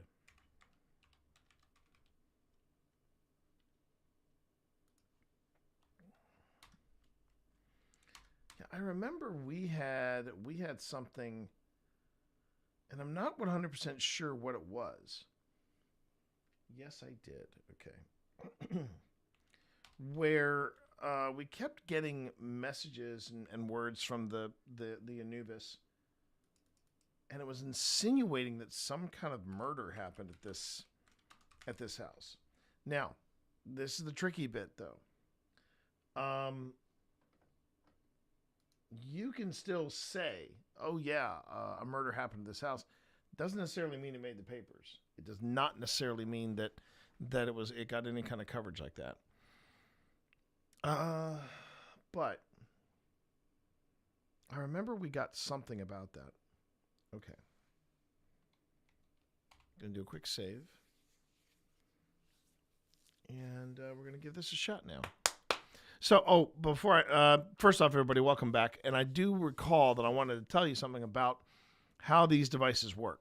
So, one of the things about the Anubis and the Paratech and Ghost Chatter and Ghost Tube Vanilla, they all have the same, and the Ovilus, they all are word banks, right? They all have word banks. But the one thing I didn't mention, as far as ITC devices goes, that they do something called random word generation.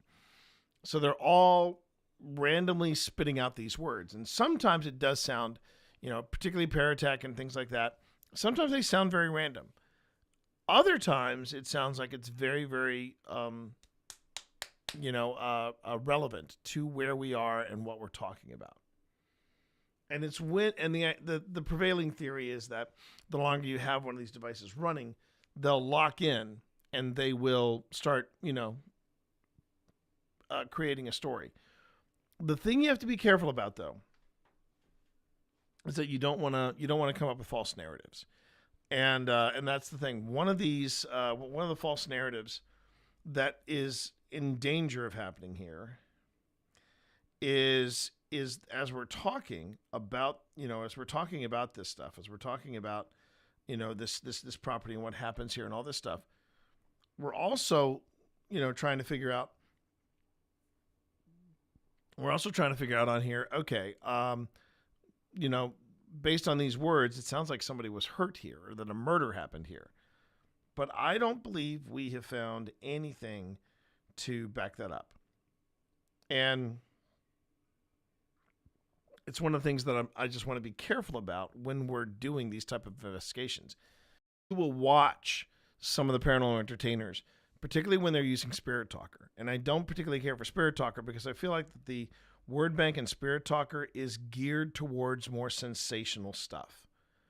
Because right off the bat, they're talking about demons, and that's what the Spirit Talker does. Demons, murder, blood, things like that. And I find that a little sus. So let me check something here. What was I looking for? I completely blanked. Oh, I know what I was looking for.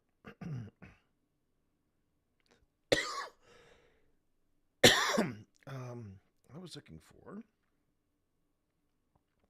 my text. I was looking for my text app.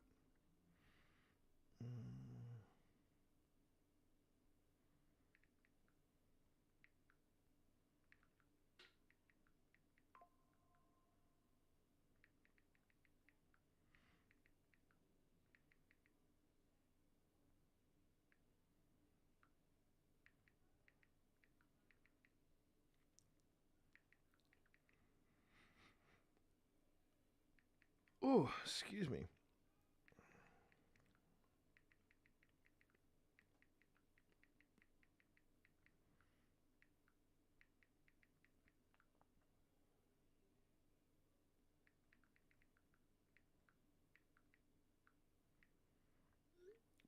Because one of the things that I remember, particularly from this, if it wasn't from this visit, it was from the last visit. There was talk of it, and it almost sounded like they were talking to someone that was a street worker, and that there was a murder that happened in the house. Now, this is where the dangers of building a false narrative come into play. Something that this town, Lynchburg, was known for was its brothels. Apparently, the best brothels in Virginia were in Lynchburg. And it is a part of the history that Lynchburg does not shy away from. Matter of fact, twice, not once, but twice, in the old city cemetery, they do this ghost show around Halloween, and the ghost show deals with outstanding personalities that are buried in the graveyard, and twice in consecutively, I should say. They talked about one of the ladies of the night and how busy they were and how profitable they were. They worked with the Confederacy in making Union believe that there was a bigger presence of the Confederacy in Lynchburg than there really was. There's an old, and again, this is there's nothing to back this up, to back this claim up, but it is a it is a bit of lore that we have here in Lynchburg, where these two guys are in a foxhole, and these other two guys land in the foxhole, and these guys are I'm not sure what part of whether it was two sets of Americans or a set of Americans and a set of Brits, but they were in the same foxhole, and they said, "Where are you guys from?" And the Americans go, "Oh, we're from Lynchburg," and they go, "Oh, how's so and so? She works she works at the such and such house. How's she doing?" That was the reputation of the call girls in Lynchburg. All that being said, there was I believe, might have been in part 1. I'd have to check to see if it was Pip's, because Pip did a Estes in the main lounge area where the fireplace was, and she insinuated something about a prostitute and about a murder, or she stabbed me or something like that. And we're getting the same thing up here. Now, there was a lot of push and pull between the local clergy and the local prostitutes, particularly when they were at the height of their power. And yeah, some people were saying that it was a bit hypocritical, because people knew that the same pounders of the pulpit that were talking about the wages of sin and things like that, they were regulars over at the brothel, right? So this is the kind of history that we have here in Lynchburg, and it's not necessarily documented. It's a lot of hearsay. It's a lot of suspicion, and we don't know for sure. And if a prostitute did tangle with somebody at that house, depending on who the person was, depending on the circumstances of the event, there's a good possibility it could have been covered up. We don't know. And it's just it's a very dark web that you got going on here. But does that mean that I would document this in an episode and talk about it openly? Well, see, that's where I feel like we're kind of dancing around. There's a lot of if, ands, or buts, and there's nothing that we can confirm. And until you can confirm it, you really shouldn't be talking about it on YouTube.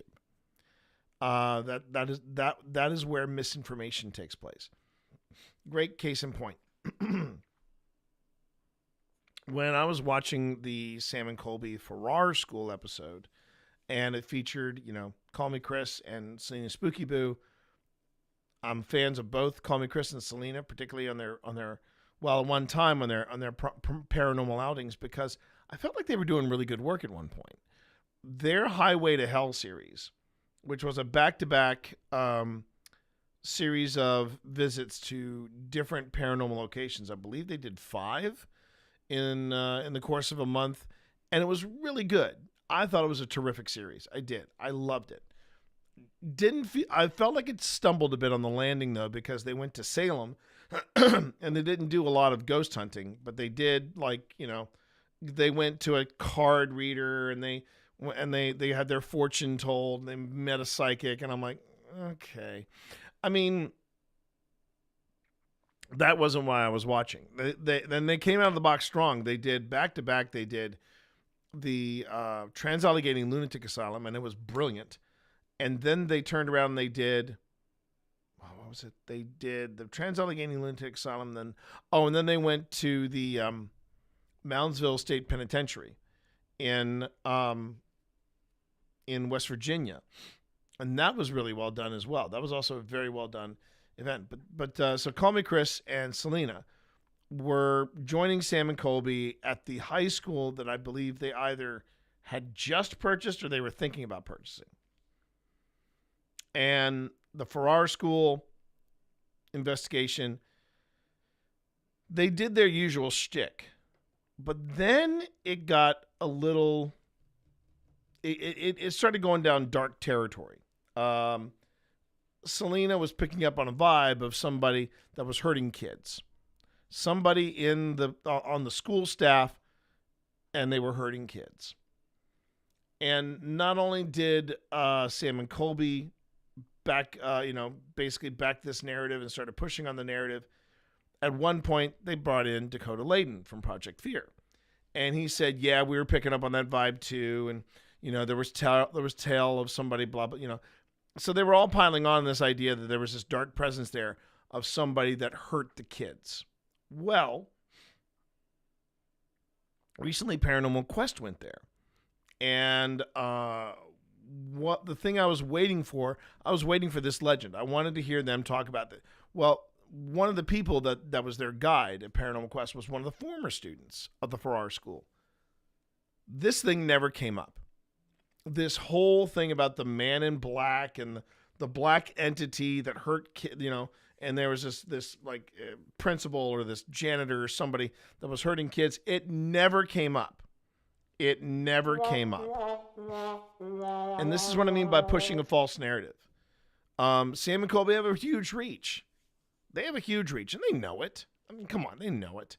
To me, Sam and Colby are in the same category as Joe Rogan. Joe Rogan loves to play the guy, but he knows the reach he has.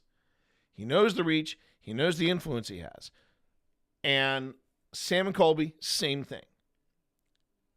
But when you start pushing narratives like this, it just feels a little icky. I think that's the best way to put it. It feels a little icky.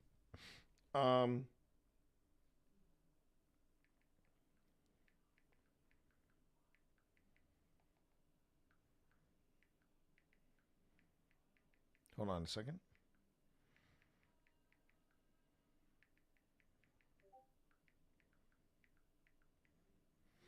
And I'm not a fan of that.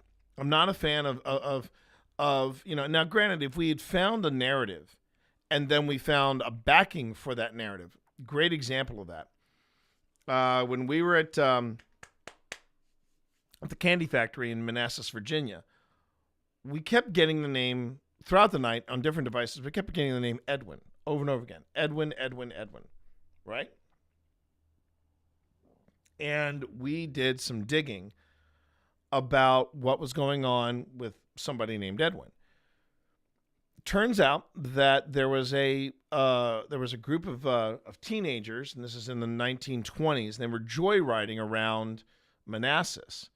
And their car, when they were joyriding, they got hit.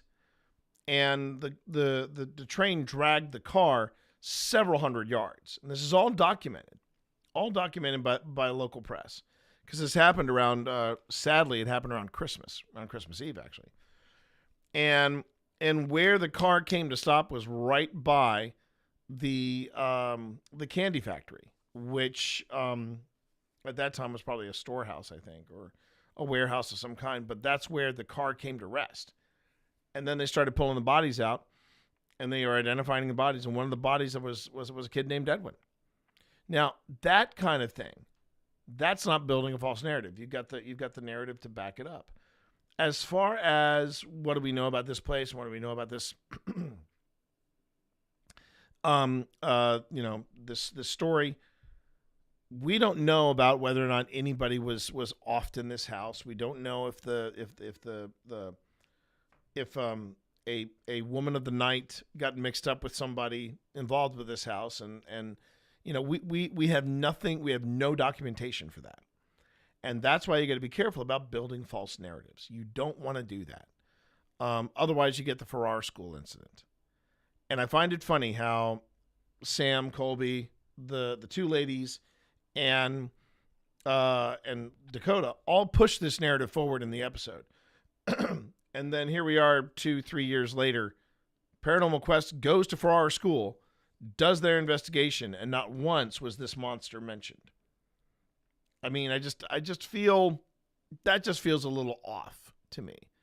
And I think that is a responsibility of paranormal investigators that they don't do that. Okay. Moving on. Let's move on here. Now we're going to start building the rest of the audio and video around what happened here. And then say there's some confusion here. I tell you what. How about we find out what kind of reverend you are? Feel free to make the bell ring. Going away. I'm pretty sure it was Presbyterian. It was just getting interesting. Feel free to make the bell ring if you're a Baptist. That was me, by the way. Yeah. But turn on the candle if you're Presbyterian. See, now I need to know. Nope, not that way. Hold on. Please hold, everybody. I'm going to go on ahead. I'm going to do a little quick research dive because I know where to look.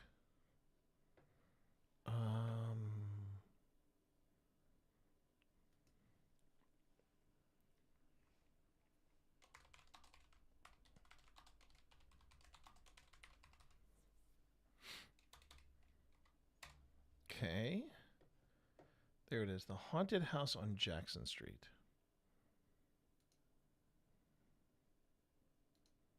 Oh, yeah. I could probably do a follow-up on that. I just realized something, too.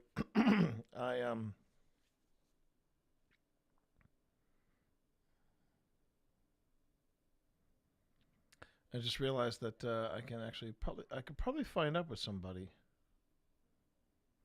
Whoa, connection timed out. Let's try again.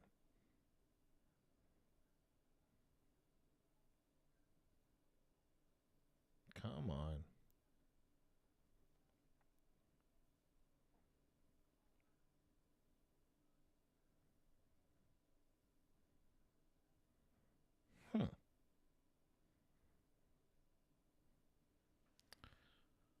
I wonder if, oh, that's weird.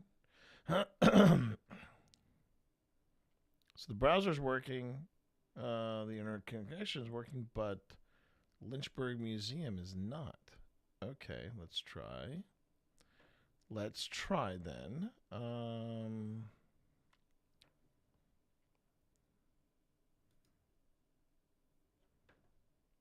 Tales from the Crib. That's pretty good. That's pretty good. Okay.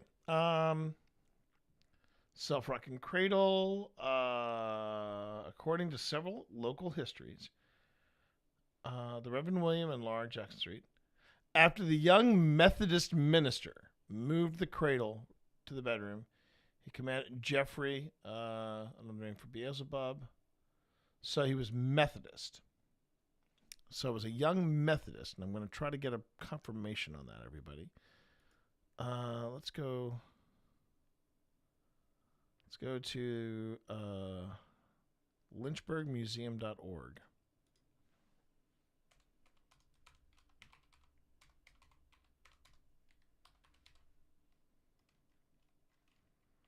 Would help if I spelled museum right. lynchburgmuseum.org. Yep, there we go. And I will pop in Rocking Cradle House. Did I even spell that right? Yeah, I did. Oh, good job, T. Searching the haunted house on Jackson Street. It was an article that was posted on my birthday in 2021. That always makes me smile. And yeah, this is also the picture they have of it is the picture before the renovations. Okay. The origins of the house, the unknown, built prior to 1819.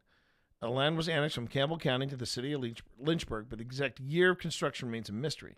The original owner of the house is also unknown. This is part of the mystery of the house, right? Been through several renovations and additions. The original structure was 2 stories.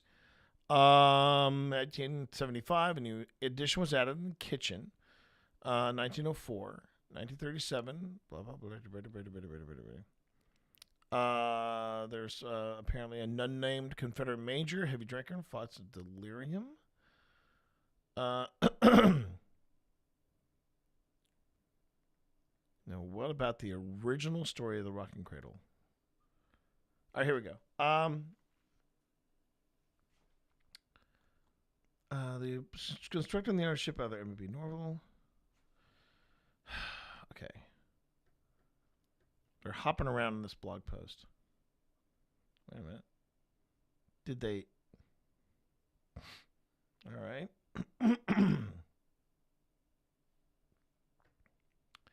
Yeah, but where's the original incident?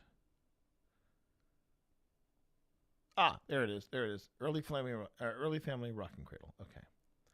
This page returned to 404. What? Oh, they did a redesign.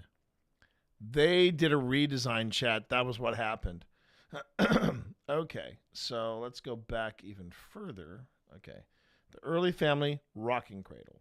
There we go. That's why there was that's why I got the timeout. Okay. Rocking cradle. A Methodist preacher. Okay, so it's Methodist. So let's see if what was there got it right. Let's see if what was there got it right. Let's find out. So I said Presbyterian, nothing.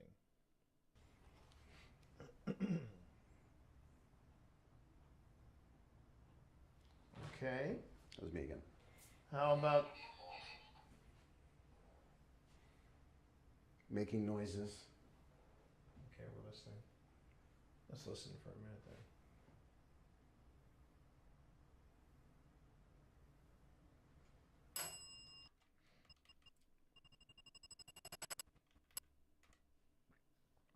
So, all right.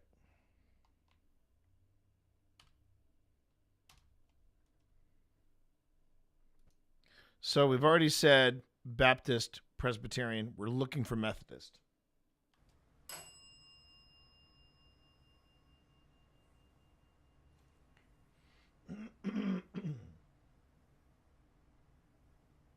At one time I say Episcopalian. I know I do.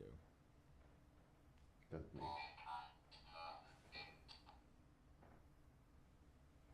I can't move it. Oh. That could be in reference to the sign. Yeah. Could be. Okay, so I do know what.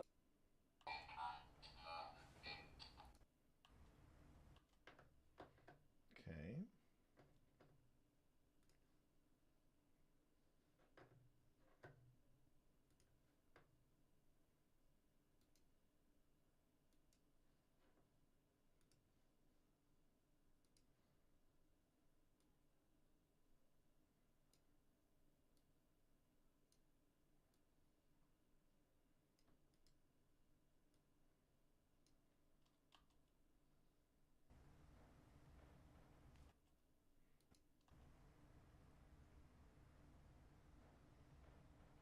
That's me.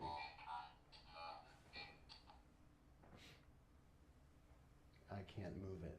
Oh. That could be in reference to the sign. Yeah. Could be. Okay, so I do know what denomination he was. Okay, So let's find out. Okay. Ring the bell if you are Methodist. Light the candle up if you're Episcopalian. All right. So again, we're looking for Methodist. I've already asked for Baptist and Presbyterian. We got no results. Let's see what happens. Again, you have to go now. Oh, the candle just lit up. Was he Episcopalian? And then the bell goes off.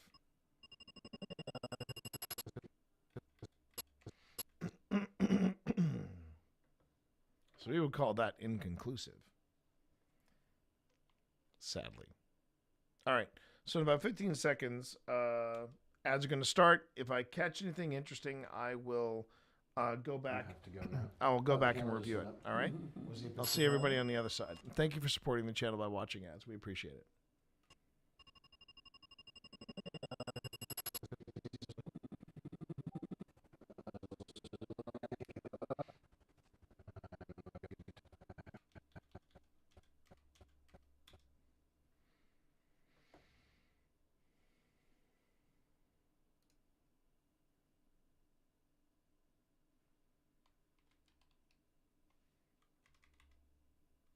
You have to go now.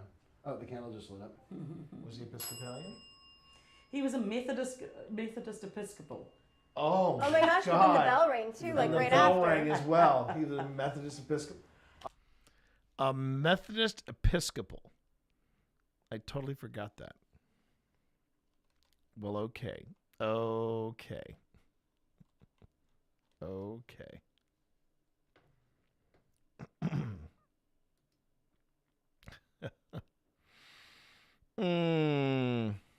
All right.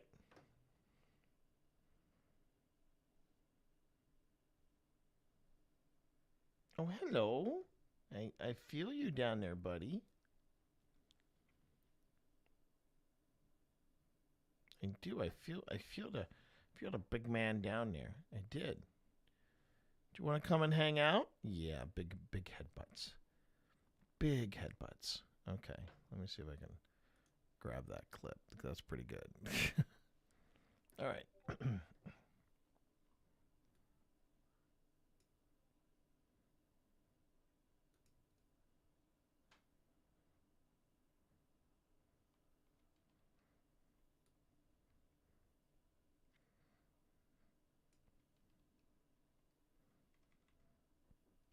You have to go now.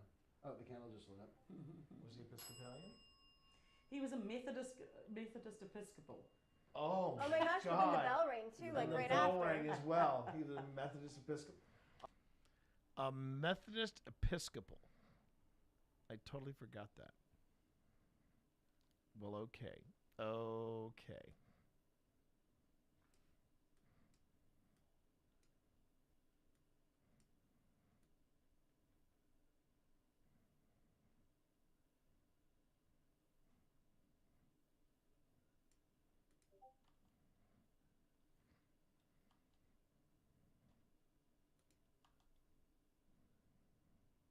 I totally forgot that. Well, okay.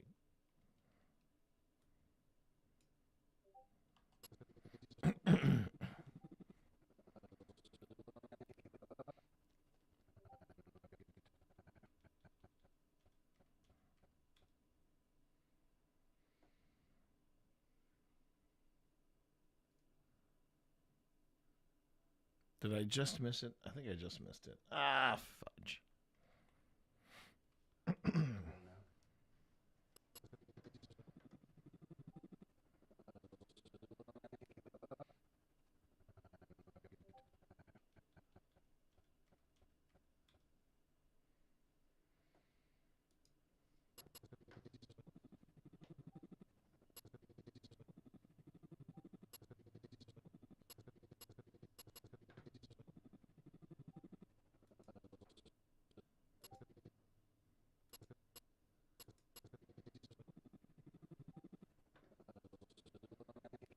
I'm trying to figure out what trying to figure out what's happening with the clip thing up here. I'm not sure what it's doing.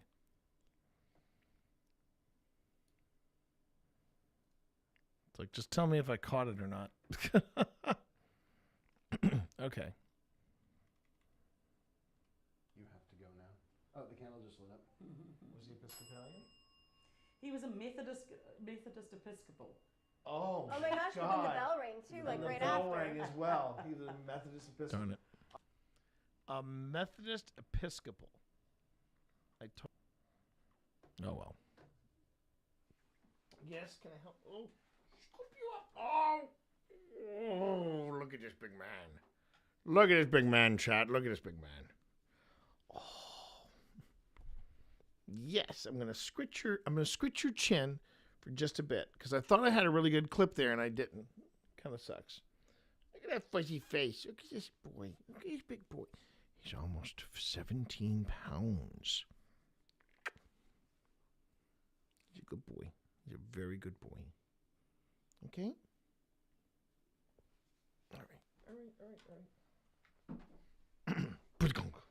All right. All right. Yeah. You can tell how traumatized he is by me holding him like that. He then comes up and he rubs up against my leg. Don't you, buddy? Don't you? I know what it is. You're trying. Yeah, I know what it is. You want treats. He wants treats. Well, he got treats. He's fine. He doesn't need to be any bigger, but he's gonna get more treats. All right. That's a fun one, though. That's a fun one. A Methodist Episcopal. Again, you have to go now. Oh, the candle just lit up. Was he Episcopalian? He was a Methodist Episcopal. Oh my gosh, but then the bell rang too, like right after. Again, you have to go.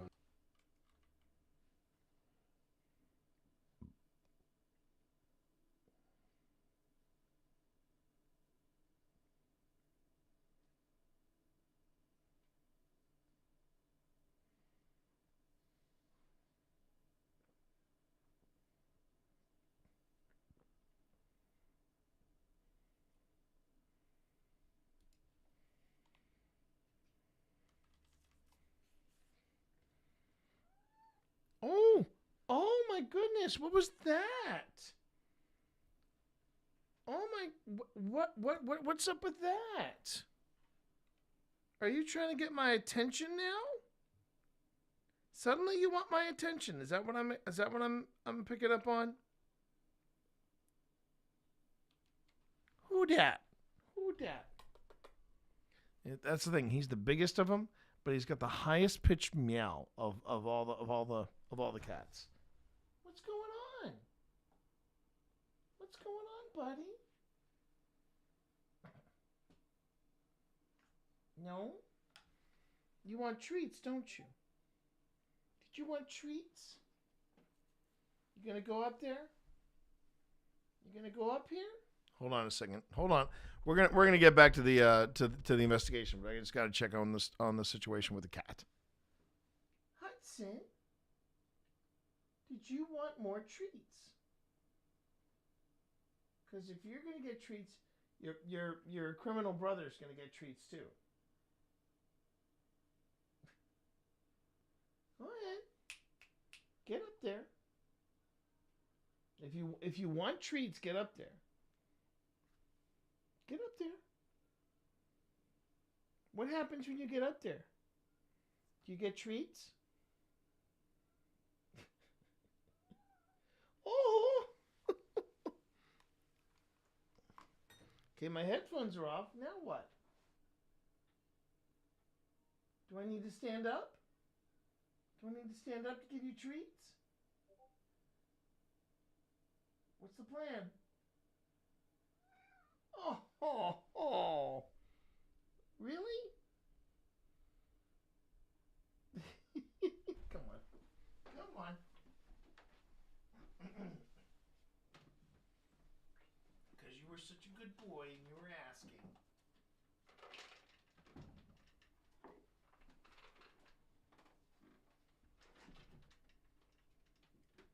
Yes, you get treats too.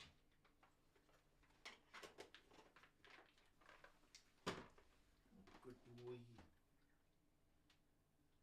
Good boy you are.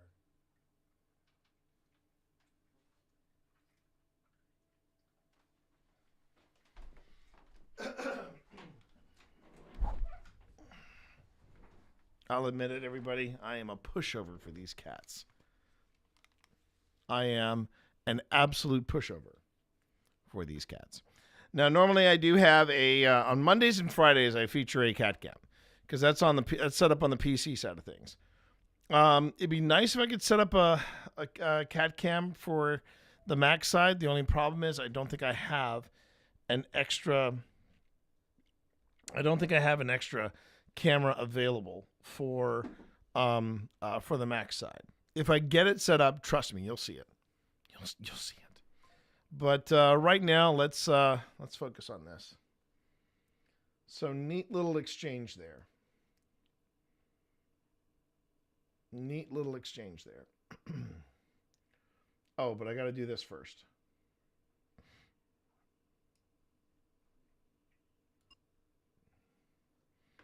Let's see.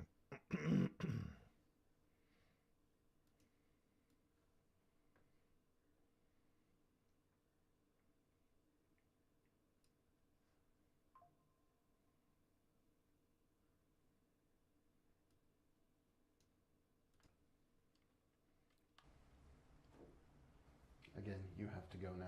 Oh, the candle just lit up. Was he Episcopalian? He was a Methodist Episcopal. Oh my gosh, but then the bell rang too, like right after. The bell rang as well. Well, he was Episcopalian?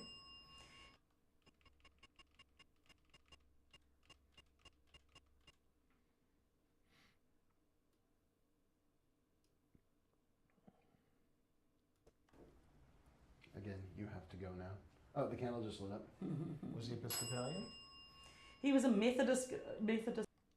All right, hold on.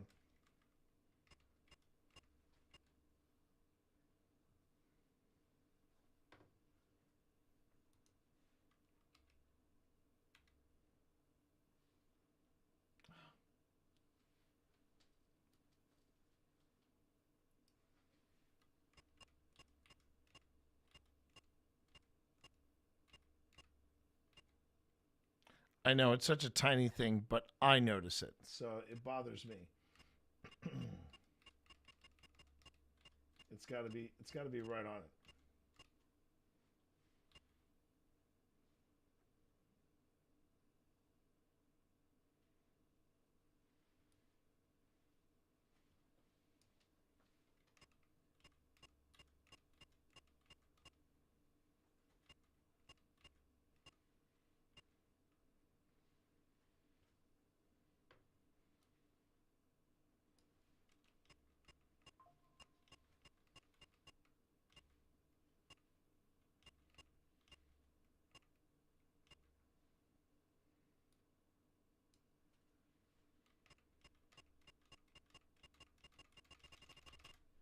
That'll do it.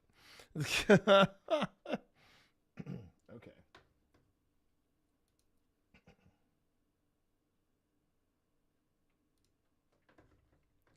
So let me back this up. Let me back this up and let me see. Nomination he was. Okay, So let's find out. Okay. So let's back this up and let's see how we let's see this whole thing from point A to point B.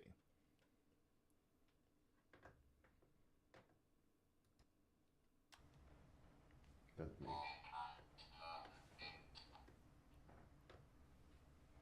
I can't move it. Oh. That could be in reference to the sign. Yeah. Could be. Okay, so I do know what denomination. That's me.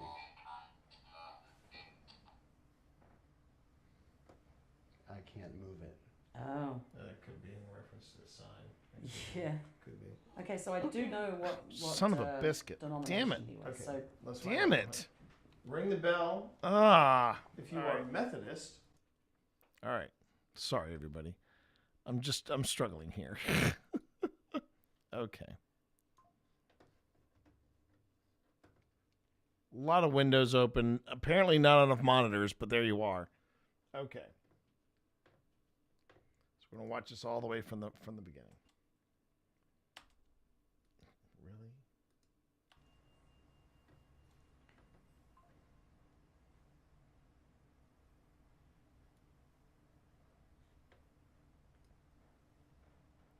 That's me.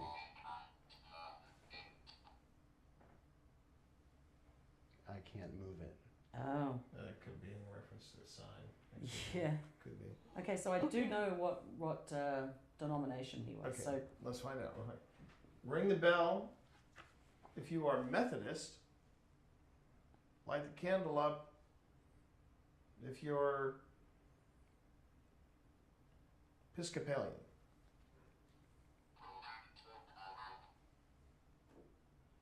Again, you have to go now. Oh, the candle just lit up. Was he Episcopalian? He was a Methodist Episcopal. Oh, Oh my gosh, and then the bell rang too, like and right the bell after. rang as well. He was a Methodist Episcopal. Seriously? Whoa. Oh. And then the candle lit You up. said when seriously, and the and candle lit up again. Yeah. Wow. Yes. Wow. Seriously, is what that says to me. Oh my god, oh my god, oh my god. This house. Yeah. This house. Unreal. All right. I think I picked that up. I think that one I picked up. Let's find out. And then we'll get back to actually I might need to take a quick little break. Because I have a all right. Let's see what this is. Okay. I can't move it. Oh. That could be in reference to the sign. Yeah. Could be. Okay, so I do know what denomination he was. Okay, let's find out. Okay. Ring the bell if you are Methodist. Light the candle up if you're Episcopalian.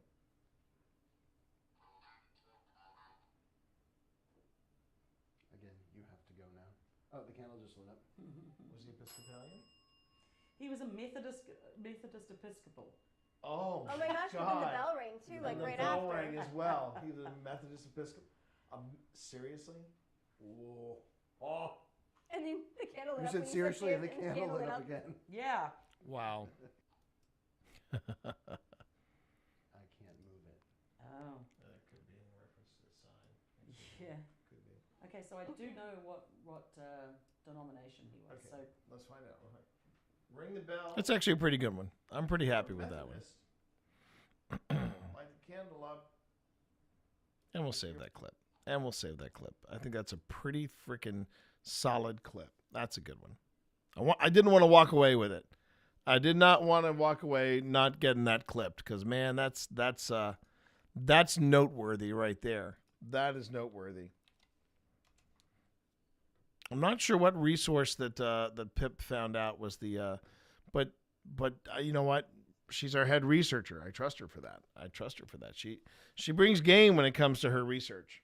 But wow, this place, man, this place. Okay, let's forge ahead. Oh. And then the candle lit You up. said when seriously, and the and candle lit up again. yeah. Yes. Seriously, is what that says to me. Oh my god, oh my god, oh my god. This house. We heard a growl earlier. Was that you? Candle flickered off and on, and then on again. Again, you have to go now. Oh, the candle just lit up. Was he Episcopalian? He was a Methodist Episcopal. Oh my gosh, and then the bell rang too, like right after. The bell rang as well. He was a Methodist Episcopal. Seriously? Whoa.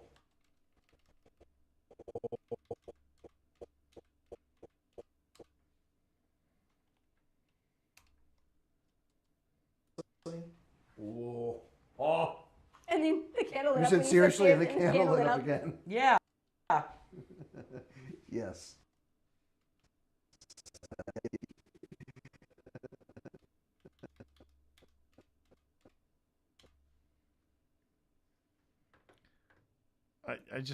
It just never. This would be a great place to host some paranormal events. Yeah. Without a doubt. Yes. I'd love it. Seriously, is what that says to me. Oh my god, oh my god, oh my god. This house. We heard a growl earlier. Was that you?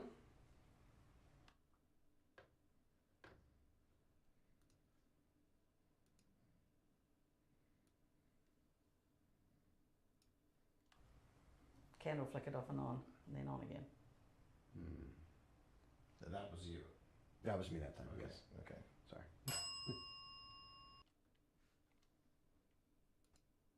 You? Candle flickered off and on, and then on again. So that was you. That was me that time. Okay. Yes. Okay. Sorry.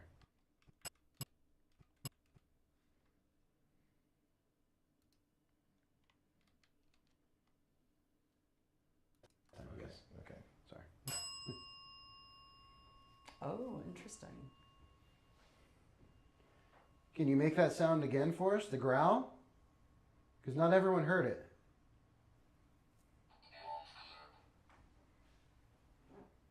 Demons here.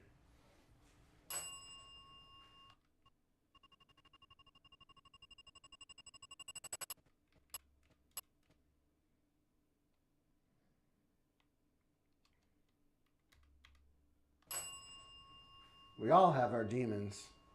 It's a very human thing. It is. And the way our Episcopalian priest explained it to us, if you're old or older, the demons were just things that you didn't quite understand or you found deceptive. She killed me. Ooh. That's very specific. It's very specific, yeah. Yes. So interestingly, the Reverend William Andrew Smith died in Richmond. Okay. And he's buried in Hollywood Cemetery.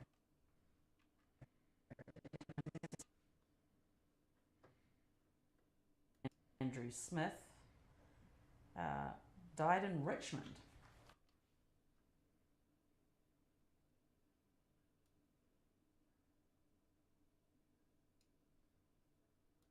Died in Richmond. Okay. And he's buried in Hollywood Cemetery. Wow. Unfortunately, he was also pro-slavery. Oh, really? That must have been the Methodist. Don't worry. Don't worry. Yeah, That well, must have been the Methodist. Episcopalian Methodist is basically another branch of Methodists. Right. Methodists. Right. But it does have the word Episcopalian in it. So Right. it was funny that it did That both. went both. That went both. I'm wondering if, like, when it said demons here and then said she killed me, if they're talking about the person that killed them is here. It was funny that it did That both. went both. That went both.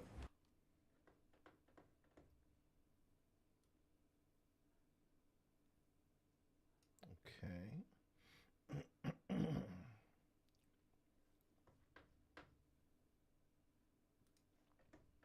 I just want to see if the odd echo in Tina's voice can be cured. Well, one way to find out is this. I'm wondering if... Okay, so the echo is not there. The echo is not there for Tina. I'm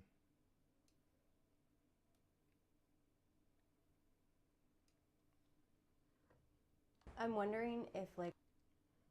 Oh, whoops. I'm wondering if like... Yeah. Yep.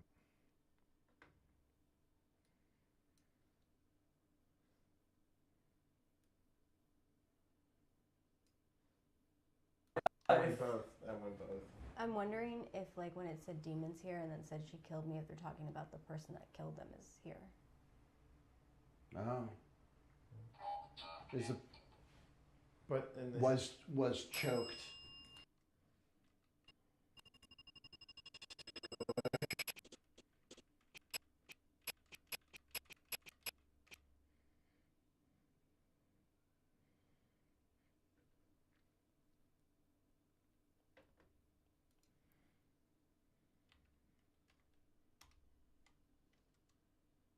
But in the Was choked.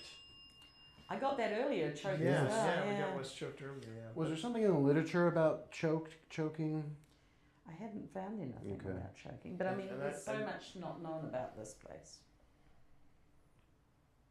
Try not to get in the way of your cameras, guys.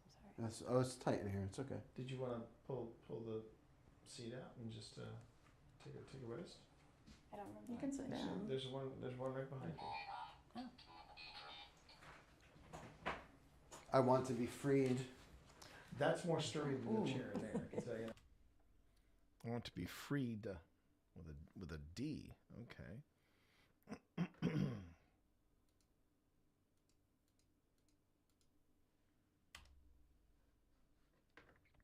Interesting. I want to be freed. That's more sturdy than the chair in there, I can tell you that. Yes. Freed? Freed from what? It goes to vanilla? Or are you still I was just checking out early. There's also a early connection, the family early. The people that lent William. From what? It goes to vanilla? Freed from what? It goes to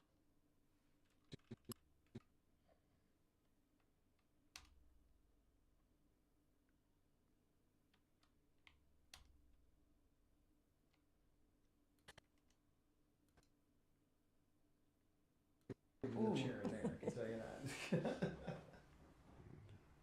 Yes. Freed? Freed from what? It goes to vanilla. Or are you still I was just checking out early.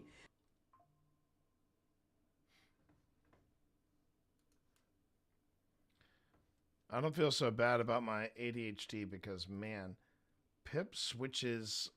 She switches back and forth from so many different things during an investigation. It's a little maddening because I can't keep up with what she's doing. Look at this, Walker, boss, y'all getting into some of the darker stuff there. This is not a happy fun place. I can't wait to investigate. I want to be freed. Queen fan. Oh, you missed that. When I was dropping in when I was dropping in the tile for it, I started singing that, and I was talking about the unappreciated works. The works. That was an album that had a lot of good bangers on it, but we didn't appreciate it at the time. Freed from what? It goes to vanilla. Or are you still I was just checking out early. There's But also this place has a wild edge to it. It really does. Early. The people that lent William this cradle was John Early. I got stabbed again. Really? Were you choked and stabbed? I'm just going to scroll just to the end here. The only problem is that if there was a murder.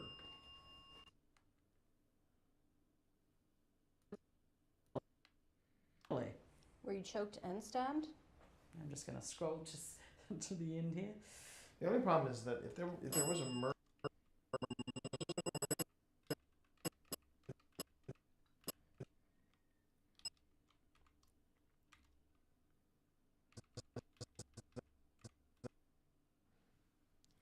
And no BS here, John. But we've actually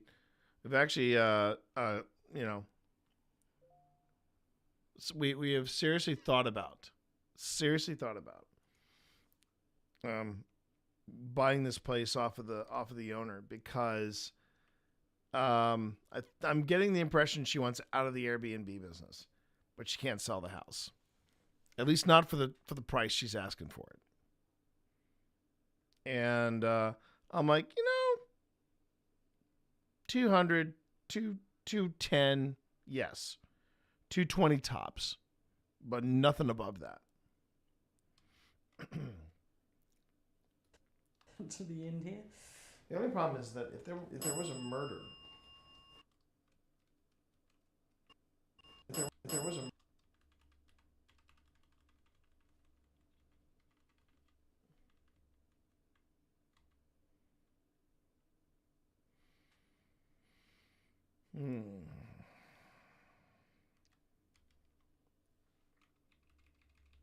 Oh wait, was that an off?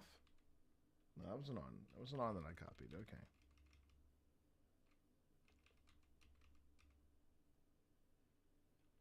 That if there was a murder.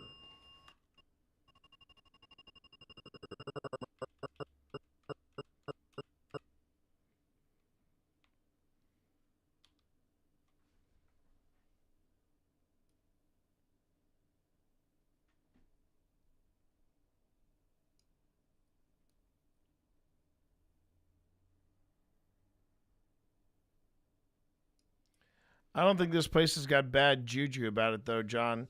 It just has... It's unique, to say the least. It is unique. Over on Twitch, yeah, ads are starting, so heads up on that.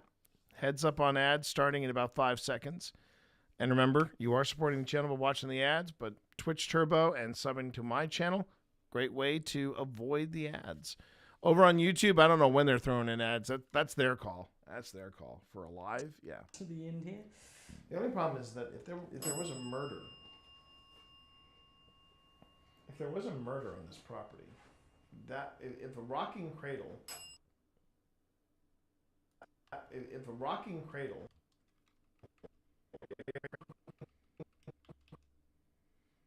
okay, and then back to off. Now suddenly spirit candle's getting a workout. And again, the reason I've been, I know I've missed some spirit candles going on and going off, but the reason I'm marking it now is that it's a sudden flurry, which means it's picking up some type of EMF. It's picking up some kind of EMF, not interference, but basically interaction. If a rocking cradle...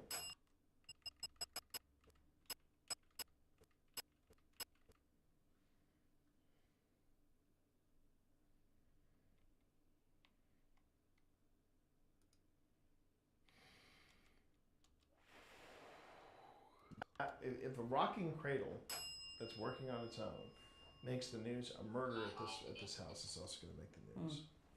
Maybe Yeah. Make the news.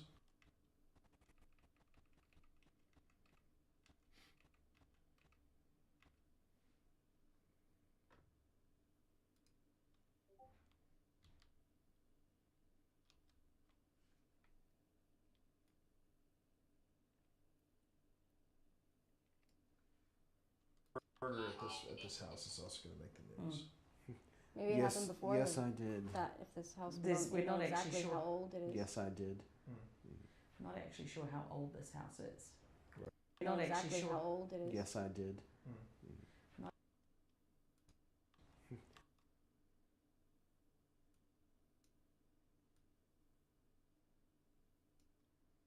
Maybe it happened before. Yes, I did. That if this house This- belonged, we're you know not actually exactly sure. how old it is. Yes, I did. I'm not actually sure how old this house is. Right. Don't even know who built it. So Or what could have happened when the house was being built, or what could have happened on the land before the house was built. I mean, geez. yeah. There's a lot of history we don't know, which makes it hard. Is to the verify. woman who hurt you here in this house?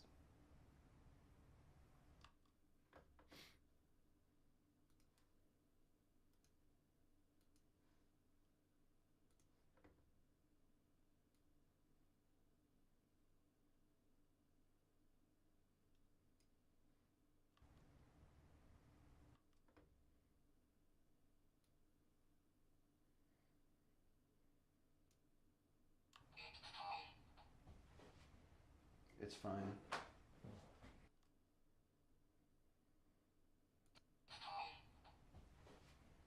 Did I stop marking it up here? Whoop. Whoops. No, I didn't stop marking it up. Okay. I did not start marking up. I just missed one. Okay.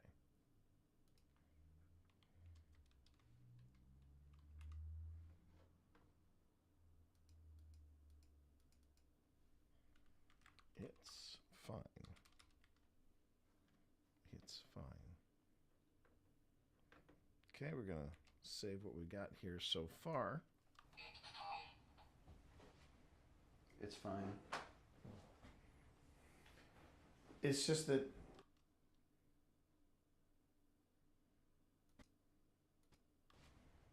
It's fine.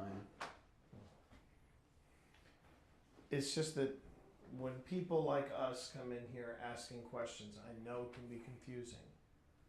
But we're trying to avoid building a false narrative. Sound familiar, everybody? We're trying to avoid exactly.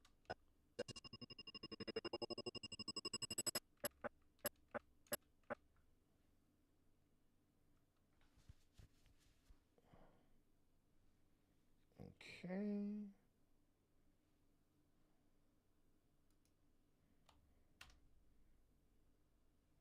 Shift N. What the heck would I do there? Okay.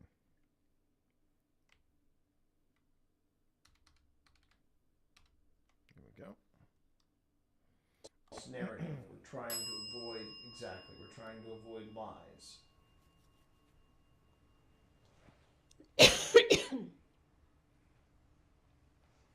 So we're just trying to understand you. Hear you. Hear you.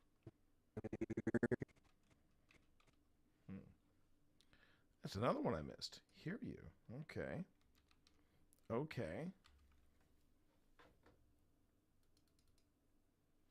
All right. And we are at 37 minutes of edited footage with an hour and 4 total footage to look at. Okay. Okay. You. I think we're doing all right there. Hear you. I think we're doing all right. Yeah. I mean, when we say we want to tell your story, you know, we want to tell your truth. And we want to get it right. And we want to get it right. We want to get it right. And now we're not saying we don't believe you.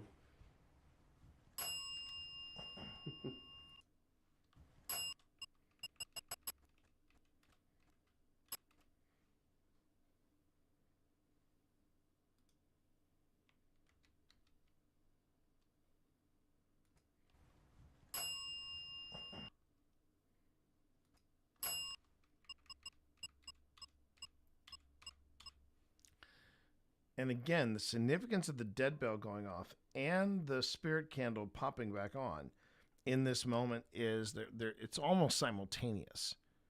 So it's showing that there is something kicking up a lot of EMF around here.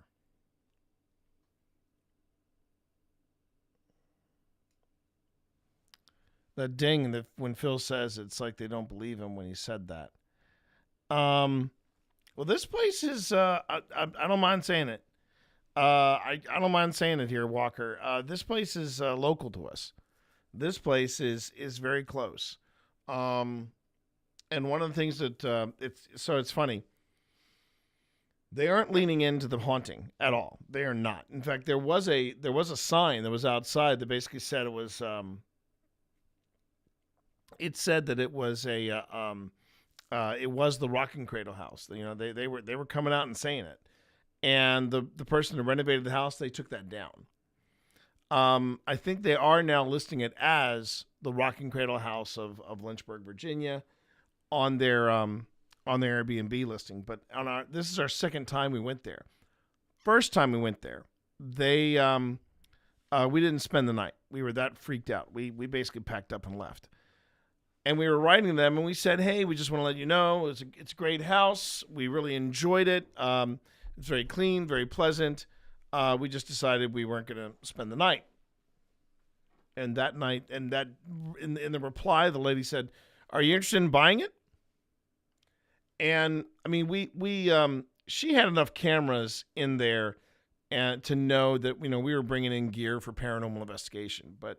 But she said, are you interested in buying it? And she wanted to sell it to us for a price that was a little out of the range of the surrounding houses. Now, again, they did a great job renovating the house. But we thought it was a little sus, and we're like, I wonder if she's having problems with whatever's there. Sure enough, we saw a video later on, me and Pip, we saw this video later on about the crash of the Airbnb market. And it's been happening for a while. I don't think it's... Hey, buddy. You hanging out up there? Good boy. What a good boy. Yeah, Hudson's hanging out. So anyway, so I don't think she was trying to sell it to us because, you know, she was like, she wants to get out of it. She thinks it's haunted and people are having a tough time sleeping there peacefully, et cetera, et cetera. But I think she's trying to get out of it because it is, it's not in a bad neighborhood, but it's not in one of the better neighborhoods. And on top of that, running Airbnbs is hard. Is really hard. And I think she's one of these people that's trying to you know, get out of it. Say we don't believe you.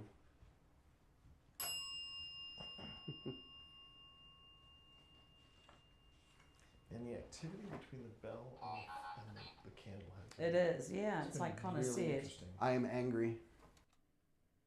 Interesting.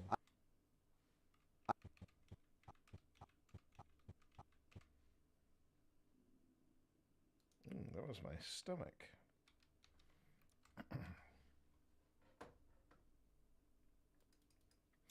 Oh, real quick before I forget, I started the D&D episode of Ted, and I got to tell you something right now. I am loving it, and I might be able to finish it before I go to Mythic Hall tonight. But that episode is choice. It is so much fun. You've probably already seen the clip where, well, first off, they don't tell you this. They got the guy that's currently running dungeons or running the dungeon for Critical Role. He appears in this. He appears in this as the guy that's running the dungeon. He's also selling weed. But then the other fun bit is, you've probably seen the clip. It's the, "Hi, I'm Barbara. How are you? And your name is," and he's actually that sounds more like she's from the Bronx. She goes, "I'm Barbara." Yeah, that's it. "I'm Barbara from Schenectady County," and he's like, "I am the," he comes out, "I am the immortal omnibus of hell." Well, that's very nice. Do you get a lot of visitors down here? Do you like what you do?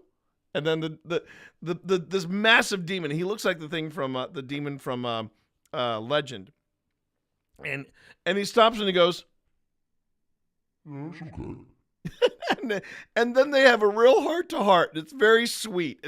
If you can't find the clip, it is. And I know it's somewhere in my timeline, but oh my God, I said this is awesome. And Pip actually found the episode and we started watching it, and it's quite good. It's quite good. I have never seen any of the Ted films, and I have not watched anything of the TV show Ted. But this episode is great. So far, it is fantastic. I'm really digging it.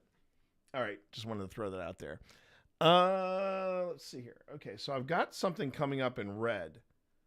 I got to listen to this, see what's going on here. It's like Connor said. I am angry. Oh. Have I made you angry with some of the questions I've been asking? Some of the things I've been saying? Did you hear that? Mm-hmm.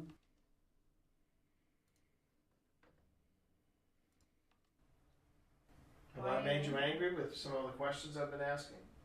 Some of the things I've been saying? Did you hear that? Mm-hmm. What? I thought I heard a voice from back there. They go, or "hmm."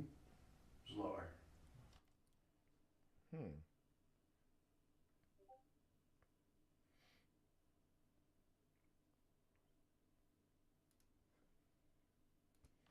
Have I made you angry with?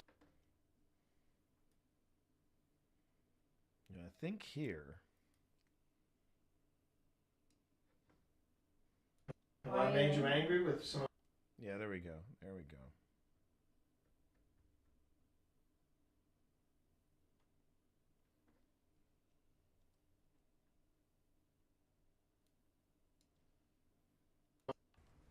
Have I made you angry with some of the questions I've been asking? Some of the things I've been saying? Well, there's I hear a tap, but I don't think. Okay, well let's see. Let's see if the mic's picked up anything. Have I made you angry with some of the questions I've been asking? Some of the things I've been saying?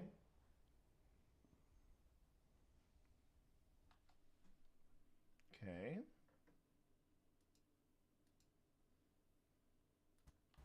Have I made you angry with some of the questions I've been asking? Some of the things I've been saying? Did you hear that? Mm-hmm. What? I thought I heard a voice from back there. The things I've been saying? I'm not hearing a thing. That's a negative, Houston. That's a straight up negatory.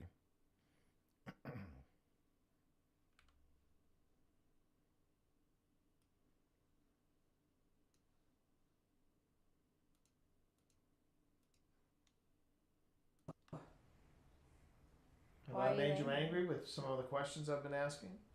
Some of the things I've been saying? Did you hear that? Mm-hmm. What? I thought I heard a voice from back there. Like a hum or hum. It was lower.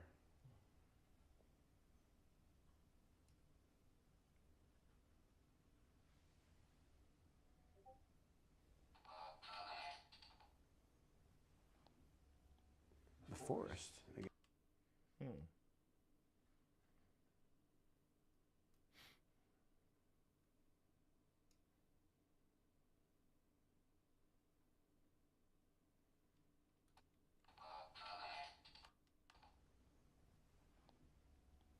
The forest. The forest.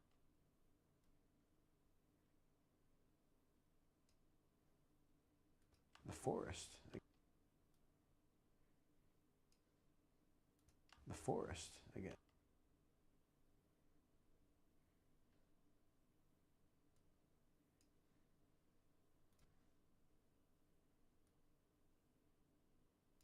A lot of audio slippage this go round, unfortunately. Okay. Let's save this. Let's see what we got here. And,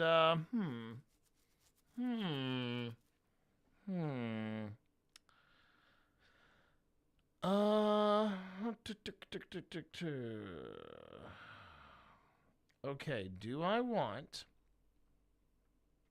to keep going down this route, or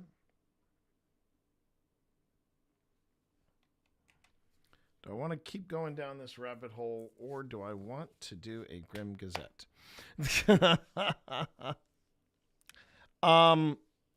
Not really. There is a lot of trees. One of the things I would say about Lynchburg is that I think Pip said something along the lines of, at least in the state of Virginia, considering the size of the city, it has more trees per square meter than any other city in the state of Virginia, and maybe even in the United States. But I have a feeling it's for the state of Virginia. So here's the thing, chat. Here's the thing. I think I'm going to take another extended break, because I haven't taken a break in a while. And what I would like to do is get things set up for a Grim Gazette. And then that's where we're going to end the stream, because I have to get some stuff ready for tonight. I'm going to be producing a stream tonight for the good folks over at Mythic Hall, so looking forward to that. And yeah, I got to make sure that my I's are dotted and T's are crossed. That the other thing too is that I don't know if it's not going to be my deep dive, but I'm going to be spending some time about it. There is a story that I do want to cover for the Grim Gazette, because it's local. So yeah, so there's that. And also, I haven't done a Grim Gazette in a while, and I feel like I have not really come through for the Grim Gazette lately. So I want to make sure I get that done. So let's go ahead and let's take an extended break, and then when we get back, we're gonna do that. We're gonna have some fun and look at the lighter side of the paranormal and all things weird news. All right, I'll see you in a bit, everybody. Take it easy. See you soon.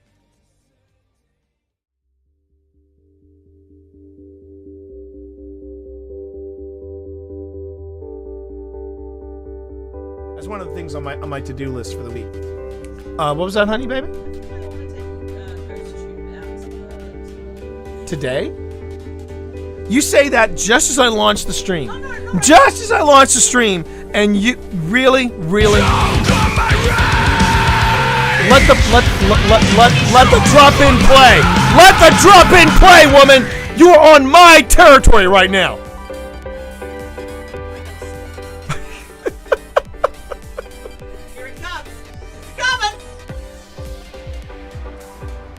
You and me, Lady Grantham, let's go. 60% of the people on TikTok now are over 45. Yeah. And that's really pissing off the Zennials. I think that's what they're calling. Isn't that what Sonny's generation is called? The Zennials? What? Yeah. I don't know what you call it. Yeah. I figured out why I came in here. You figured it out? I figured it out. I can't work out how to plug my headphones into the PS5. I can't. Okay, I will. I can't bend down to examine where I'm supposed to put the. Where to put it? I heard that noise. Okay. My hands are like iron. Fingers are like spears. My fingers are like spears. Okay. Apparently, chat. I gotta do IT for my wife. I'll be nasty. If I get a third nasty, and I got 4 more to go through. All right. This is either stink bug, toasted marshmallow.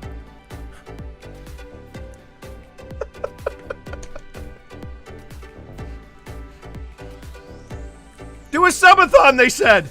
It'll be fun, they said. Oh, thank Christ.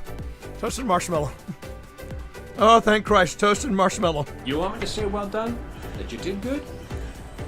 That patience level of waiting to where everything is dry. There's a level of zen to painting. There it is.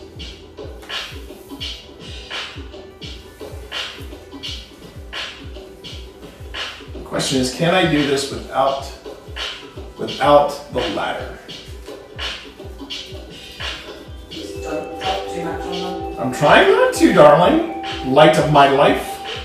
You do tend to overburden your brush sometimes. I know you're making a face. I am not making a face. I am not making a face. I am not making a face. I can see it. This is bullshit. Did you read 1 or 2 while I was? I read 2. I tried to stall as long as I could. No, but, well, you know. I see why bartenders are like, oh, mojitos. Yeah. Well, regular mojitos are fine, but when you have to add fruit to them, it takes an extra. Gus sees you, by the way. Hey. Gus sees you. Does Gus like mojitos? Gus, do you like mojitos? Pip wants to know. I'm gonna try this one. This is a strawberry mango mojito. Let's see how Pip did. My wife loves me. Ooh, is that good?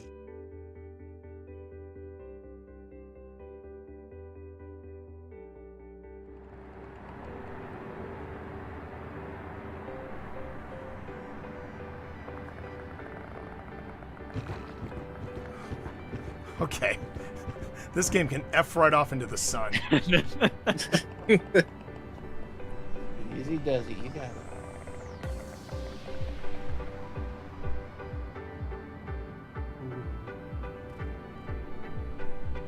Alright, door locks to your left. I know where it is. Okay, I appreciate you. I appreciate the fuck out of you, but yeah, I know where it is. I'm cheering you on, T. You said it was to the... No, it's to the right. It's to the right. On the right side of the door.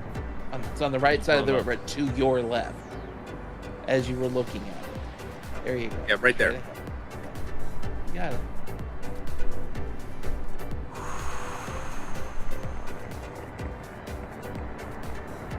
You can do it.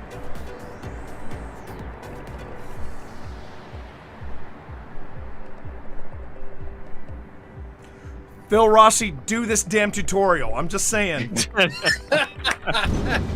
Oh no! Let's let Phil. It feels. I'm gonna your vulnerable positions. Close the door. Ooh. So they can't hear the door opening or closing. I know. So, yeah.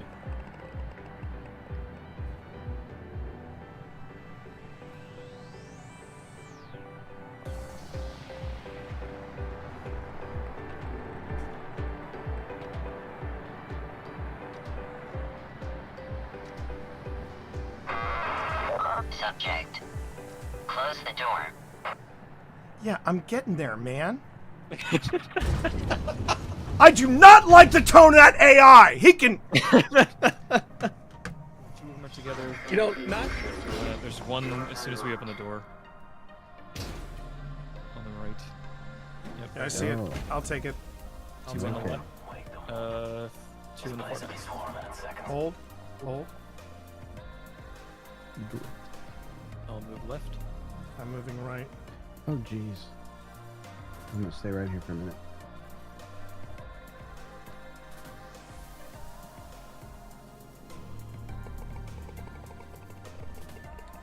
Should I just take him out, or do you need this to be Yep. coordinated? Okay, 3 Should be far 2. enough.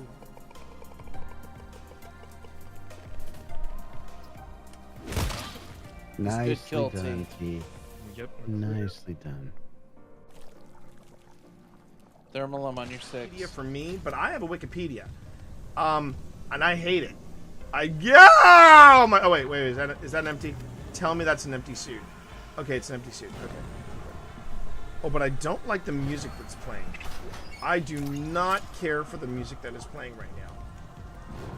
And there's a lot of ammo around here. There's a lot of ammo around here. I could have swore that was somebody hanging there. I could have swore that was somebody hanging there.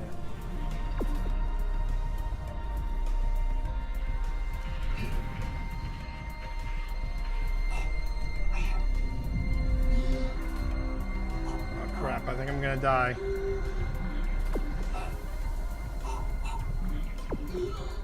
Jeez. Yeah, I think I'm gonna die, everybody.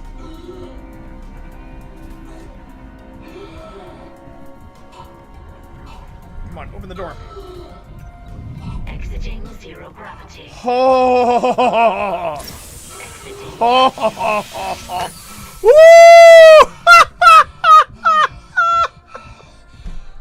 If anyone would care to clip that, I would be forever in your debt. Wow. Oh my god. I hear him.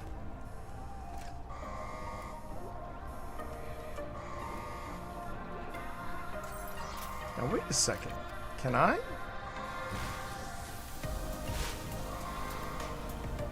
Wait a minute. Wait a minute. Wait a minute. Can I do what I think I can do?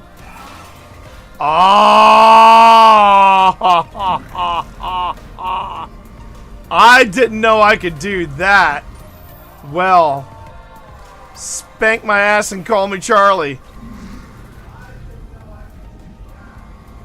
It's gonna be Impalapalooza here. I think this is as good as it gets. Wait. One more thing to pick up here. Alright. Now just don't F it up, T. Just don't F it up.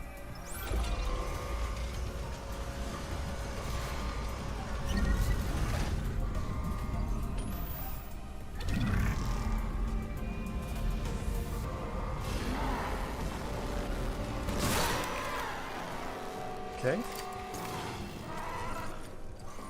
Hello? Hello? Hello?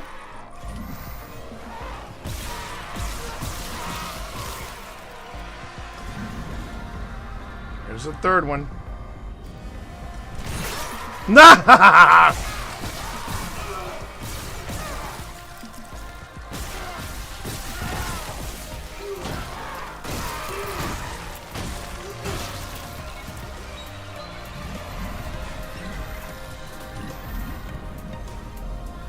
I wonder if I can do this.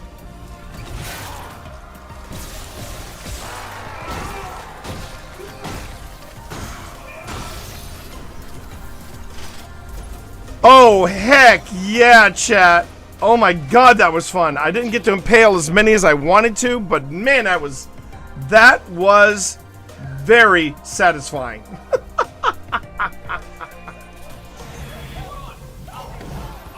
Oh, here we go. The mutant babies. The mutant babies.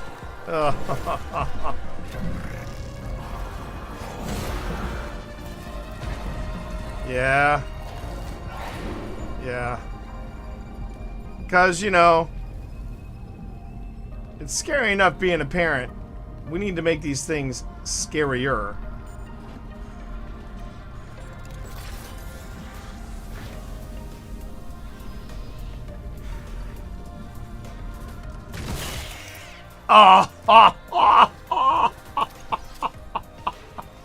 I gotta go get some more spears. I'll be right back, everybody. I gotta go back and get some more spears, everybody. I hope you don't mind.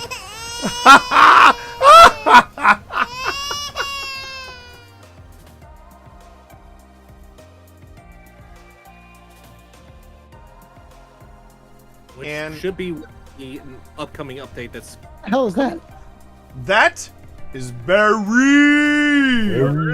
Barry. So you gotta say hey to So Barry. is this the haunted house in the Halloween season? More or less. And they just keep all their just keep going along. other You're doing prop? fine. You're doing fine. Oh fuck! What was that? What is that? What the hell is that? What was that? I don't know. Tell me. What was that? Okay, yeah. You know what, T? You know I will get you for this. Yeah, I know. I will Oh, get you bullshit! You're the one, dude. You're the one that took me to TWA at night. I don't want to fucking hear it. Well, I missed this. All right. Anything on your EM?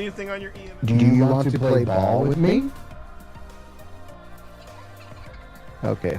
Fuck that. We are off and running, chat. Here we go. All right, Phil, move forward. Now, Phil, I will tell you right now, I will not leave you alone in this game. Open this door, Phil. Open this door to your left. The one that I'm okay. Yeah, the one on the left. Okay, walk in there. And read what is on the portrait, Phil.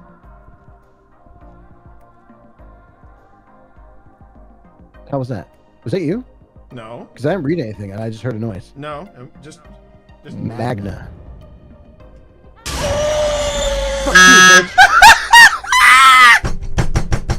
This is awesome. She threw the tarot cards at me. No, I put those on the floor. Oh, thank God. I thought she threw the tarot cards You know at what? me like... I want to be sure. brave. I want to be brave. Oh, no. Oh, yes. Oh, boy. Oh, yeah. Oh, I'm no. stepping out. Oh, yeah. I'm doing saying... this. I'm saying over near Oh, the I TV. really don't like the look on the cards, but okay.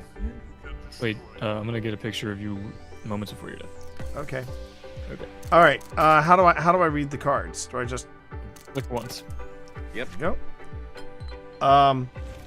It said aggressive, Oh boy.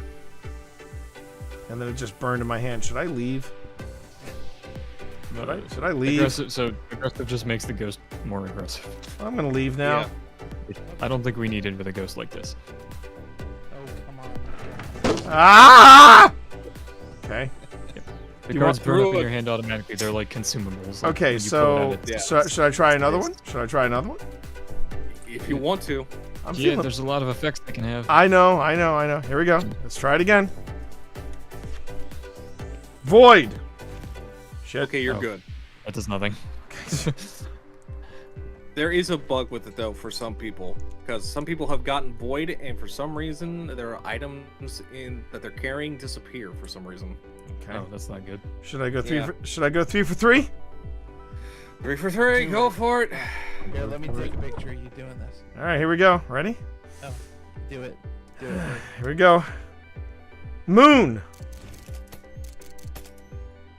I think Moon is good. I think it's. I'm not going to push it after 3. Is that he said he was loving how Bethesda's RPGs are by playing that game. Because he never could get into, the others. He couldn't. That's get true. the ball. That's true. Couldn't get into Speaking of which, has this always been here? Yeah, it's always been. Okay. First time I've noticed it. Likely story. Ha! Ha! Ha! Ha! Ha! Ha! Ha! Ha! Damn it! Okay. Okay. I'm glad we got that out of our system. Great.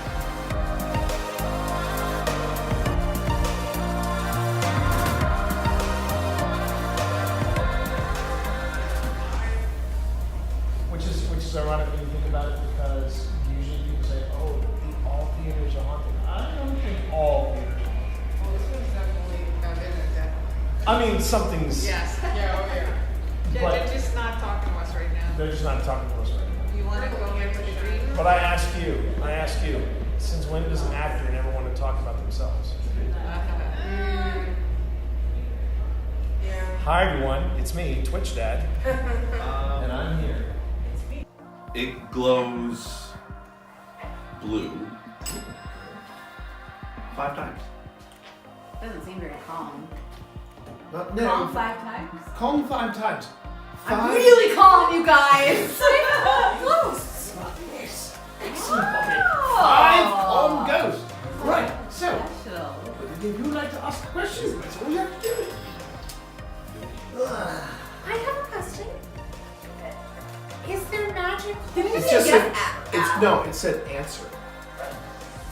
It said answer, and you said I have a question. It said answer.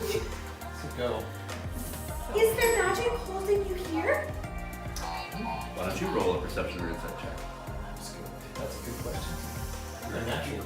Yeah. Alright, can you go? You said insight Or perception, whichever you feel. they're both +3, so Ah. 14. 14. It glows red. What does that mean? Right. Goes red. Red means hostile. So you said, yeah, okay, angry. Angry spirits. You asked me, magic is holding them? I believe the answer is yes. Okay. I got questions. Right. Is the way to free you inside this house? Ooh, that's a really good question. Why don't you roll a perception or insight check?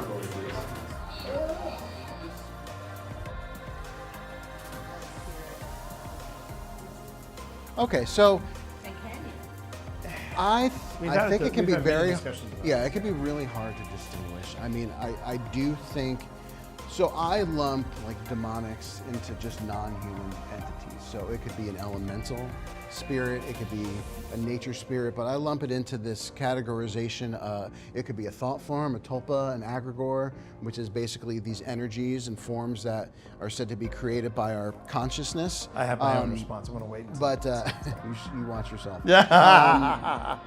I think it's hard. I just think ultimately it's hard to make that distinction. I think part of it is your gut. It is your intuition. I think absolutely. Yeah, but Yeah, I think but here's my take on the D word. One, it gets really abused by paranormal entertainers. Yes. That's my first big problem. Yeah. Secondly, and I've said this before on in between our investigations, we do this thing called the 5-minute paranormal, and it's just this quick little 5-minute ish, you know, piece of content that we talk about certain subjects. And we talked about in one time we talked about demons specifically, and the biggest problem I have with demons is you're not going to know that they're demons because it's hard. Being Christian, I was grown up to be led to believe that a demon does not come up to you and go, "Hello, pleased to meet you. I'm a demon." You know, unless it's Lucifer, you know, with the high cheekbones and the Vish abs. But you know, but as far as demons, they're all about deception. They're all about deception. Which is why I can't believe I'm about to say this. I'm going to punch you in the nads. Talk to me. What did I do? You made me watch Talk to Me. And here's the thing. When you watch, I loved the film The Others. Now it's one of the scariest films I've seen because I've gotten into when you get into paranormal investigation, you watch any ghost movies, they all land very differently. They do. And Talk to Me answers your question straight away because it's all about deception. It's all about, I mean, she was, no spoiler, well, kind of spoiler. No spoilers. No spoilers. Anyway, it's about deception. I gotta keep an eye on it. It's about deception. And that's what demons, true demons, excel in. Which is why when you hear a kid's voice or you hear a child's voice, or if you hear a loved one's voice, you've got to be super critical about that. Yeah. Because again, it is about deception. Yeah. You know, and I will go back to what we talked about really at the beginning is, you know, this is our most critical piece of gear. And trust your intuition. Trust your intuition. Trust your fear.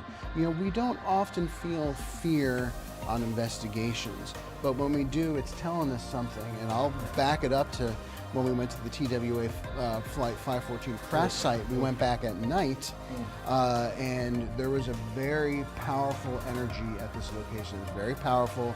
It was very dark, and I truly believe that it was non-human when we were back I would at dare night. say that would be demonic. Yeah, and I'm We're getting hearing kids' my voices. hair is completely on end, but we felt not just fear, we felt absolute dread. All right. Sup, everybody? All right, gonna have to change up things here because I am gonna go on ahead and yo, how you doing there, Sonny? How are things been? You doing all right, kiddo? You doing all right, kiddo?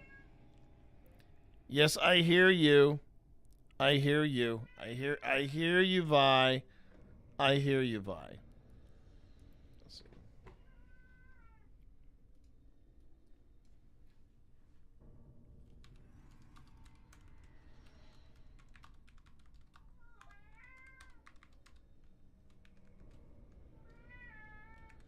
Yeah.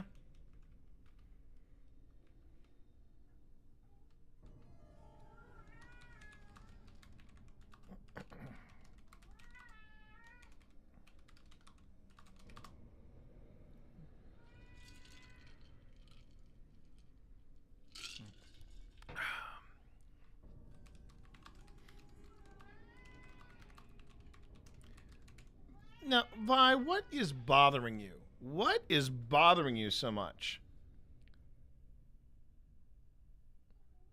And you, I appreciate that, Bear, and I appreciate the I appreciate the work and lurk, because that's kind of what you're doing right now is working and lurking. You're in class, but you're working and lurking, and hopefully you can read that because you got the closed captions on or something, or you're listening to me via headphones. Oh, we miss you too, Bear. But trust me, it's April. Less than a month to go. You got less than a month to go, and then you'll come on home, and then it'll be the summer. Then it'll be the summer. So let me just double check. I want to make sure that I got everything set up and ready. Let me make sure this is all set up and ready. Oh, no, it is. It is. Okay. It's all set up and ready. All right. I think we're good. So, chat, what you're about to see, for anybody who hasn't done this with me in the past, and we might just go on ahead and make the deep dive discussion. We might make the deep dive discussion more paranormal footage depending on how much time we have. I'm about to do something called the Grim Gazette. And the Grim Gazette is my weekly dose. I haven't done it for a few weeks, but it's my weekly dose of different things. It's my weekly dose of weird news, paranormal debunks, and then a deep dive discussion, or more footage review from a paranormal location. The deep dive discussion in the paranormal may deal with something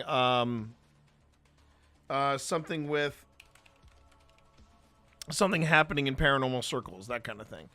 I also have a Discord. And that Discord does in fact... Hello? Oh, what? Oh, hang on.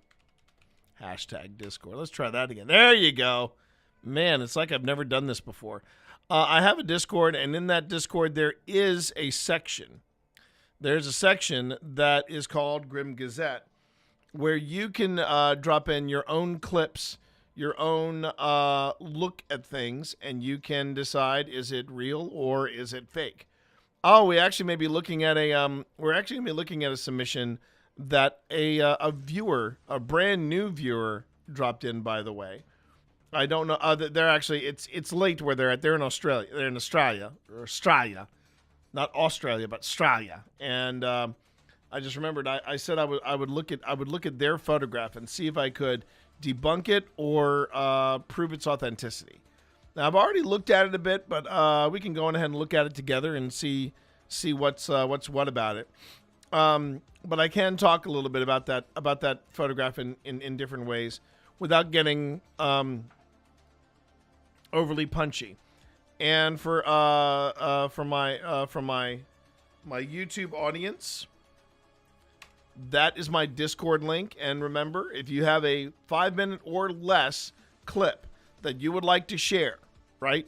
If you have a 5-minute or less clip that you would like to share, or possibly in this case, a photograph of something that you can explain, send it over to the Grim Gazette. I will be happy to take a look at it. So this is something we usually do on Wednesdays. I moved it over to Thursday, and then things started getting spicy over at the Rock and Cradle house. So I said, okay, we're going to bump it to Thursday because I really want to finish up as much as I can here. And now we're here. It's Thursday. And as I promised, I promised that I would do the weird news. I promised that I would do all this. And man, Rock and Cradle is just making it hard for me to do this. But I did make a promise. So I'm going to go on ahead and fulfill that promise. And here we go, everybody. It is time to get weird.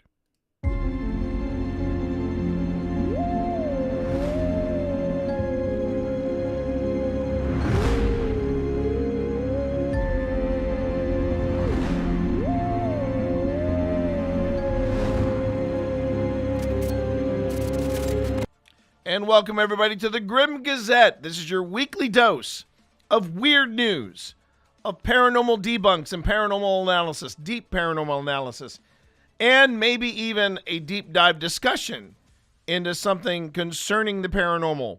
Or we may be doing some more footage review. I don't know. It all depends on how the footage review goes. You know what I'm saying? And I am your host. My name is T. Call me T Monster or Twitch Dad. I represent Old Spirits Investigations. We are a young and scrappy paranormal team based out of Lynchburg, Virginia. We actually are coming up on our 5th anniversary of doing this.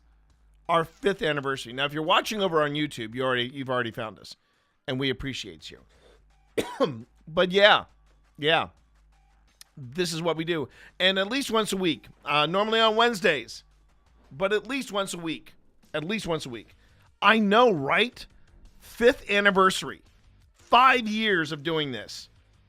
I mean, one day we'll figure it out. But anyway, yeah. 5 years. 5 years. And the Grim Gazette is even younger. It's only 3. But you know what? I love bringing you this weekly look at just weird stuff that's happening in our world. So let's not dilly. Let's not dilly or dally. Let us go on ahead and let's kick things off proper.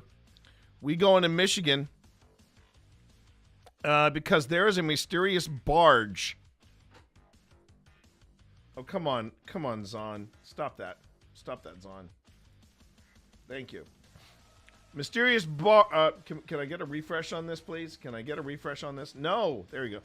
Mysterious barge floats Michigan River, strikes 2 bridges. Literally, it needs one of those. A barge was spotted floating down a Michigan River, collided with at least 2 bridges, but its purposes and origins remain a mystery. Witness told WWMT-TV the barge, a large, flat wooden surface floating atop blue barrels, apparently began its Kalamazoo River journey upstream of the Angel Street Bridge in Battle Creek, where it struck the structure before passing underneath and eventually striking the 20th Street Bridge. The barge, which was first spotted Monday, has remained at the 2nd bridge, where it is now moored with a green strap. John Corner, who captured photos of the floating object, theorized it may have originated from an upstream construction site, but that is yet to be confirmed.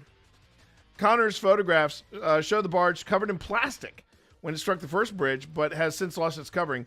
The city of Battle Creek said it is aware of the situation, but has not revealed any answers. So, gotta watch out for those mystery barges. You don't know what's in there. I mean, yeah, man. And, oh, by the way, before I forget, Sam, you're going to want to try to stick all the way to the end of the Grim Gazette because it is pertaining to local news. One of the local things popped in here, and we got deets. So, yeah. Now, this one I can get behind. I don't quite understand it, and that's why I pulled it aside, because let's just be honest, this is the definition of weird news. Arkansas, well, you already lost me in Arkansas. Arkansas woman runs half marathon while wearing 55 t-shirts. 55 t-shirts. Was it a Guinness record? It apparently was a Guinness record. It was apparently a Guinness record. Bless her cotton socks. Okay. Can we not? Oh, crap. No, I didn't want that. Thank you. Oh, man, so many ads. This sucks. Stop UPI. Here we go. So, here we go. Meredith Smith ran on the Fort Smith half marathon. That is, and yes, I can speak on this. 13.1 miles. And where's the Hudson? I do not see a Hudson. I did not see a Hudson. So go back to this. Meredith Smith ran a Fort Smith half marathon on March 30th while wearing 55 layers of shirts. Guinness World Record now confirmed. Sharing the title for the most t-shirts worn during a half marathon. Female. Okay. Well, that explains the thing. Smith finished with a time of under 3 hours and 30 minutes. Now, look, I've run several half marathons. I can say 3 hours and 30 minutes, that's a respectable time, especially when you're wearing 55 t-shirts. Completing a running record was partially special to me, as I would not thought it possible when I began running in 2013 as a way to lose weight. Smith told Guinness World Record. Trying to set this record by adding weight back onto my body via t-shirts was like stepping back into my own shoes to physically see how far I've come. I want to see this. I got to see the video. Wow.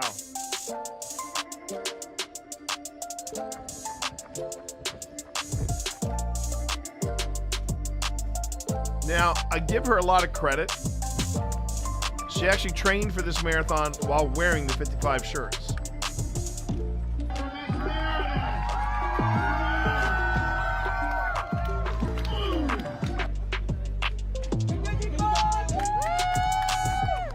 Oh, she is so wee. She was so wee. Oh my God, that's crazy. That's crazy, but good on her. I respect that. I do. I respect that. Most t-shirts in a half marathon. Do they count only competitors or viewers too? Some guy. No, they're talking about you got to wear the most t-shirts during the marathon. That was pretty amazing, though. That was pretty effing amazing. All right. Hang on. A little closer to home. Little daredevil baby foxes. Yes, we are going to watch the video on this one. Little daredevil baby foxes rescued from window well in Virginia. Okay, so let me talk a little bit. There is a reason why I bought this particular one. The little daredevil baby foxes, right? And that was part of the poll, but the other one was the window well. Let me tell you how one, easy it is to maintain a window well. Two, how easy it is to neglect said window well.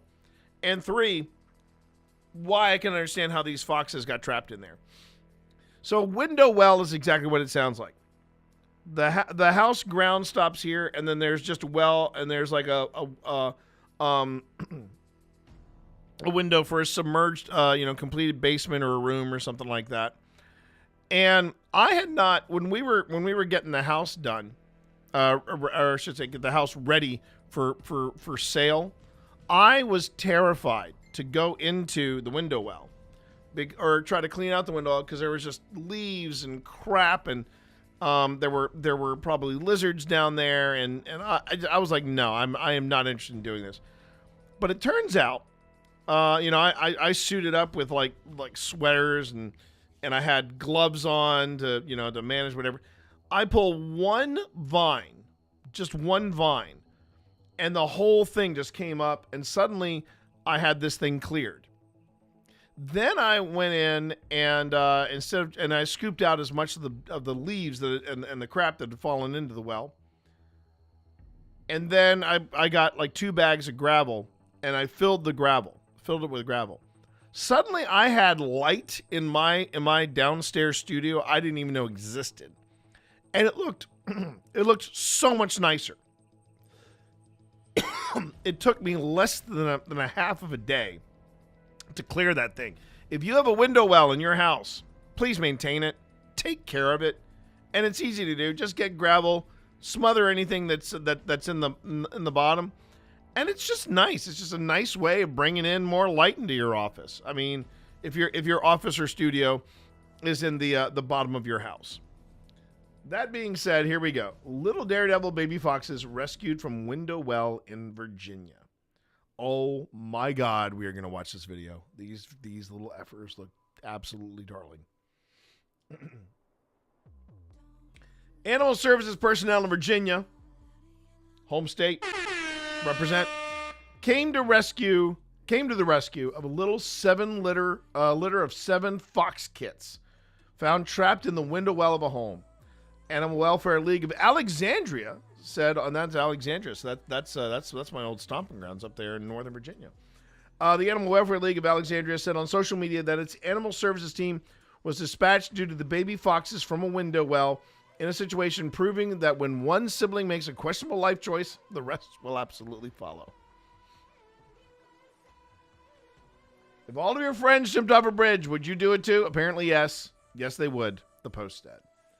The fox kits were scooped out of the window well and reunited with their mother. Let's go. Who was watching the rescue nearby. The mother escorted her little daredevils to a better location once they were freed, officials wrote. Oh my God. Are we ready for the cute in this video? Are we ready for the cute? We're going to watch it on Instagram. Fine.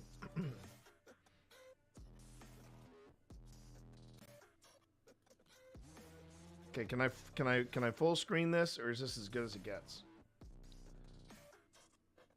Come on, man. Really? We're not doing seriously, we're not doing full screen? We're not doing full screen, Lana. We apparently cannot do full screen, Lana. Lana. Where's that full screen, Lana? All right, fine.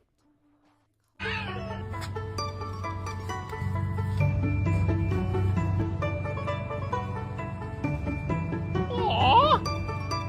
Oh my God, look at these little guys.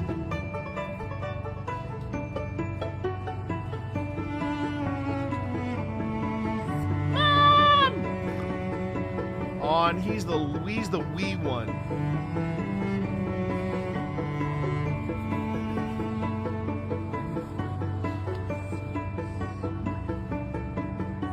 Okay, hang on a minute. Hang on. How many of these little effers did they rescue? Oh, 7. Okay.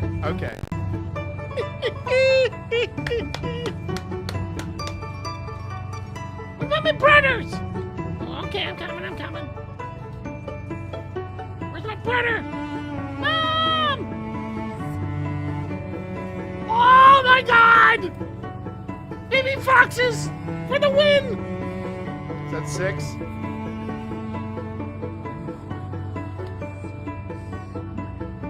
Oh, he's hiding behind the ladder. My brothers made me do it, sir. Oh! No. Oh my God! Sir? Sir? Would you help us out, please? Okay. Where are my brothers? Oh, okay. Cool. Where you going? Mom!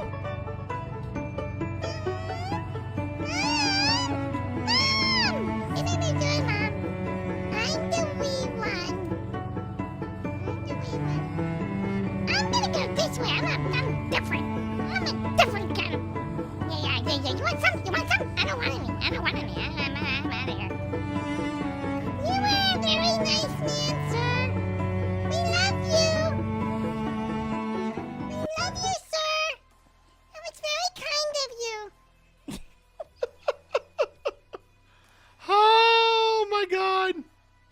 That was so freaking cool.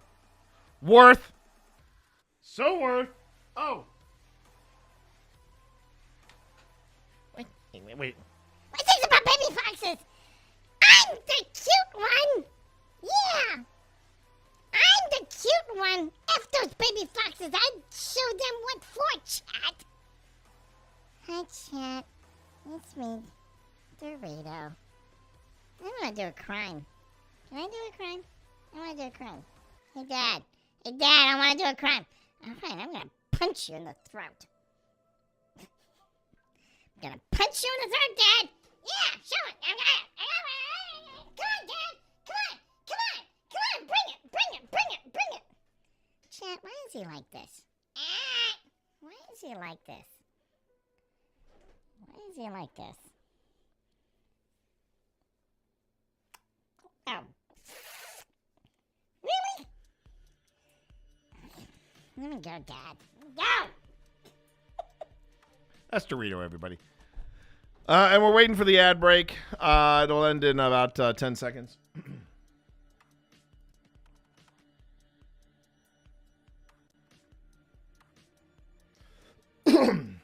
And welcome back, everybody. Welcome back from the ad break. You are watching the Grim Gazette, your weekly dose of world news, world weird news. And this one is coming from my my baby's home country of New Zealand. I've watched the video of this on several different sources, and it's all kinds of awesome. Which is why we're gonna watch it. This is a great story. This is just a great story all around. Dorito, what do you want? What do you think I want, Dad? I want treats. Come on. All right.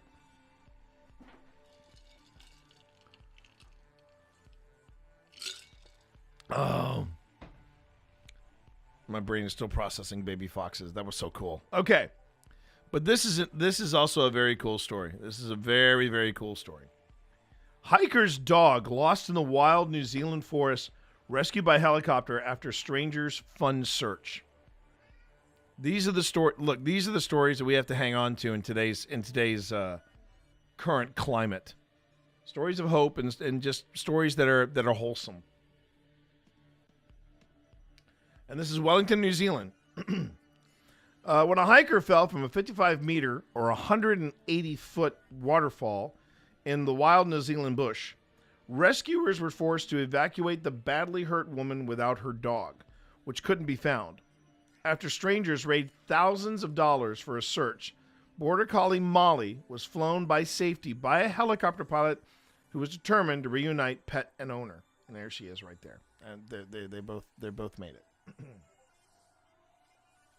Easy. Thank you.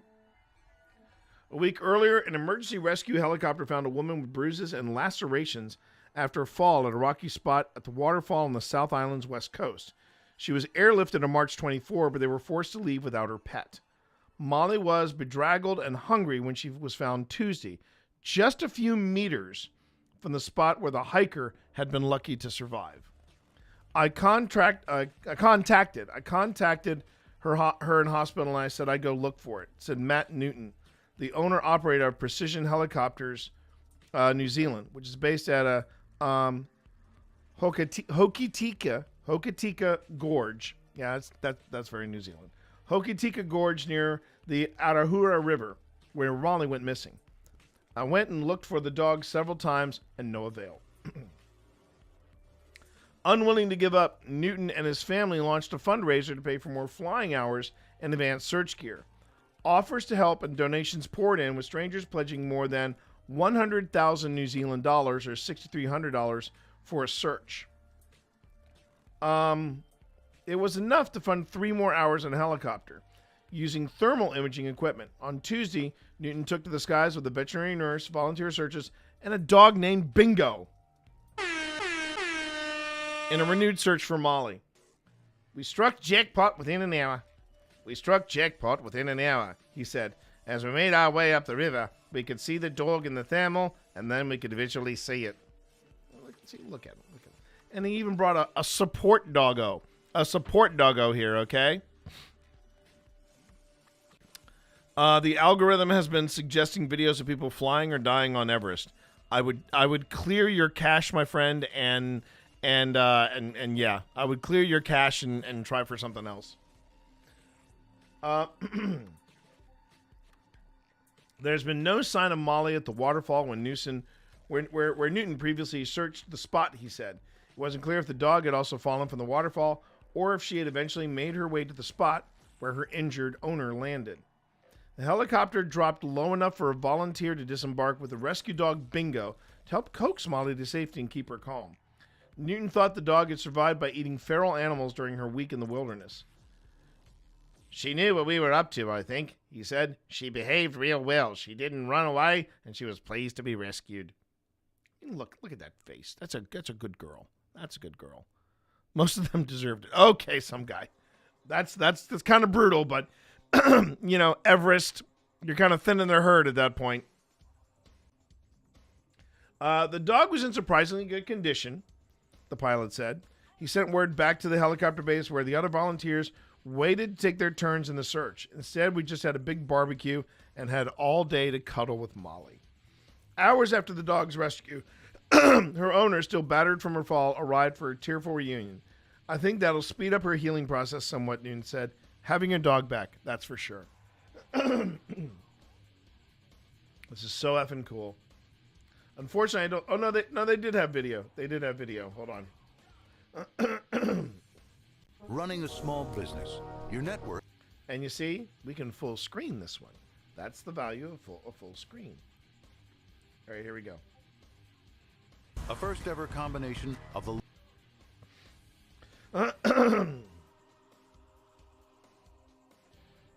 Whenever you're done, Comcast. Whenever you're done. We want to see the video. Come on.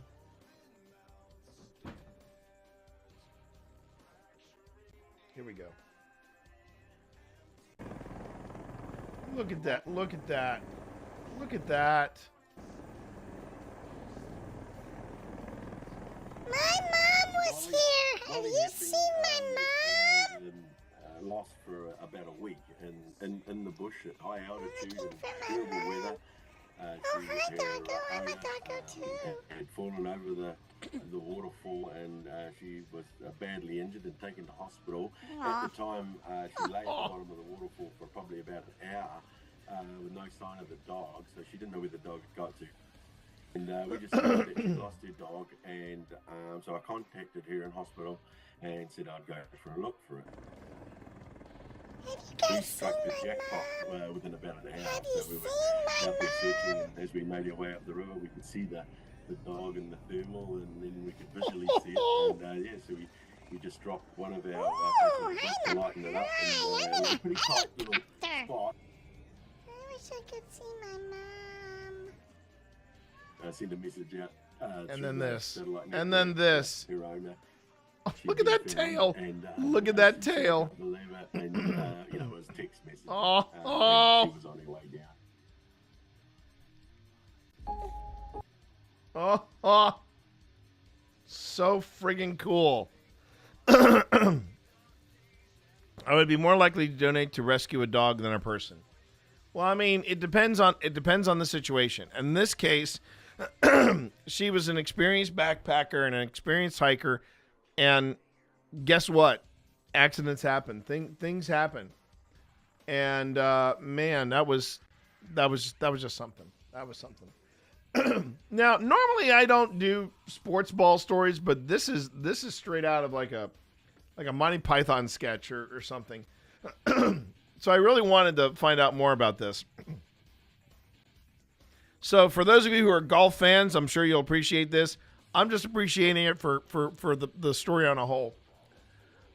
Shuffles Drive appeared to land in a viewer's merchandise bag. Didn't stop him making par, so, you know. Okay. Didn't stop him. That's a winning attitude right there. Quiet on the green. Okay. And yes, I got this from Weird News. Augusta, Georgia. Maybe gift shopping really is out of control at the Masters. Okay. I like the way they're headed with this article already.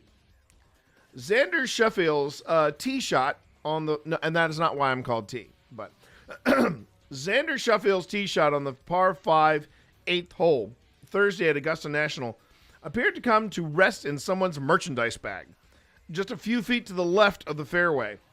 Shuffle used a tee to mark the spot, removed the ball, and then handed off the bag to a woman in a pink and white outfit.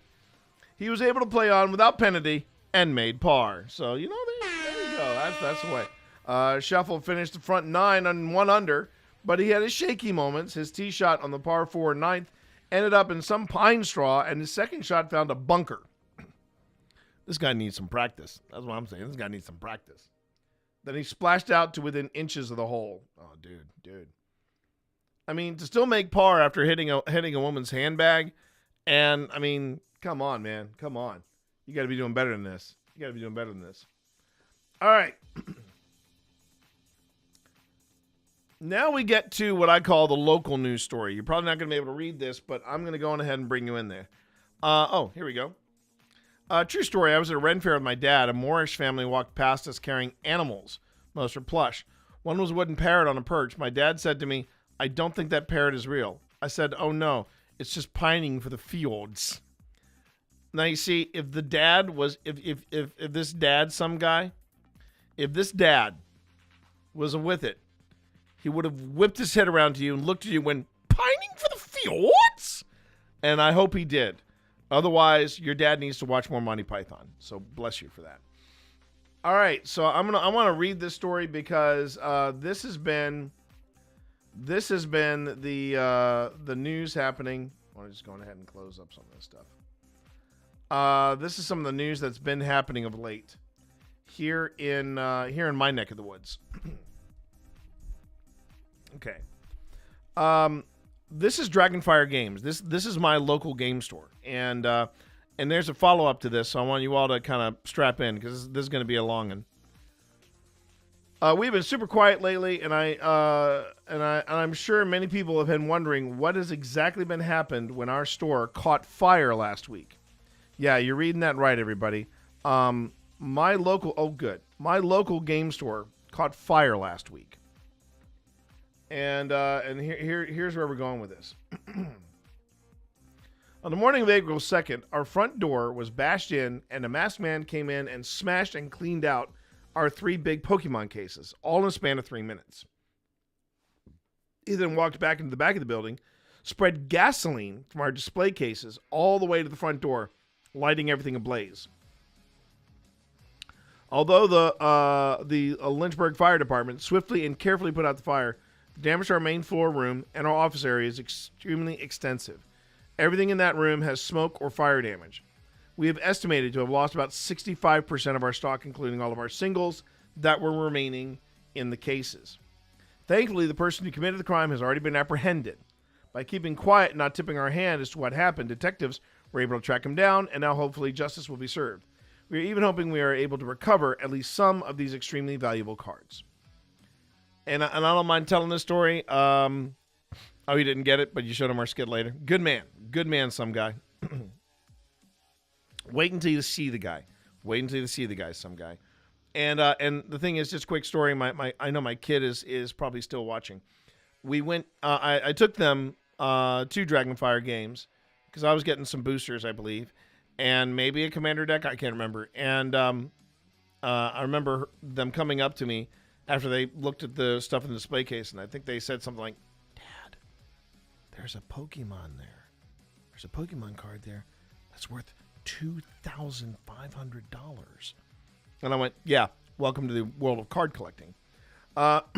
He had some bangers.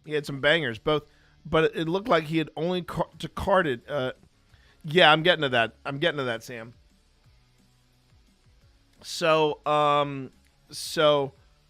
they did catch the guy, and the thing that I was kind of shocked that he only got the Pokemon cards. I don't think he picked up any of the valuable Magic cards he had either. Had a friend that ran a comic book shop. Fire was the most scary thing to him because everything in the store was flammable. Well, yeah, that's the thing, some guy. Okay, so here we go. While we did have insurance in the store, so good on you. it is nowhere near the coverage of what we have lost. We are planning to set up a GoFundMe to try help us at least recoup to get the new fixtures for the new place. Still plan on making that as nice as we originally planned before the losses. Speaking of, I've told some people, but most are unaware, we had recently bought a new building so we could facilitate a move to a bigger location, more space for gaming. That happened in early February. We had excitedly been getting ready to make an announcement about our move to a new place once everything was set up. Well, scratch that. It's going to happen a bit earlier so we can try to recoup some of our losses. The city has approved our building license at our new building, 408 Federal Street, which used to be the old Family Dollar building downtown. Now, for my kiddo, yeah, well, there you go. Oh, Sam, you can always go there and ask. I'd be more than happy to take you there if you want. If you get a store discount, that's even better. But if you remember, you know that one traffic circle where we are, Sam, that has the like, it looks like it has like an outdoor bar. They got cornhole there, and sometimes bands are playing. And then across the way, I think there's a it's where they got the statue of the dude in the middle of the roundabout.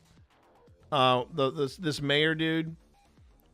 It's right there. It's right off that roundabout, and it's a it's an old Family Dollar, and it's now theirs, and they actually have a really nice new sign for it. So that's even better.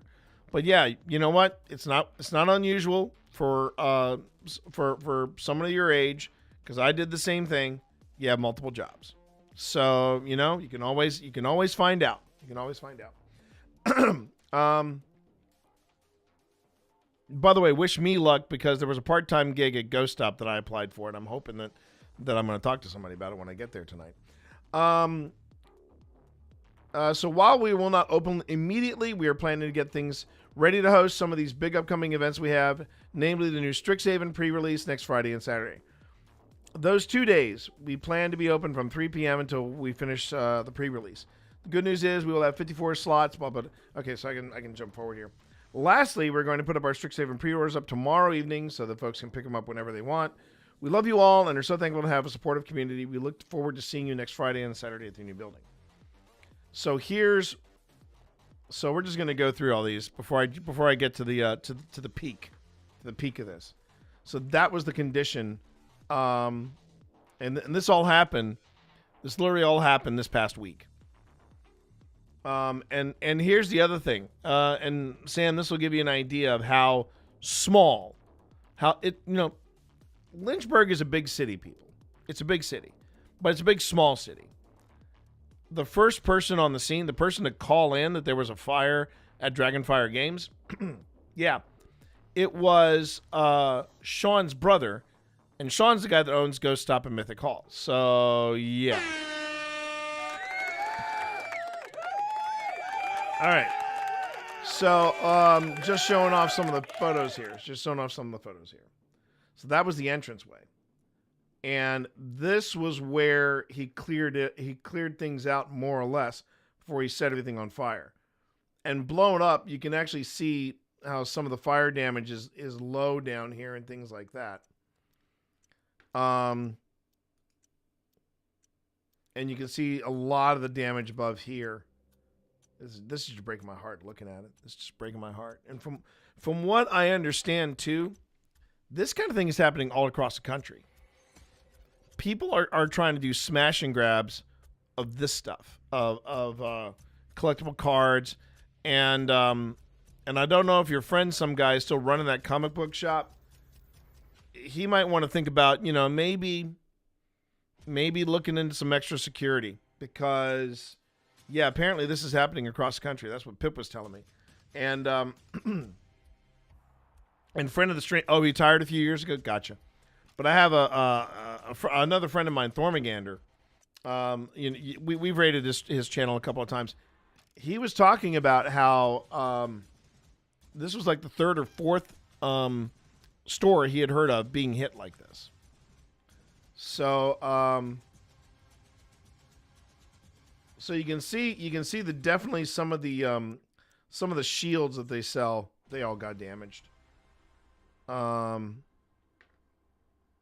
And he had some like beautiful like dice like wood like carved out of driftwood, like wood dice carriers and things like that. I almost got that for your mom, Sam, and then I found something better. So there was that.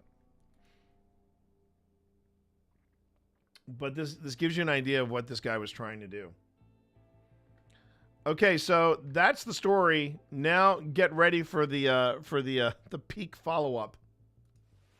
Here he is, everybody. This is Danny Ocean. I guess this is Danny Ocean from Temu, but there you go. I'm sorry. This is going to sound really... He had a lot of theft problems throughout the years. I can't imagine. But honestly, this guy. I cannot tell you, chat, how many times I've had discussions with fans like this at sci-fi conventions, and even if I had facts, they would be they would be like, yeah, well, you're still wrong. You know, you can choose to believe that. We'll have to agree to disagree. And you can just tell this was a guy that did not think this through. He did not think this through. A Lynchburg man, once a customer at Dragonfire Games, is now charged with arson and burglary, accused of stealing from the shop and then setting it ablaze. 35-year-old Donald Collier is facing charges of possession of a firearm by a convicted felon, possession of ammunition by a convicted felon, arson, burglary, and grand larceny. You thought the haircut threw me. Well played, sir. Well played, some guy. Well played.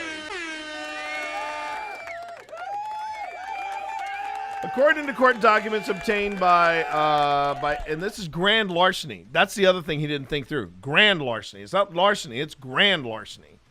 That comes with a whole different set of penalties with it. According to court documents obtained by ABC 13 News, Lynchburg police believed Collier went into the store 15 minutes before closing on April 1st and purchased one miscellaneous pack of trading cards. They allege he later returned, broke into the Memorial Avenue store in the early morning hours of April 2nd, breaking the glass front door before breaking display cabinets and stealing, quote, an undetermined amount of collectible game cards. LPD said those cards included Pokemon tradable, Bandai one-piece trading cards, Gundam trading cards, Disney Lorcana trading cards, and miscellaneous trading cards. So he didn't even touch the magic stuff. The document alleges that Collier put the cards into a bag and left the store. LPD believes Collier then returned to the store with a red plastic gasoline can before setting the blaze afire and running off. Let's see. In a Facebook post, Dragonfire Games said they estimate they lost around 65% of their inventory between the robbery and the fire. In that post, the shop said they planned to move buildings before, but that has now been expedited.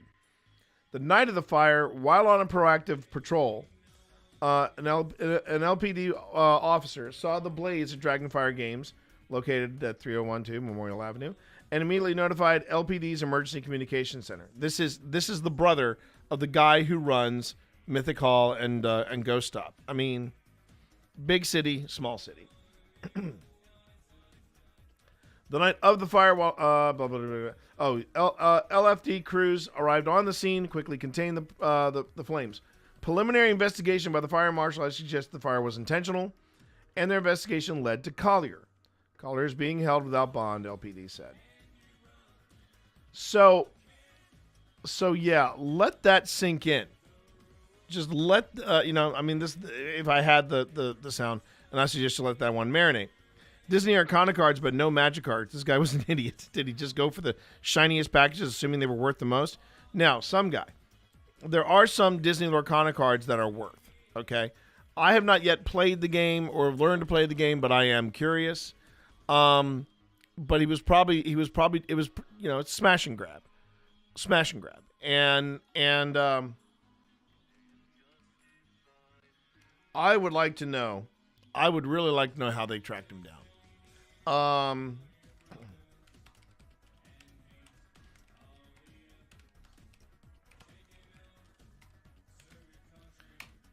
Oh, I also put in Virginia. There we go. So I'm just pulling this up. There's petite or petty larceny. That's taking property value to less than $1,000, or taking property value at less than $5 directly from a person. It's a class 1 misdemeanor. The jail time for petty larceny. That's that's up to a year in jail and a fine of up to $2,500. A conviction results in a permanent criminal record, which can impact employment, housing, and reputation. Petty larceny is often associated with minor thefts, such as shoplifting small items or stealing personal property of low value. Grand larceny in Virginia. This is what grand larceny in Virginia is. It's a more serious offense. Property valued at $1,000 or more is stolen. Property values of $5 or more is taken directly from a person, and a firearm of any value is stolen. Classifications: Class 7 felony, prison time up to 7 years, or at the court's discretion. Fines are up to $2,500. The court may order the defendant to repay the victim for the stolen property value, because there was property value. He's got long-term consequences, including loss of certain civil rights like voting, firearm ownership, significant barriers to employment and housing. Yeah. So this boy done effed up hard, and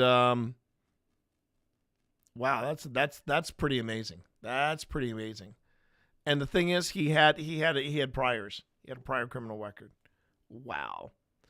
He probably thought he was grabbing expensive ones. He probably thought he was.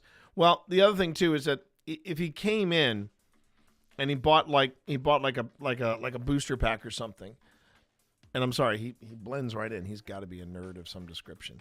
He probably thought it was. It was quick. It was a quick cash grab.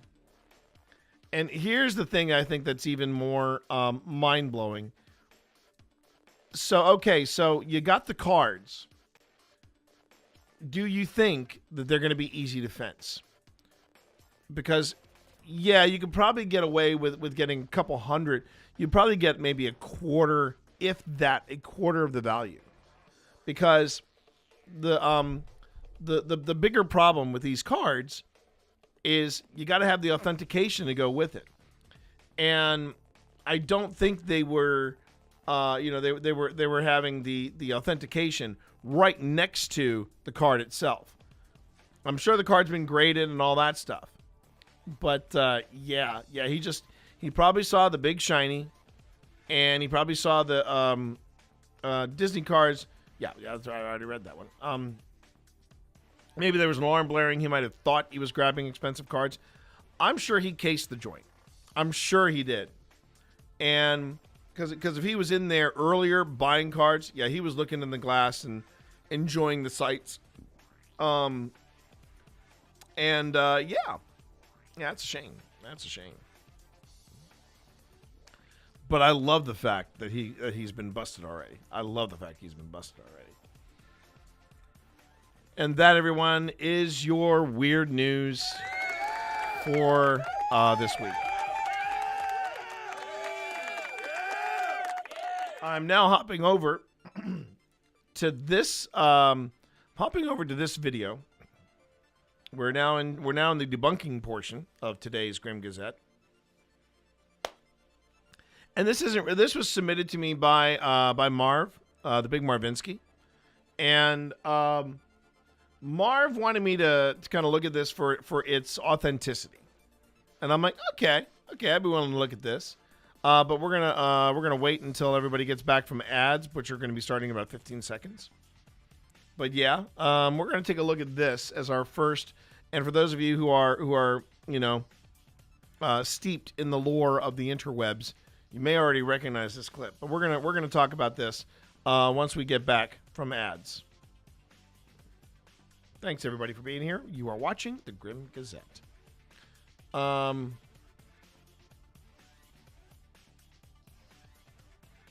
Debating about what I want to have for dinner before we wrap up, and do the thing, and then head out to because tonight is Mythic Hall night. Just so you all know, tonight is Mythic Hall night.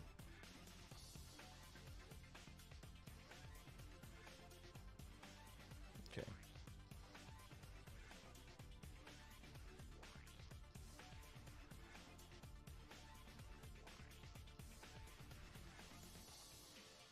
Pretty happy with the way that's performing. Okay, good. Good.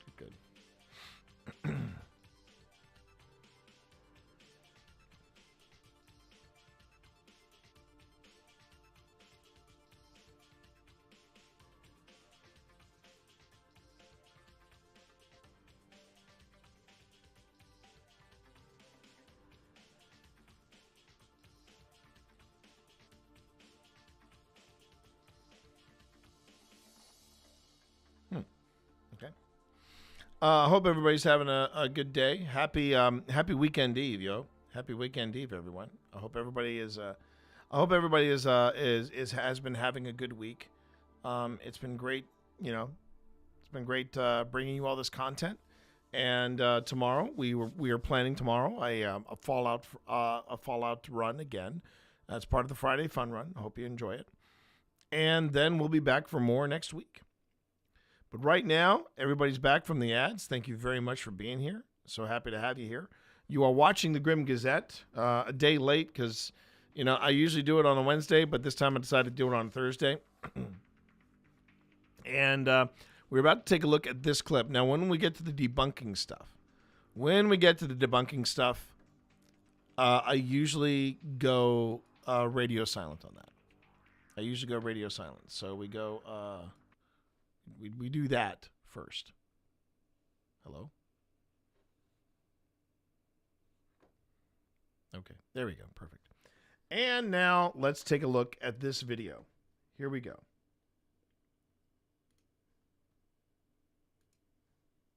Was originally just filming a prank, but everything got out of control. From an ordinary prankster, he suddenly turned into a real hero. The filming started as just another joke for content. But then the camera captured a moment that looked like it could have turned into something much worse. It all happened at an almost empty subway station. A lone girl was standing on the platform, and 3 men started moving closer to her. On the surface, it could have looked harmless, like they were just waiting for the train. At first, the clown actually planned to prank the girl, but the crew sensed something was off. The girl noticed the men, stood up, and started walking forward, and one of them followed her. That's when the clown stepped into frame, holding 2 baseball bats. He positioned himself directly in front of the man, blocking his path. And he didn't say a word, he just stared at him. In that moment, it stopped looking like a joke. The tension felt real. The men hesitated, and then they backed off. A few seconds later, they ran away. And just like that, a stupid prank turned into an actual rescue. Not because he planned it, but because he noticed what everyone else might have ignored. What do you think? Was this pure coincidence? Or did he genuinely sense something dangerous in time? Follow so you don't lose the channel, if you're not afraid to get scared at night. Okay. I know. This is a couple months old, Bear. I know. And this clip has done the rounds. I tried to follow back this particular clip, and I saw a lot of people. I got to do this little rant here. When it comes to content creation, and it comes to this kind of thing, I absolutely loathe this kind of content. This content where people are watching other people's content, or just just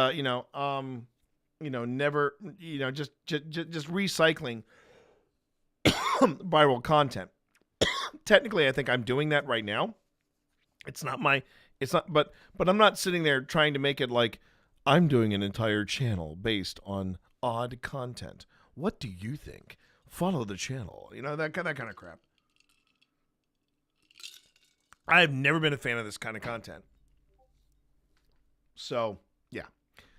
But this guy is probably doing far better at it than I am right now, so okay. But then we talk about this whole thing. So I'm going to go on ahead, I'm going to mute it, but I'll play it.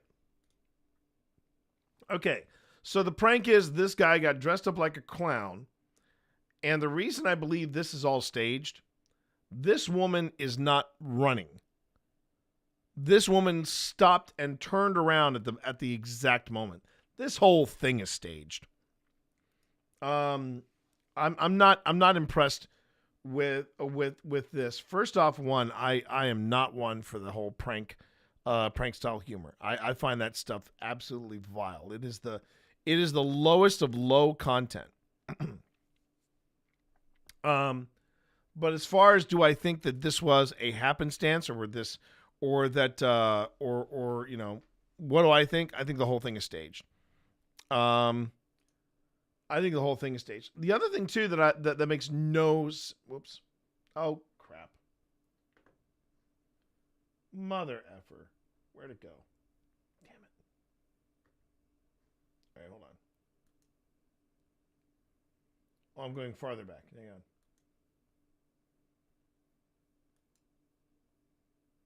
Oh, Instagram, you suck. You suck, Instagram.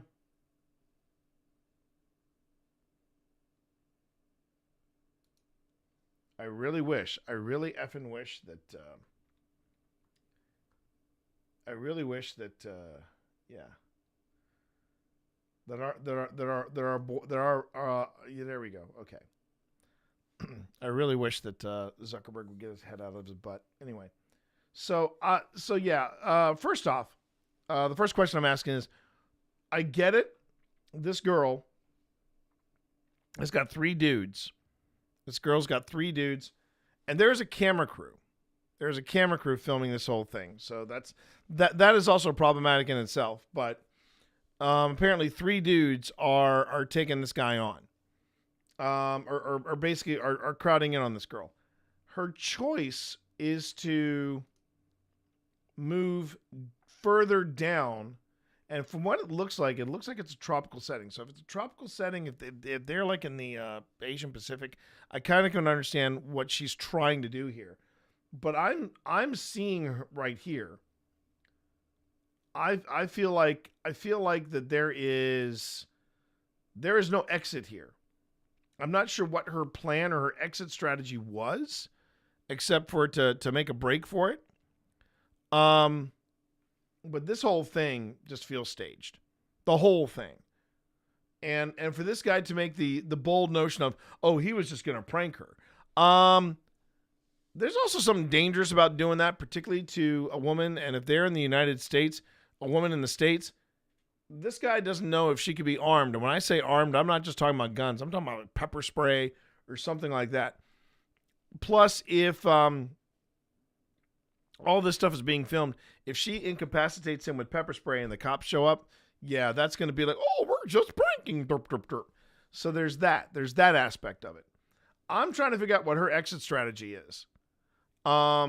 It was something that I think Sam got taught by. My kid is. They have a good knowledge, a pretty strong knowledge of self-defense tactics, you know?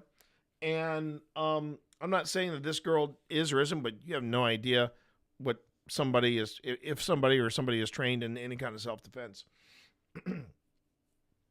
And no, I'm not saying that my kid is Bruce Lee, but just if they remembered the basics, they could still do some harm.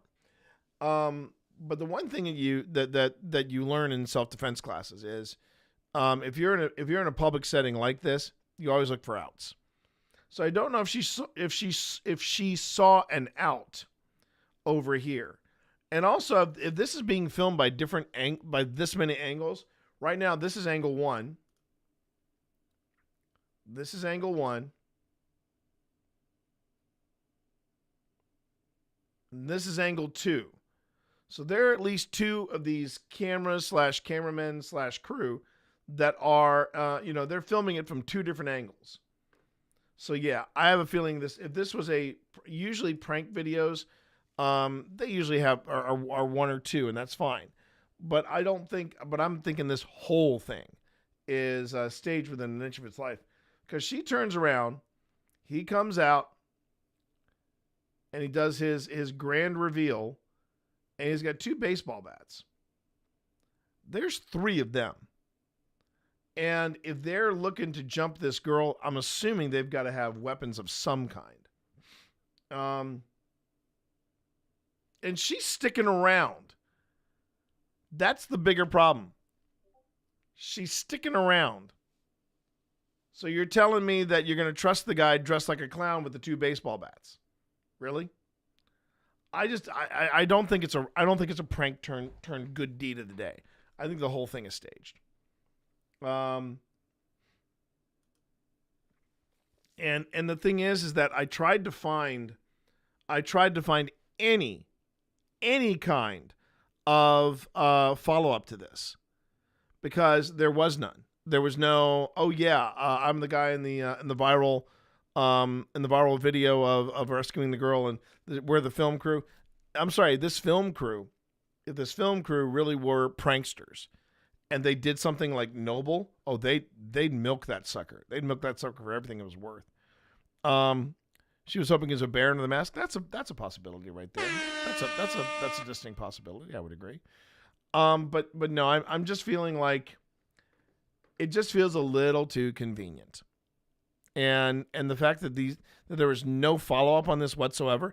I found incidences of other like clowns like rescuing people, like, you know, rescuing someone whose purse was snatched and stuff like that. But this, I found nothing about it. So the other thing, and I would say if this is not staged, the first thing I would say to this girl is get some self-defense classes, because these guys are just begging. They are begging to be taken out. Because first off, 2 of these guys, I at least saw 2 of the guys. Let me see if I can get the shot of the third one. So that guy's wearing shorts. And then his homie was also wearing shorts. I think all 3 of them were wearing shorts. That guy's wearing shorts. That guy's wearing shorts.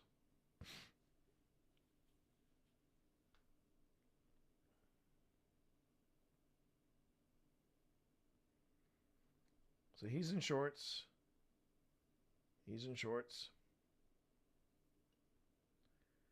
The fact that there is a camera further down here and the camera crew didn't come out to help this girl, I mean, that also, I'm like, guys, come on. Does the content really matter that much to you? Okay, so hang on. Okay, so we got these 2 homies also wearing shorts. And there's another problem you have here.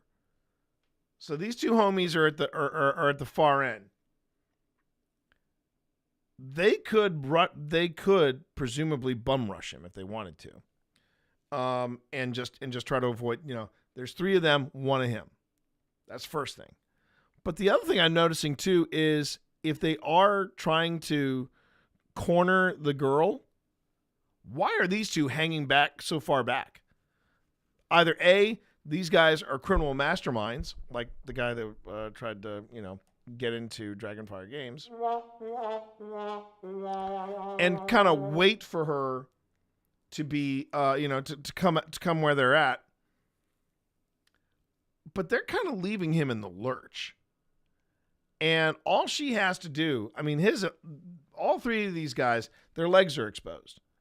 She could easily just kick the dude so freaking hard in the knee that he ain't getting up. And, you know, and then what?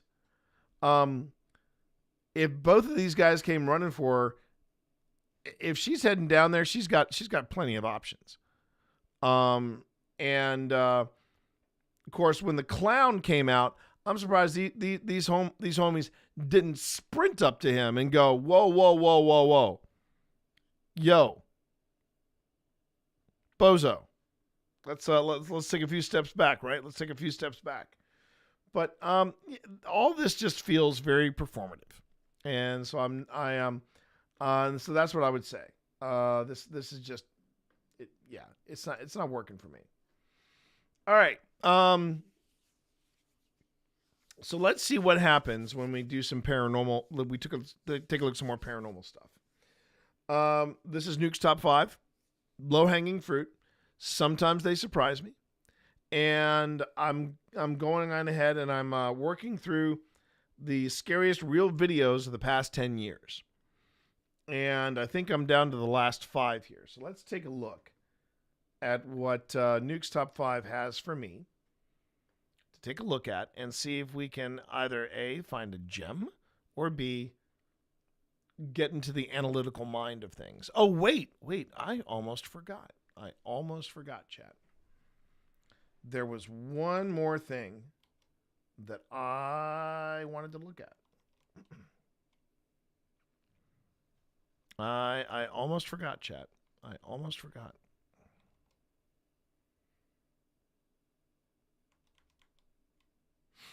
Let's see. Did I save this? I don't think I did. Give me a moment, everybody. I just got to do a quick little transfer, and then we will be good to go.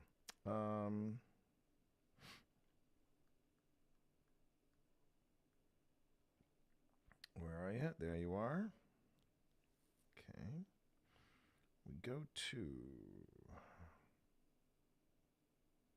All right.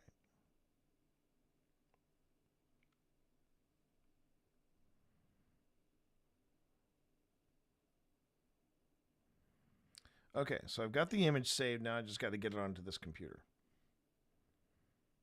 I know. Scintillating content. Pro-level content creation. You're watching it all happen in real time, everybody. How are you? Okay. Just bear with me, everybody. This shouldn't take but another moment or two, if that. This is where I if we were on the PC, I would actually have hold music. I actually have hold music. Okay, so I've got this. Will you let me share it to...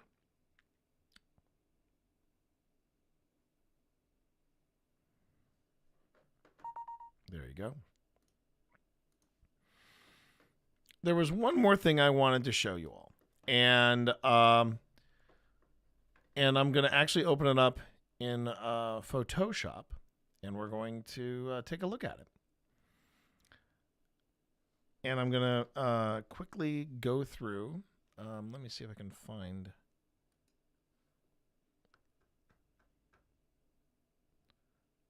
Rhymeness. That's who it is. Rhymeness. That's who we're looking at right here.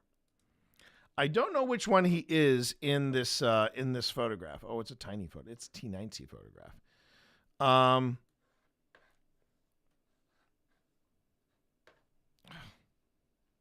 thank you.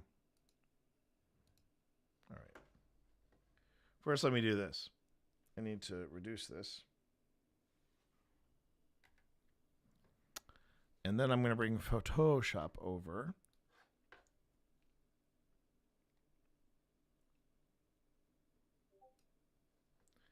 And let me see if I can,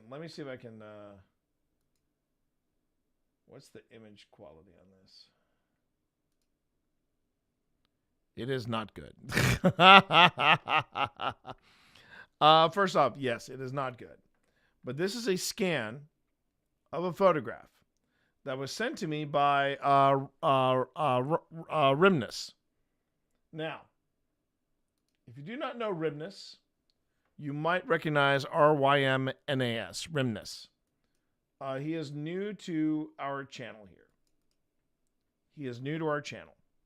And he said, I've got a photograph. Would you like to take a look at it? And this is said photograph. The photograph is that, and apparently he is somewhere in this photograph. I do not know which one he is, but you can kind of see it. This shadow here is not supposed to be there, apparently. And here, and I'm not sure how much of this is going to be me trying to debunk this photo versus paranormal photography 101 and how it works and what you need to do. So looking at this photograph, this is pretty compelling. What he's saying is that when they were doing military operations or military exercises in this old abandoned, I'm not sure what it was, but it was an abandoned building. They were doing some exercises. And obviously you can see the shadow where my cursor is here. They apparently had somebody taking photographs, and the person taking photographs, they took like 4 or 5 photographs in this moment, and that shadow was not there. So now you got to look at it from the perspective of a paranormal investigator. And here's where it gets complicated. Okay. The first question I ask is, it looks like whatever is standing here, it's mimicking whoever's standing here. So could this be this guy's shadow? It is possible. The bigger problem I have with it, just automatically calling it a shadow, is that well, first off, the bigger problem with this is that the picture is so tiny, and it'd be great if I could get it in a larger field. It's a bit like because like when I look at it on my when I look at it on my phone.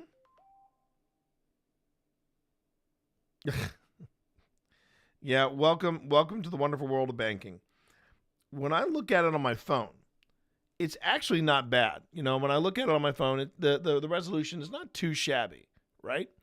It's filling up most of it, but most of the space, and I can get a pretty good look at it, and I can pinch and zoom in. But the bigger problem I have is this screen can only go so far. I want it on a bigger monitor. I want to be able to see it in something in a proper photo editor like Photoshop. And then I want to be able to tinker with it. And the bigger problem I have is and so that is problem number one. The photograph is a bad scan, and it'd be great if it was triple its size. If it was triple its size, we could go to town. So that's the first issue with it. Second issue with it was what Rim was telling me is that a series of photographs were taken. And I said, okay, do you have the other photographs? He did not. And that is something that when you're doing this type of photography or you're studying this type of photography, you need to have other photographs as a control. If you catch something weird, it's always good to have control. Now, he did explain to me, this was taken with a conventional camera, which is fine. That there's nothing wrong with the camera. It's just having access to the other pictures that were taken with that camera. Can I immediately dismiss it as a shadow? Well, there's a problem with that. If it was this guy's shadow, where's everyone else's shadow? You know, because when you take flash photography, everybody gets a shadow. You get a shadow, and you get a shadow, and you get a shadow, and you get a shadow. The only shadow that looks like it's appearing here is this guy. Now, I'm going to go on ahead and I'm going to try to zoom in as much as I can here without losing the image. See, when you zoom into certain photographs, you'll notice that they start to get even fuzzier. That's because right now we're looking at individual pixels. We can actually we have zoomed in so much into this one photograph that now we are at pixel level. And what I'm looking for is I want to see if there's a mask here. If there's an outline that's separating the shadow from the hat. And right now, looking at it, it appears that there is no edge here. If this had been masked in, we would probably see some type of, we would probably see at the individual level some kind of mask, some kind of line or delineation. But what we're seeing is we're seeing pixels blend naturally in with one another. So this is either an extremely good fake,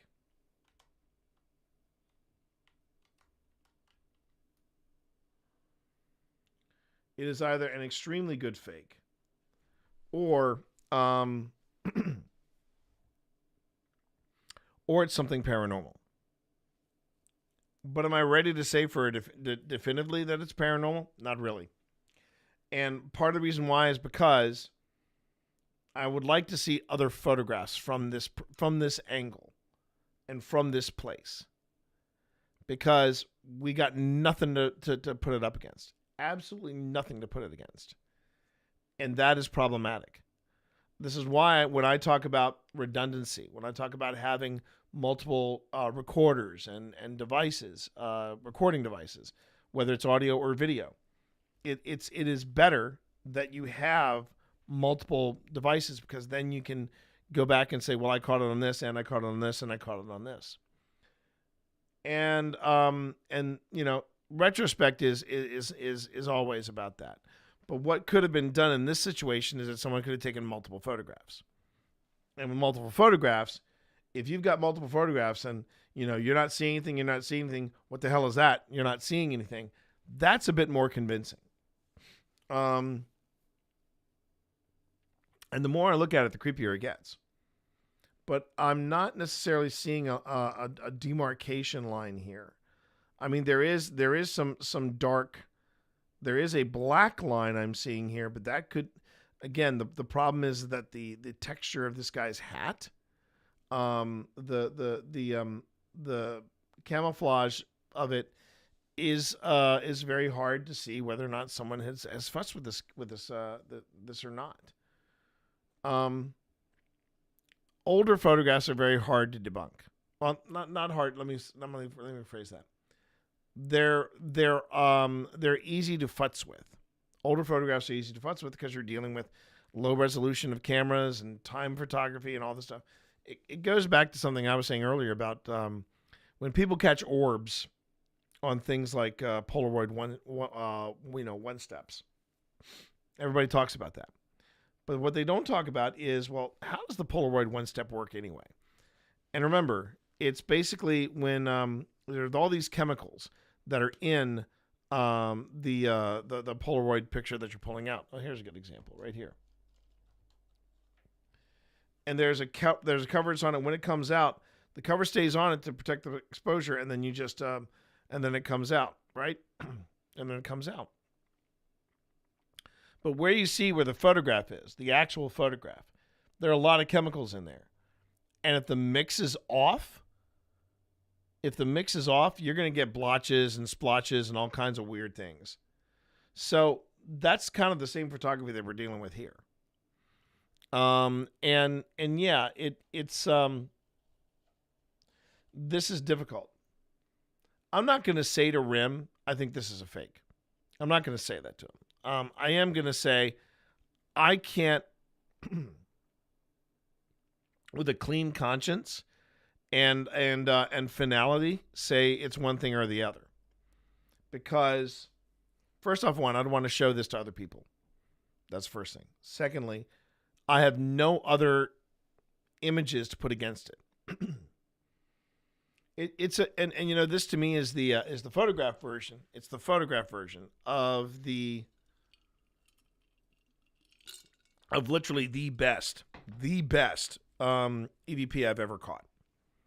It was responsive, it was intelligent, and it was terrifying. I caught this thing at a grave marker in Gettysburg. And the reason why it's so good is that it's just clear. It's not an artifact. Brand new card. It was all I had to do was just boost the volume. That's all I had to do. And that voice just popped. There was tenor. There was a tone to it. The only problem I have with that EVP is I caught it on one device because I had one device in my hand at the time. It would have been perfect if I had caught it while I was carrying a camera, but I wasn't carrying a camera at the time. I was just carrying one device, and it was my audio recorder. So I have no way to corroborate it, but it's still a great catch. And that's kind of what this is here. It is, by the way, ads are starting in a few seconds.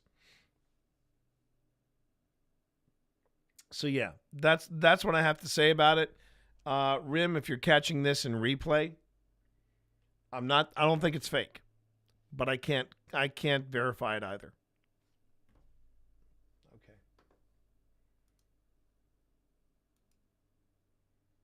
But the longer I look at it, the creepier it gets. Okay, so I'm going to cue this up for everybody coming back. Okay. Oh, wait. Is this the Randonautica? Oh, yeah. Okay. Wait, did I finish this or no?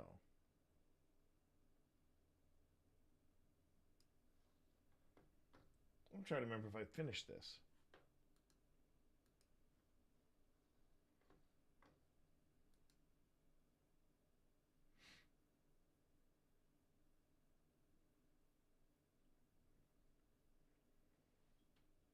Yeah, I remember we talked about Randonautica. I'd never heard this Randonautica thing, so yeah.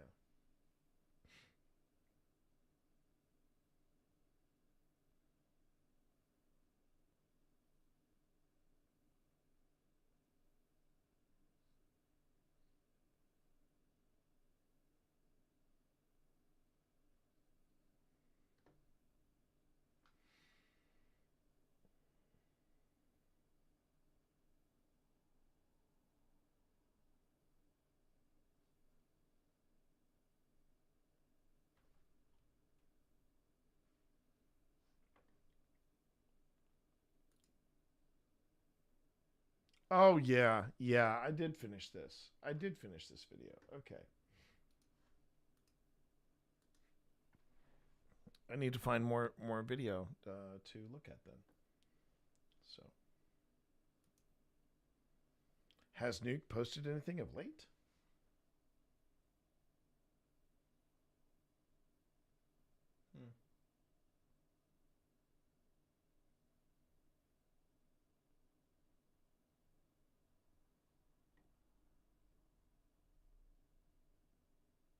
All right.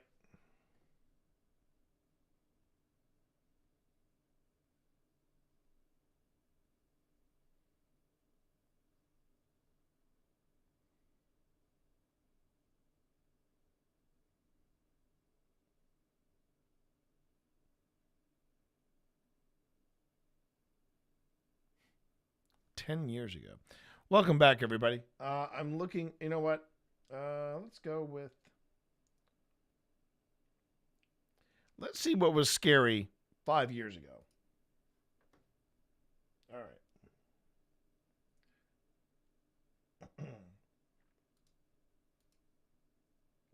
So, everybody, this is Nuke's top 5.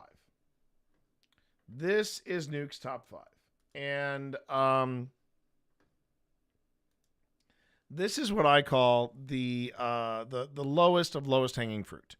When it comes to paranormal videos, paranormal content, there are people that I have heard them say point blank, "Oh, this stuff is so legit," and I just kind of sit there and go,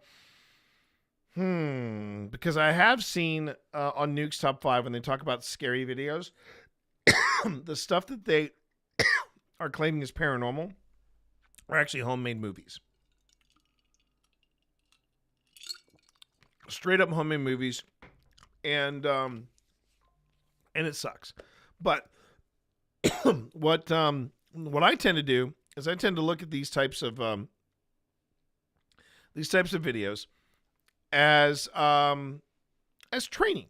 It's keeping my skills sharp in being able to analyze video, including my own video, and try to figure out what's going on in said video.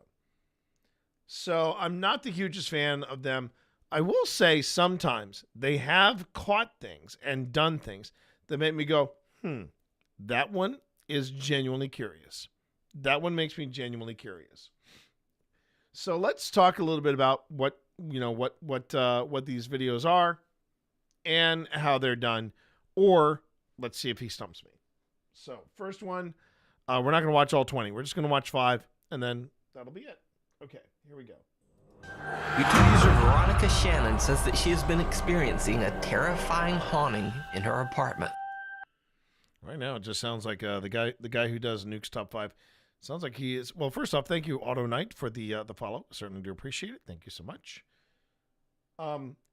This is 5 years ago. His voice sounds really high pitched, but okay, we'll roll with it. All right, let's see what's going on here. After hearing and seeing strange things around her home, she installed multiple security cameras.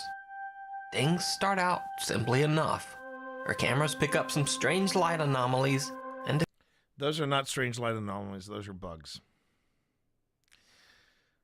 I really, really wish videos would stop saying these are light anomalies. They are bugs.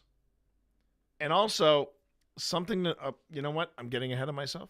Let me wait. We're going to go on ahead and we're going to do a little dissecting later. a few odd sounds.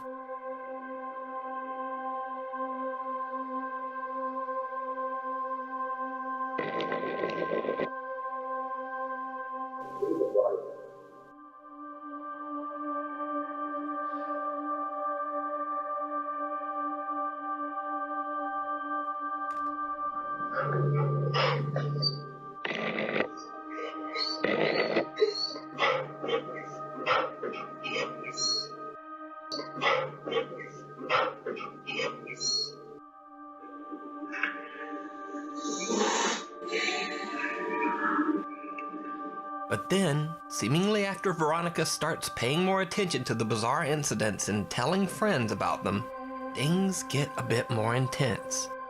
Her two young sons start waking up terrified and screaming every night at around 3 a.m.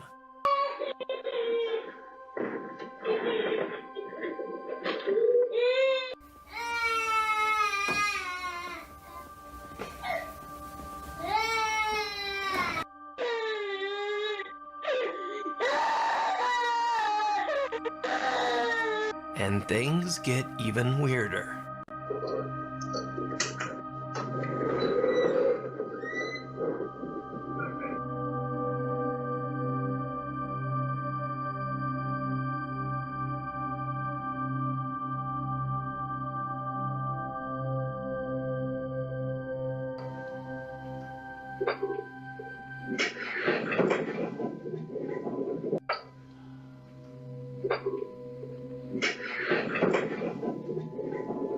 Twice they catch some odd apparition that seems to appear near the door whenever someone arrives or leaves the apartment. It's almost as if the spirit just doesn't want someone new there. One night, Shane, Veronica, and another friend decide to conduct their own informal sort of seance. It doesn't go well. Do you need help? Are you stuck here?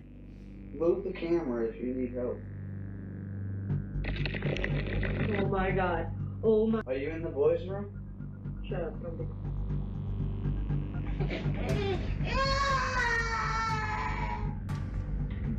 If something bad happens. All right. If these weren't real glasses, I'd do the I would do the Jordan the Stallion thing with I throw the glasses. Okay. I'm just gonna skip ahead to the next one because this is just driving me completely bananas. Okay, so first off, let's talk about security cameras. They are cheap. They are super cheap. They are uber cheap.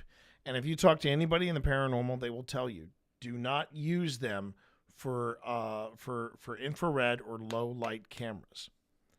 They are notoriously awful. They are there to pick up the basics, okay? This could easily be, because here's the other thing you need to know about the way that they store footage. It's like the DR60, the Panasonic DR60 that entertainers love to swear they're picking up ghosts and things like that. They're picking up voices. These cameras are constantly recording over their internal hard drive.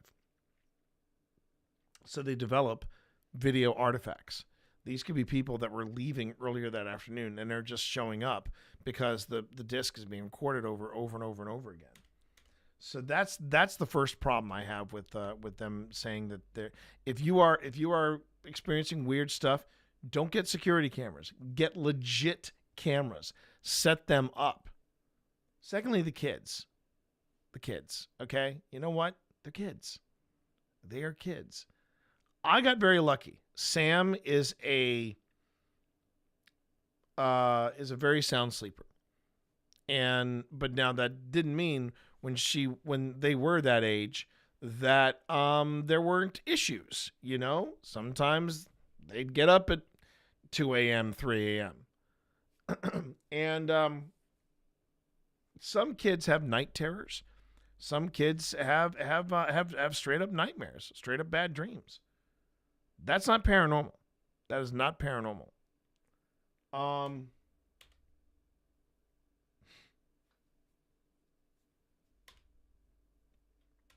see, I'm trying to think of what else that was in this video. But there's only there was the other thing. So the stuff that they were catching in audio, that is that type of stuff is even worse when it comes to, audio. The microphones on these are, again, notoriously bad. They're cheap. And when you talk about security cameras for places like, let's just say Dragonfire Games, you want high resolution in case anybody tries to steal or pilfer anything. But if you're getting like cheap, bottom of the barrel kind of stuff, like the cameras that we have for our security cameras, they're not the cheapest, but would I use them for paranormal investigation? Probably not. Because the microphones aren't that great. And the optics aren't that great. Also, we can't see them here. We don't know if they have a remote control and they're going, is there somebody here? And then they could flick the remote control in their camera and make the camera turn. So there's a lot of problems I have with this being... and also the light anomalies. Yeah, those are bugs. Those are bugs. Oh. We also have no timestamp on this, so we have no idea. We have no idea to confirm if that happened at the same time in the boys' room. So yeah. There's a lot of issues I have with this. It's just freaking ridiculous. All right. Glad I could enjoy that with you all. Let's move on to number 2. Let's move on to number 2. Veronica Shannon. Catalina. So everyone has heard of the Bloody Mary party game and the Charlie Charlie challenge. But this next video features an odd supernatural game that I've never heard of before. 2 girls are gathered in front of a creepy doll. Each time they recite a line, they light a candle at the doll's feet. And it didn't go well. I'm so tired of freaking creepy dolls. Oh. And you want to know where I just said I'm done with creepy dolls? It was 2 things. 2 things that made me go creepy dolls is the DR60, is the new Panasonic DR60. First one, Annabelle. Everybody thinks Annabelle, well, let me rephrase that, not everybody. A majority of people think that Annabelle is that creepy, effed up, burned pot-skinned, porcelain doll that we all saw in the WCU, or more commonly known as the Warren Cinematic Universe. That was not Annabelle. Annabelle is a Raggedy Ann doll, and they take that mother effer on tour. So my first question is, if you have this, if the Warrens, what they say are the true, and this is my argument concerning the Warrens. When people talk about, the greatness of Ed and Lorraine Warren, the greatness of great, okay, here's where I go, they weren't that great, because if they were the superheroes that they were made out to be, why did they not just burn the doll? Or more to the point, why are Ed and Lorraine, Ed and Lorraine's caretakers or, custodians, whatever you want to call them, why are they taking one of these dangerous items on tour and you pay $25 to have your photograph taken next to it? I'll be here when you're ready to talk to me. I mean, it's just, that to me is ridiculous. And so I had a real tough time with that. Second thing I had a tough time with was when I went to Penhurst Paracon, and in the first year, I saw my first ever haunted doll booth. As in haunted dolls for sale. And then that was at the beginning of the weekend. Do I think that you know, an item can carry someone's energy or, you know, or you know, serve as a vehicle for someone? Probably. Yeah, I think it is possible. I do. Do I think that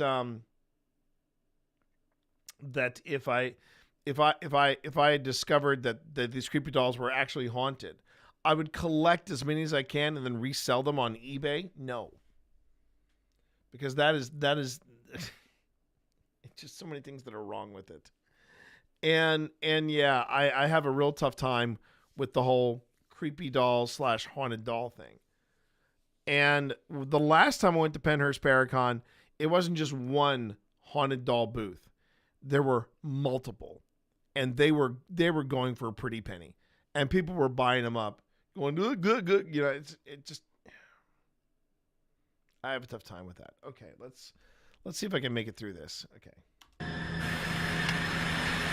Juro, mate, ¿verdad? Dice que da miedo. Nada, son macanas. Apura, mira, ya estoy grabando. Mi abuelita dice, harto miedo le tienen, apaga la luz. Mi hermana ha visto visual con sus amigos, dice que harto miedo da. No creo.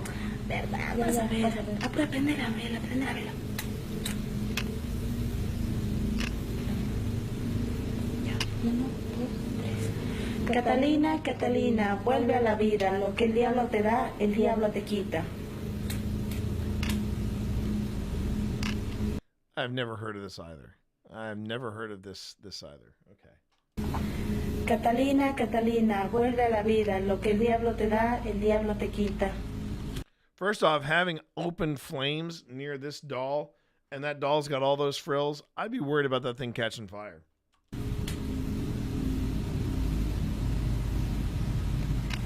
En nombre del demonio, manifiesta. Okay, you start doing stuff like this too. When you start saying things like that, okay, that's first off. I'm calling shenanigans on this all a whole kind of ways, because I'd love to know where they are in the world. If they're in Mexico, that's a very Catholic place to reside. And any Catholic worth their salt, even the most Catholic lightest a person, would never say stuff like this. Unless it was a dare. This is obviously a dare. Hoy, aquí is the doll going to... What are you going to do? En nombre del demonio, manifiéstate hoy, aquí y en este día. This is some BS. ¿Ves?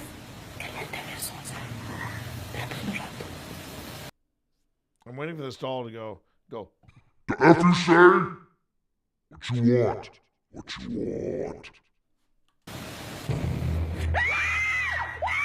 Now, this video was sent in by a viewer who says she found it on a random Spanish language website. I searched for the source or even a mention of this Catalina ritual that the girls are doing, but nothing showed up. So, I leave it to you to decide. Is this a haunted doll caught on camera? Or so many things is it wrong all with this. just an elaborate so many hoax? Things wrong with this. You decide.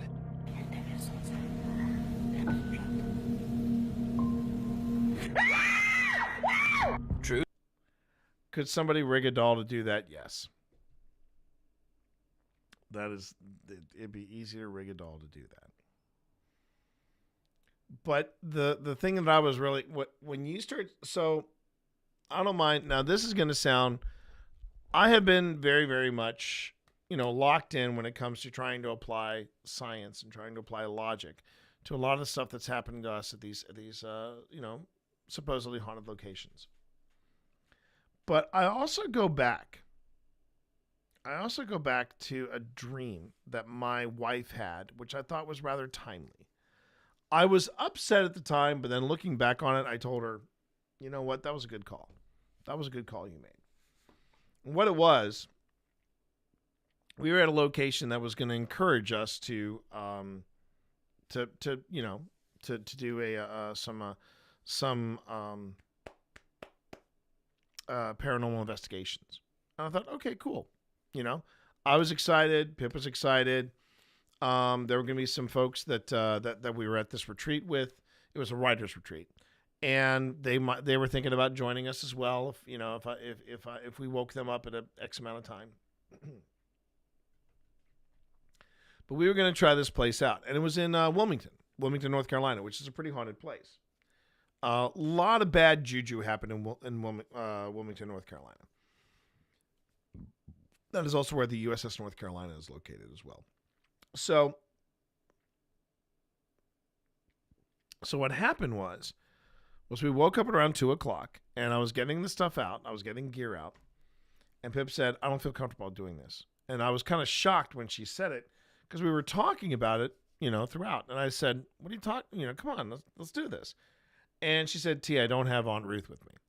And Aunt Ruth has always been this matriarch of Pip's family that they talk about very, very, very highly of. Oh, thank you for those. Thank you for those bits. I appreciate it. Mein Breft. You're welcome. I appreciate it. Thank you. And her aunt was always held in highest regard. She kept the family together. She was an honest to God matriarch. And Pip was bequeathed to her after her want's passing a brooch, and that brooch we always have with us at every investigation, and we always ask Ruth, keep an eye on us, Ruth, keep an eye on us, that kind of thing. And Pip didn't have it with her, and we also didn't have any Palo Santo. We didn't have any sage. We had nothing to kind of cleanse ourselves after you do an investigation, and that's always a good thing to do. Not just mentally, but physically as well. You just kind of feel like you're keeping the paranormal, at a distance. She didn't have any of it. And she was just adamant. She was like, "I'm not doing this. You can do it by yourself. I'm not doing this." Now, Pip knows I don't like doing stuff by myself, because then I don't have anybody to corroborate what I'm seeing or what I'm experiencing with. And that's why I'm not big on doing solo investigations. So I go to bed kind of grumpy, but I go to bed. I get back to bed, I should say. It is then that Pip tells me about the next morning. Pip tells me about the dream. And this happened before she realized that Aunt Ruth's pin wasn't there, and that we didn't have anything to really cleanse ourselves afterwards. Pip said she had a dream with Aunt Ruth, and she hadn't thought about Aunt Ruth for like years. Hadn't had any dreams of Aunt Ruth. None of that. And apparently she was dreaming that she had driven up to see her aunt, and her aunt sat her down and said, "Here's some advice. Here's just some simple advice. Just because it's smiling doesn't mean it's friendly. Don't open doors you don't know how to close."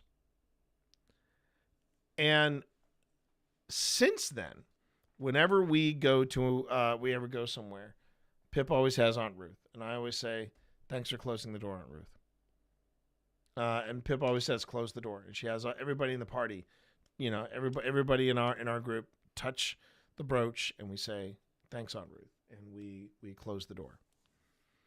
So when you're saying things like that, we invite the devil, blah blah blah. What was the actual quote? The actual quote was,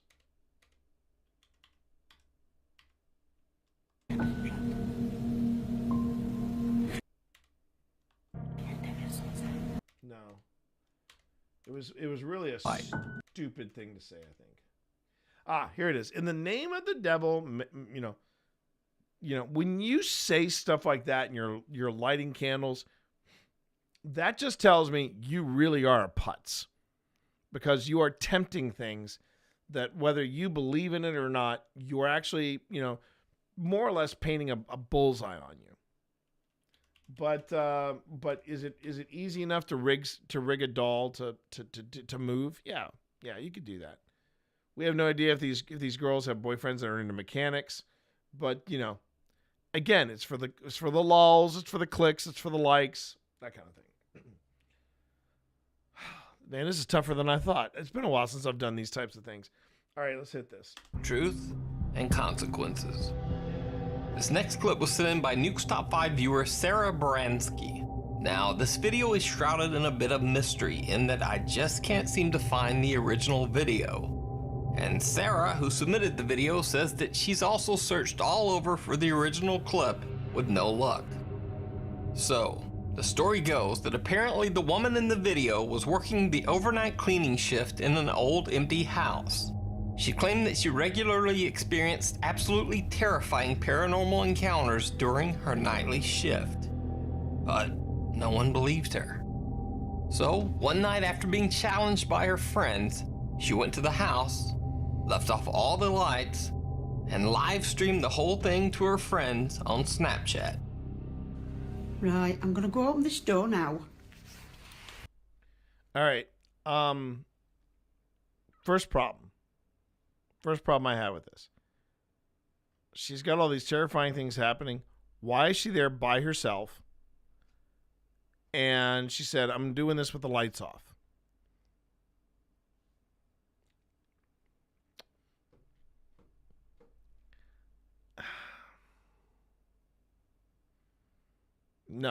No, you just, there's just too much ridiculousness in that. I'm telling you, all these weird things happen. All the friends disagree. Okay, so here's what we're going to do to prove you wrong. I'm going to go there.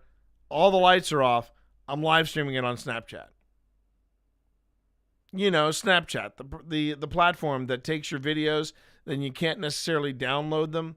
You know, they disappear after 24 hours. Really? So I think I'm feeling a headache coming on. So I think I have reached my end point. I don't know if I can go any further. This is just there's faked, and then there's this level. Oh, and how appropriate. It's a Cell Dweller song called Goodbye. Oh my God. Oh, that's just too much. That's too much. And what I'll do is I will go ahead and I will end it by saying thank you everybody for being here. Thank you for giving me your time. You got to know when to hold them, when to fold them. And on that note, you know what to do. Stay weird.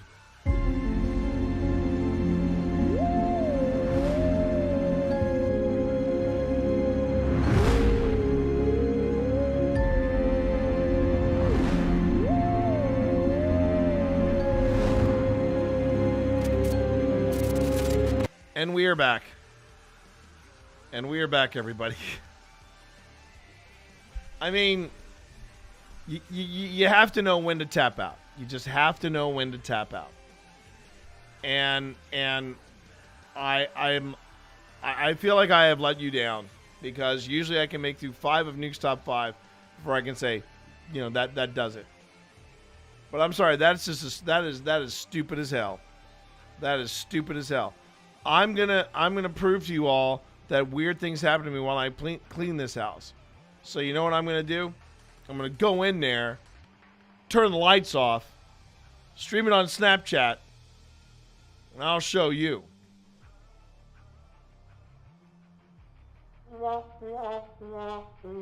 My head hurts, chat. My head hurts. My head hurts. But thank you all for being here. Thank you all for joining me. I am going to go on ahead and start planning for a pizza pickup, and we're going to be at the Mythic Hall tonight, starting at 6:30. I'm very excited about this.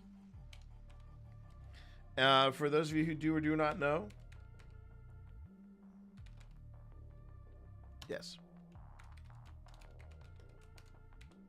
the Mythic Hall is on Twitch. And we live stream D&D, but we live stream D&D from an immersive adventure space. The DM has full control of the lights, has full control of the sound. We bring in music from Midnight Syndicate. and we try to provide a completely immersive D&D experience. And that's what we're doing right now. And I am producing their live stream, and their live stream is absolutely stunning. I feel very, very well. What I mean by it, the live stream content they create, I love it. I absolutely love it. So by all means, give them a follow, and help us in creating the next room, taking Mythic Hall to the next level. I hope you all join us there. Thanks everybody again for being here. I'll be back tomorrow, 9 a.m., and we'll be doing some Fallout New Vegas. So until then, you all stay spooky. Thanks for being here, and I'll see you all tomorrow. Take care. Peace.